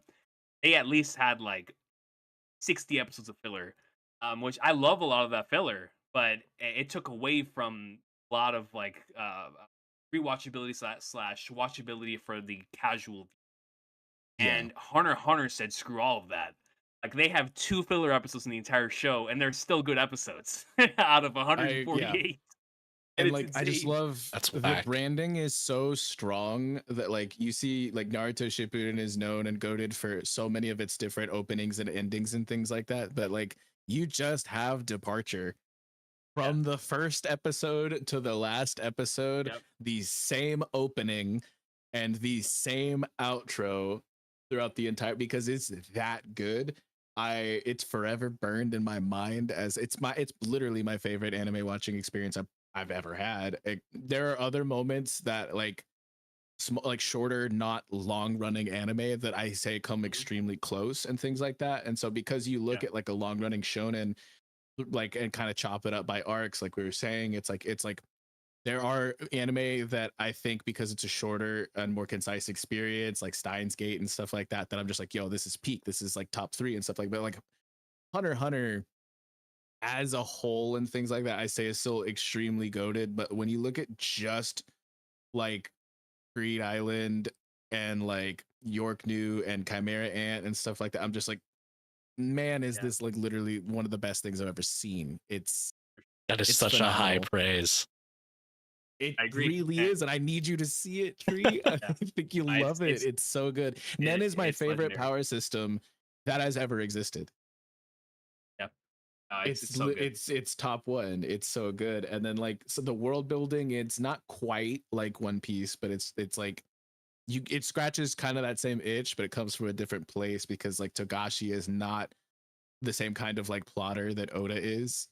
Like Togashi likes to look at his story retrospectively and pull from that, whereas Oda likes to look ahead and like set up and things like that. Togashi doesn't do like the same kind of writing style that Oda does, but it still it equates to just these monumentally like astounding worlds and moments and character development and things like that. Some of the most interesting side characters I've ever seen, some of the coolest fights. Literally my favorite manga fight probably ever, which has not happened if you're anime only, so I won't mention it. But I know what you're talking I'm sure you know. I know I you know know exactly exactly what I'm talking I did a live about. reaction the moment that first chapter dropped, dude. I was going crazy. Oh my god, dude, it's so good. It is my favorite manga fight of all time. Like and if that gets animated soon, I will absolutely riot. I'm saying like, oh my god, dude. I got goosebumps just talking about it. I love Brings this such a series so smile to my much. face to hear you like pop off about it like this. I feel like I haven't heard you do that yet. I've talked blue in the face to you about Hunter x Hunter Tree. Now it's just I could hear immortalized for your the smile though. Okay. It's so good, dude. I have an ally right here. The coach knows he loves it as well. His PFP on YouTube is literally like Hunter x Hunter related. Yeah, dude. Like, yo, man. Oh my goodness. Hunter, when I first entered the community, I was of course covering the big three, and then Kill la Kill, which was the weekly anime at the time. I remember one of my commenters was a great series. Great series. I mean, one of my commenters was like, "Yo, if you really vibe with these, you should watch Hunter x Hunter." That was my first addition to the channel, alongside like One Piece and where I was like, okay, let me go ahead and give this a shot. And I did a catch up journey experience with Hunter x Hunter, and then I was weekly from then on. But let me tell you, bro, like from then until this point, I have become. I mean, I watched Hakusho obviously growing up, and I'm still a huge fan of it now. So I love both of them dearly. But Hunter x Hunter just came in like at the right time where I've gone through it so many times, and if it wasn't for the Gintama 2015 stretch, Hunter x Hunter would still have my favorite anime experience. Like it really would. Huge. That it like just anime, because Huge. I think One Piece's Drum's Liberation stretch is still my favorite I've ever experienced from a manga standpoint. Yeah. But from an anime standpoint, like experiencing Chimera Ant weekly was absolutely godly. I would have wept. I It would was have peak wept, fiction, bro. bro. Like I'm serious. I literally would have cried my eyes out. Like, and this is something that like I was talking about on an episode of Chad Morals here on the last arc, like about a half a year ago. Not even. There's a couple months back. I'm not somebody who really cries a lot to like I cry to music, but I don't really cry to like anime or manga or like television in general or movie. And like I don't know, it's just never really been a thing, like a character trait of mine. But Hunter x Hunter had gotten the absolute closest. And you know what I'm talking about. Yeah, I know And what you're like talking I'm not gonna spoil anything, Oof. but my absolute favorite character in the entire verse is Komugi. That's all you need to Oh, know. But like great number one pick, character, dude. number Great one flipping character pick. of oh my god. But Hunter x Hunter had gotten me the closest until this year, and I finally have actually cried to an anime. Which like I wasn't like trying to not. I wasn't like putting my nose up like I am an adult. I won't do that. No, I was just like it just I just hadn't been at that point in my life, I guess. Like or there's like emotionally receptive or intelligent enough to like I guess get that. But like it finally happened, and I did actually cry to an anime this year, which was Ancient Magus Bride season 2 part 2. But Wow, but Hunter x Hunter had gotten the absolute closest before I had gotten to that point to making me weep unapologetically and uncontrollably. I was not okay. I had to call out from work. I was so emotionally invested. And like I just like I don't know, man. If it weren't for my dog, I probably wouldn't have gotten out of bed for like 3 days straight. Like after like just like the impact that the amount of care and love for the story and for some of these characters and the impact of some of these interactions and like you see growth and you see devastation and you see prosperity and you see loss and I'm just like, oh my god, this affected me. It felt like on a molecular level, like it hit so hard, dude. It was so good. I feel that, man. It's incredible how these stories are, and no matter the medium, right? We've talked about games today. We've talked about anime and manga. And no matter the medium, they're able to elicit such an emotional response out of us. I think I'm on the opposite side of the spectrum from you, Vex. Like, I still remember clearly my first exposure to Naruto, which was episode 19, and I cried the first time I ever watched Naruto. And I feel like from then on, I've just cried for almost everything that's ever like closely made me emotional. Bro, Yeah. I can't put a counter on One Piece and Trails in particular. Like, that has to be well over like 50 for both of them. Oh, that's kind of But bone specifically for chilling. One Piece, Now that we know that we're only in East Blue right now, right? like that's kind Yeah, of bone chilling as far as like it, what's to come. But yeah, right. No, for sure. It's but that's just the power of storytelling, right? Like it's it's the type of thing that can elicit like extreme hype, extreme sadness. You could even cry out of hype. Like I remember when Dude, chapter 1044 came out with Gear 5. Kyrie in 3 before Remind. Tears, bro. Tears. Peak fiction. yeah. Peak fiction. And it's Rebirth, right? With like all the craziness there. It's like, Oh my god, dude. it's Even playing original insane. 7 and knowing what was going to happen with Aerith, like still got me bad the first time that I'd played 7. But like, I want you guys to understand, I'm not a monster. Like, there's songs where you put that song on, I'll be crying within 2 seconds flat. Like, Oh, no, yeah, I got you. I definitely like. It's just I'm more of a musically inclined individual, I guess. Like when it comes to like, I don't know, but like, yeah, it's. I think it's so funny you brought that up. We've talked about video games, talked about anime and manga and stuff like that. We haven't talked about One Piece like at all on this One Piece channel this whole time. Like only like in passing, like glancing blows at One Piece, which is so funny to me because some really crazy shit's happening right now. Right. And we come back from the break, we're going to be heading into some real peak, and it's nuts. I've been thinking about this series a lot because obviously where we are, but I sort of just can't believe that we're at where we're at right now. It's like Surreal. it's like when you've been I felt the same way whenever I was going through Final Fantasy VII Remake, where I was waiting for that thing for so long. When I had it, I couldn't believe I had it until like I finished it, and I was like, dang, like I really played that. I feel like that's how it is with One Piece now, where I was waiting for so long to get these answers and to get like a lot of these confirmations. The fact that we're actually sitting here and seeing these things take place is kind of still very surreal to me. I can't believe it's happening. Like, I remember back when I first started a channel being like, yeah, man, when we see the Vegapunk stuff and all this stuff starts getting confirmed, it's going to be nuts. We're living it, dude. We're literally living it. It is wild. Kind of nuts. Dude, I got a little bit of a theory. I've been theorizing that to jump into One Piece a little bit, I guess, since we're here. What is it, like 4 hours into this stream? I don't even know. It is almost exactly 4 hours and 1 minute into the stream. Let's talk about One Piece, y'all. I've been theorizing that the Mother Flame is like a weaponized version of Gear 5 or like the Fruit's powers. And we've now seen like the Mother Flame have the same sound effects as like Luffy's heartbeat. And we know that the Mother Flame can power ancient weapons.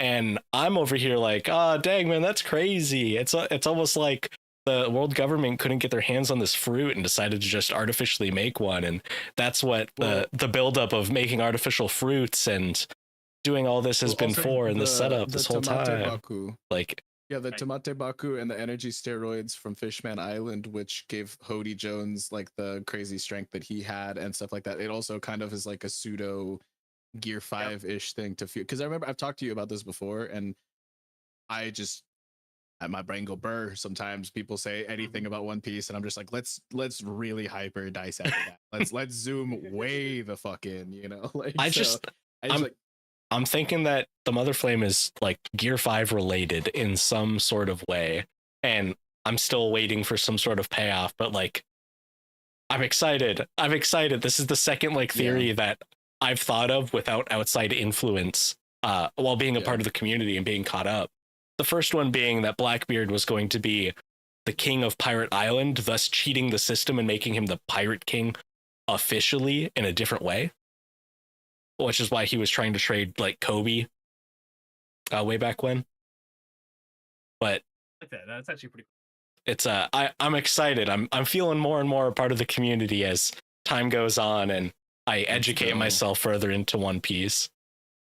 I was speaking with somebody the other day in VC here over in the Last Ark server, League of the Description, and we were talking about specifically like NL's cover story and how we're almost positive that some of the etchings and hieroglyphics from all of that are going to start to make a little bit more sense as we figure out more about like the actual events of the Void Century. Maybe not from this reveal, but from like whatever we can get from Saul and Elbath or something, like if or whoever is going to be the mouthpiece to the actual history of the world. Like that stuff has to make sense more eventually. And I was like, well, so NL is like an electric being who in that cover story provided energy to that whole underground factory or city of Burka on the moon, not Burka in the White Sea, but and the army of automata like sprung back to life based off of that energy source that he provided. what if the moon was originally provided with like a mother flame, and that was stolen from them? Surprised, honestly. Yeah, or something Right. along that line. There's so much more to like when what we're Yeah. cooking. Like, Oh, why can't I that's remember his name? hours The to Greek dive guy into. stole the fire. Prometheus. Prometheus. Yeah, Prometheus. Yeah, we So it's talked like- about that in the past as well. I think And I I think think it's even a- just Go ahead. based on like the Jinbei cover story and how that ended up correlating to the now, like we didn't know that what Jinbei was looking at were the remains of the like ancient civilization until now. Similarly with the NL cover story, I strongly do believe the same exact thing, where we are going to be looking at that end of series and be like, man, he really was like setting up all this that civilization did Way make it to long the ago. moon, and they did take, like you said, some sort of energy source from here and use that to power something down there, which could very well be related to the mother flame. That the moon's going to have a lot more importance for sure, especially with the rising tide that we're seeing right now. Being related to the ancient weapons, it's gonna come back to the moon. Moon has had so much symbolism. If the sun has a lot of symbolism, then the moon is also going to continue to have a lot. Oh, of dude, prevalence. I was cooking yesterday. I said that I don't think we're going to get an Emu face reveal until Emu comes face to face with Luffy, because I think that Emu is a shade or like a representation of the moon, and the moon reflects sunlight. So maybe when Luffy comes face to face with Emu, we're finally going to see like light reflect off of Emu and get some sort of reveal there. When do you think that is? I don't know. When do you think is the meeting? Okay. I have no I idea. put on my bingo card that we might get it this year, just because Really? I I was do like, too. Oda's revealing do too. so much at this point. Yeah. It's like an exponential point of revealing and more revealing that we haven't seen in, I feel like, other than like Roof Piece and like the events leading up to it, like a very long time. Like we got so much setup. We got setup arcs, entire setup arcs. Like Thriller Bark is like, I love Thriller Bark, and for me, Thriller Bark is top 3 arcs of all One Piece. And I'm not even memeing. I'm actually ridiculously passionate about Thriller Bark, and I love it. But it's a setup arc. When you first see it, it's like comic relief, and like there's some cool, really awesome moments and stuff like that. But it is recontextualized the further down into the story you go. It ages like a fine wine. But this is payoff as well as setup. But this is actual, undeniable, 100% payoff that is still setting up for even more events to come and things like that. And like, I was like, you were talking about the moon and like Emu's face reveal and stuff like that. And I'm sorry, we were talking about Zelda earlier, and I just imagined like like the moon, like, and that's Emu's face. Okay. From That'd be terrifying. that would be terrifying. absolutely terrifying if just like Majora's Mask moon face on Emu like, is secretly a Tontada and has been looking upwards this whole time. I hope you guys are ready. and that's their nose. I'm ready. They're like, Yeah. it's like Boa. Boa is foreshadowing. She's looking so down at you. She's actually looking up. Like that's Right. Emu right there. That's Emu. Aren't there relations to like Boa and Emu already, like parallels? From like Void Century relations, I mean. Like the Amazon Lily, Nefertari Lily, like that kind of stuff. Or am I tripping? I mean, you could draw those like lines. Like there is like a bit of connective webbing there, but I don't think it's like anything super strong. Like there is the fact that she's known as a pirate empress. And like Emu is not necessarily has ever been regarded to as a pirate, but like we have to understand that like there was like a flipping of the narrative and things like that. Those that were once referred to as gods are now devils, and those who were devils are now gods and things like that. And so that's why I think it's really interesting when we have like the Promethean like allegory as well being brought up, is it's not stealing the fire from the gods, it's stealing the fire from the devils, but they're now referred to as the gods and things like that. So maybe her being referred to as a pirate empress now is a bit of like a foil to being an empress that opposes pirates, like Joy Boy the first pirate back then. And then I don't know, like you could it's a bit of a gymnastics like run at this, like for right now, but I think it's very plausible we might get more of that. And then there was like a bunch of theories about a love triangle involving Emu and Lily's brother and or Joy Boy or something like that, and that maybe Emu had the love sickness that Boa and Gloriosa had, or something like I think that. that's what I was thinking of. Yeah, there's a lot of theories, but nothing really solid to go off of at this point, you know? I've been thinking about this. Do you guys think that the Nika flashback is going to be different from the Joy Boy flashback? Yes, absolutely. Okay, me too. I'm fully expecting Nika flashback I and could see that.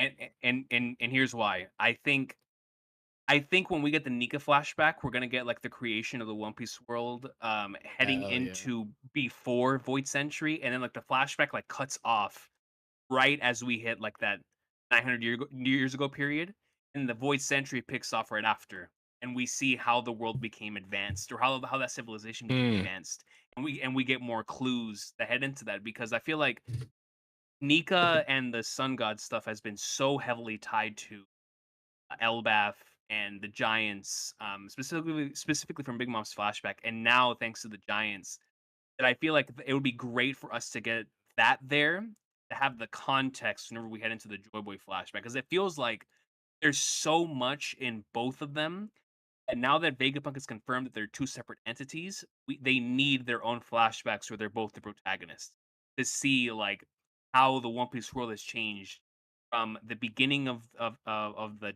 beginning of time in the One Piece world to the Void Century, to whenever we get the Ryuma and Ore stuff, and then to our time as well.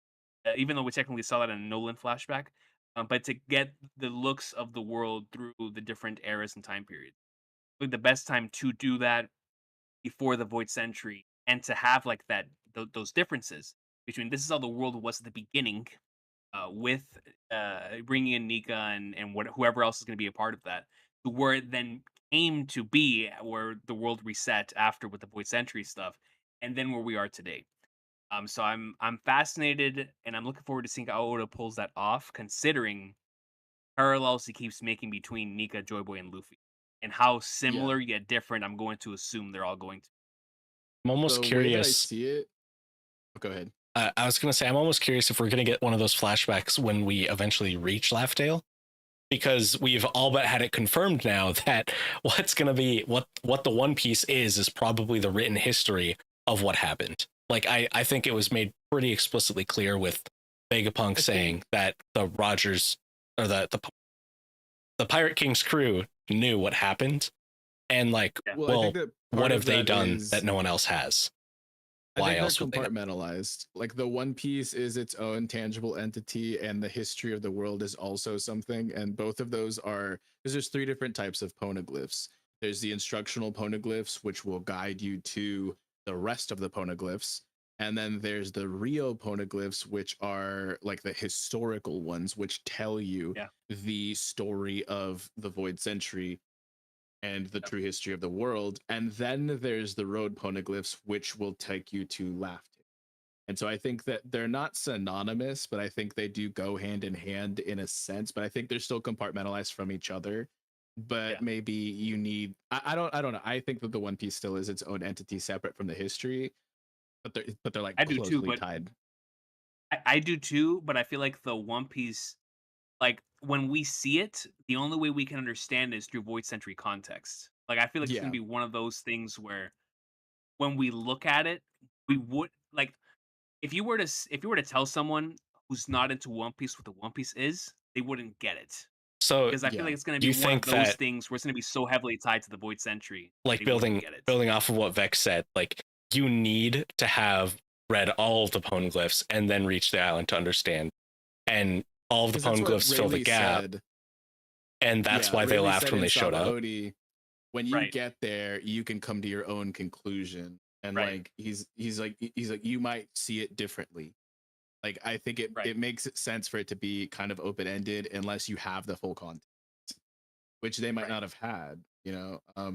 But to speak back on what you're saying about like the Joy Boy like timelining and the Nika timelining and those being separate instances, I look at, especially knowing what we know now since Vegapunk's announcement about the flood. I looked at the world timeline of One Piece on the wiki because I'm a fiend for like this kind of thing, and I don't speak Japanese myself, so like sometimes I just have to like kind of digest it through like what is updated on the wiki and things like that, and like what like other people on Reddit are saying and stuff. And so I try to keep a very close ear to the ground on that. And I noticed that on the world timeline, as something that's been established for a very, very, very, very long time since Alabasta, that there are two calendars.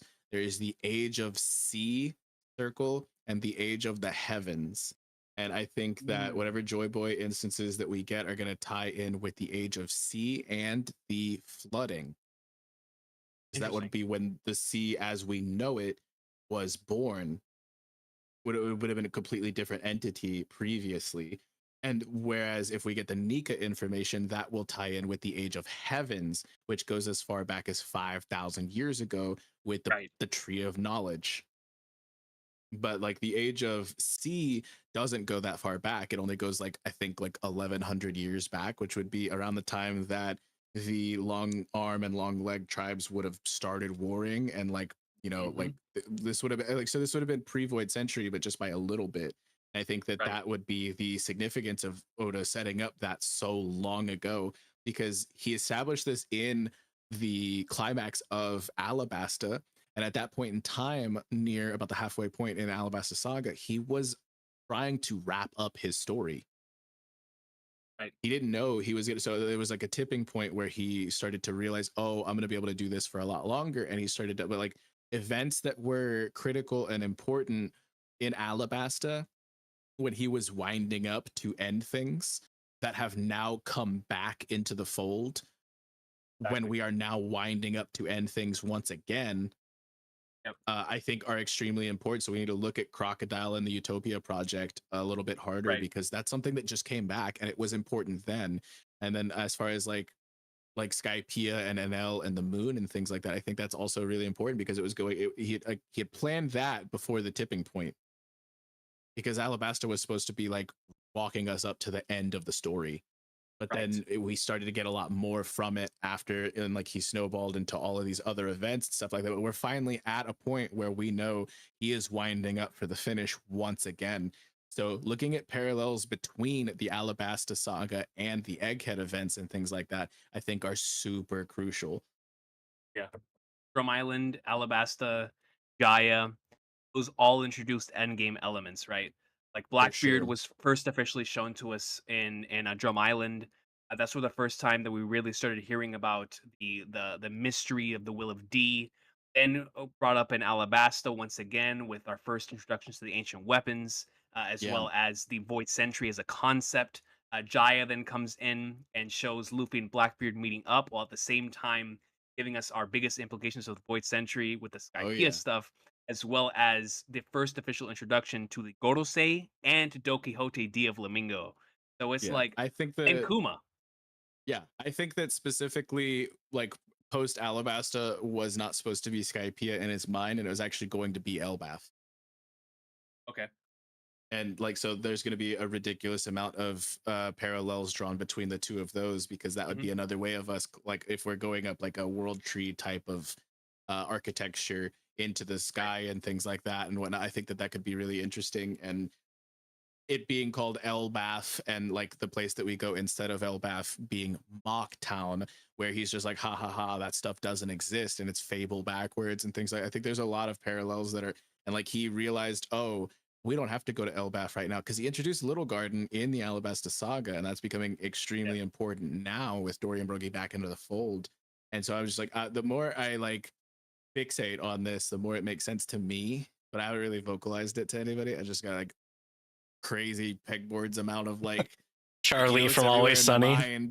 Exactly. And I'm just like over here just like, I swear I got it all figured out, guys. Like, but it's like, it's crazy to me that like a lot of people don't necessarily contextualize the story in that same way, where you have to kind of like look at like the last time that Oda thought he was wrapping up the story and like superimpose it on top of the events that are happening right now and look at what's the same and look at what's different. Because like you said, there's a lot more that he started to go into in those and introduce endgame elements in like as early as those arcs, like Jump Kingdom and all the way up to Jaya and things like that. And then we get to fleshing out Robin's story completely in the O'Hara flashbacks and things like that, which I don't think he planned on originally showing us in that same way. or maybe in a much more condensed version. And then we get to like them declaring war on the actual full world government and the full events of Thriller Bark, which I am fully convinced has been a litmus test for all of the New World. Everything New World has been hinted at in Thriller Bark. Literally everything. From the way that I can like, and like I can't go over like Recon, every test little him, detail right test now, him. no, Vex, stop, no. bring Like, something up I'm from like, New World. Vex will cover it. I mean, it's obvious in certain instances. Like there was so much set up as the first time we get Big Mom's Viva card and we met Lola. It's the first time that we see like Kaido like name drop and Ryuma from Wano and things like that. We understand a lot more about other individuals who are foils of Luffy and who also looked up to the Pirate King and were seeking the One Piece in their own way, but did it in like a wrong faction or like a wrong fashion. And then like the like Gecko Moria being a little bit of like a microcosm of what we could potentially expect from Emu in a sense. Right. And like there's like the parallels between like God Valley, even now that we know a little bit flashback and Thriller Bark, both being from the West Blue, both having a certain type of resources that were sought after, although one of them is like bodies and the other is like was like agriculture and things like that, and them being like plagued or overrun by like tyrannical overseers and like terrible things happening to them. We actually see a Rocks pirate on Thriller Bark, which is huge, like absolutely insane. Like Thriller Bark is like insane how in depth it is. Like even like Perona and Astral Projection as like a bit of like a paralleling and foiling to other characters that will potentially be prolific, or at least what we can expect from them in the future. Like I don't know if that's something that Emu has as well. Like this was technically before hockey was formally introduced as like a concept outside of in Japanese, because Crocodile never finished his sentence and didn't say the word hockey, and in the English translations hockey wasn't translated properly when Blackbeard said it when he was referring to Luffy in Jaya. And so this was before we actually got confirmation of hockey as a system, as like a Western audience and things like that. But there are things that hint at other forms of hockey and hockey progression that we didn't currently know about in Thriller Bark as well. It's crazy, dude. I like there's so much that like I fully believe that Strong World, which came out during the Thriller Bark like saga of events and was like in production for a lot of that, as well as Thriller Bark as a self-contained arc, are litmus tests for so many other events that have happened in the New World since. I don't think he really would have done that if he didn't like move the goalpost, because I really do think that we were probably gonna go to Elbaf right after Alabasta way back when. I realized he had a lot more time with the story. Just wait until we get to the history of the world. We get Or's continent pulling, and we get the insanity that is going to ensue from all of like the individuals in the past using Moria's fruit for whatever malicious things that they were probably utilizing that thing for in the past, as well Kozuki, as go ahead. Like Kozuki Odin in his journal saying, "You are the moon unaware of the dawn," and like the significance of the sun rising at the end of Thriller Bark. And that like, is fire. That is a fire line. Yep. It is. Yep. It is so and good. then wait for the eventual Bink Sake importance in the Void Century as well. Like it's always going to tie back to Thriller Bark, bro. And reincarnation was like Brook's fruit itself is like a bit of a parallel that you could tie with like the reincarnation cycle of the sun god, like through its fruit and whatnot, and like the fact that Luffy had to die on Roof Piece to awaken it, and like there's some crazy like, dude. Yesterday I was talking about Brook's fruit you can cook on being the same as like, or like there's fruits and there's worse versions and better versions. I was talking yesterday about how Brook's fruit, the revive, might not even actually be called the revive, and that's just the best way to explain what it does, and how it's more soul based, and it has ties to Big Mom's fruit as well as Gecko Moria's. It's just that It's weird, It's man. huge. It's weird. I totally like. I've never believed, not for 1 second, that it's actually the revive fruit. Not for 1 second. The second, like as soon as, because I was anime only for a while. As soon as I was watching through Thriller Bark, I was just like, that's a terrible fruit. So while you're still alive, like in your first playthrough before you new game plus it, you're literally just unable to swim. That's all the fruit provides to you, Dude. like, And no, there's something more than that, you know. yeah, Game Plus is hilarious. I was That's such a good. I was also bringing up the fact, like, how many devil fruits have post-life abilities? Like, we're led to believe just Luffy's and Brooks. Can other fruits activate with stuff beyond death? Like, Well, Enel did reactivate his heart after it stopped. So it might just That's be crazy. if you're proficient enough. And I want to say so much about Hunter x Hunter right now, and I'm going to. I know exactly where you're You going know, with that. you No. already know, you already Yeah. know. But if you're proficient enough with your skill set, I don't even think you Like, need a devil fruit. I think hockey Brooke might wasn't, be like right? enough. Like, we don't know though. I Because thought we he don't said, know enough about him yeah. and his life. Like we only got Yeah. like a brief glimpse of like him with the Rumbar Pirates, and like we don't even know about his like flash, like his backstory before Rumbar Pirates and things like that. It's just he was an extremely tactical military mind. He was literally a general of the whatever unknown country he was a part of in the West Blue before setting sail and becoming a pirate.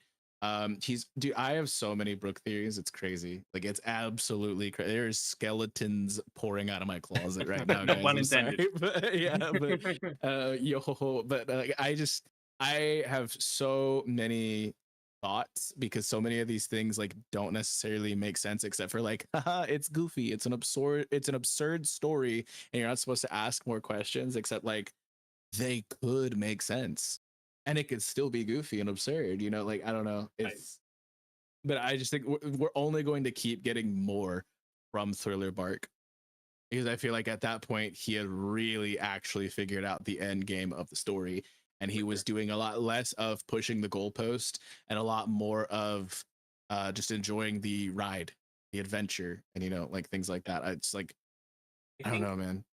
I think that Rayleigh line, in the arc right after, was very much Oda being like, "Yeah, I got it. I figured it out. I'm not going to tell you guys what it is yet, but I got it. I know what they did when they got to Laugh Tale, but I'm not going to spoil it for you guys yet because that Yeah. really does feel like the time whenever together for sure." Yeah, man. Yo, Huge. I do have to get going soon. I'm sorry. It has been a lot of fun. No, you're good. I wish My we partner could came go. in and was like, we gotta eat dinner. So like, oh, I think we could wrap up now. Just call it. It's been a lot of fun though. Perfect. 4.5 hours Yeah. almost. Like, yeah, let's go Yes, into sir. intro Was or it let's go into outros. It's peak on peak. Absolutely. true. But everybody make sure you check out the links in the description. We've got all of Coach's socials there. You can catch him all in all of those places. Check out his Discord. Check out his channel if you have. I'm sure you have already, but if you haven't by some chance, go follow this man, support this man, where he reacts to peak fiction and absolute hype. Love being a part of your streams whenever I can make it as well. Thank you so much again for joining us and for putting us on to the Trail series and just coming Thank and you, guys. speaking about just nerdy shit with us. We love it. We I have got a ton of one fun thing with it. left for Coach before we wrap up. I almost forgot. Have you started Outer Wilds? Oh no, not yet. Not yet. Okay. It's on the list. It's Okay. on the list. Oh, yeah. Okay. I caught Trust me. I caught your stream with Hidden while you were talking about and Hidden also was like spitting about Outer Wilds to you, and he said like almost the same thing that Tree said. He's It's just so like, good. I can't describe it to you without it like spoiling the experience. Like, don't look at Source, anything trust about, just me. play it. Like, yeah, like just trust me. And so like I was shouting while I was watching that stream with you and Hidden, Coach, and I was just like, yes, dude, oh my god. Yeah. Like, so No, trust me, huge. it's coming. It's coming. Trust me. Before the end of the year, I will experience the greatness of. Oh, that gives me big happy, bro. Let's go. Let's I can't wait. go. Trust me, I will. Then I will come back on here, and then whenever we do our Trails SC discussion live stream, hopefully I'll be able to talk about Outer Wilds on. Hopefully. be able to go back and forth. Great. And then Tree, what else you got going on? You want to plug any of your Me? stuff real quick before we close out? Tomorrow, it's Friday. I'm probably going to be playing some more Paper Mario Thousand Year Door. I don't know when. Whenever I wake up and I'm like, you know what? I actually feel awake. That'll be over on my Twitch channel, of course. Link in the description below. We do have D&D canceled for the next 3 weeks. Very unfortunate. Also, totally my fault. Send your hate my way. I can take it. That's I think all I got going on though. Fortunately, while D&D is postponed on Saturdays, I believe Cody in the chat, SSJ Cody on Twitch, is going to be being a goat and reading me my JJK bedtime stories, and I will hopefully be caught up with JJK within the next 3 weeks, which is going to be huge. Nice. And yeah, I also do my own One Piece D&D content every Tuesday. If you want to catch up with the Scarlet Pirates, there's a playlist on my channel, link in the description. And you can catch us live Tuesdays at 7 p.m. CST. Always a blast. I am terrified with like the events that might be happening. I don't know how things are about to unfold. It is absolute peak in that campaign as well. And I love all of my players. Lots of other wonderful TLA One Piece D&D content. If you join the server and check out some of the roles there, you can grab the D&D nerd role and become part of it yourself.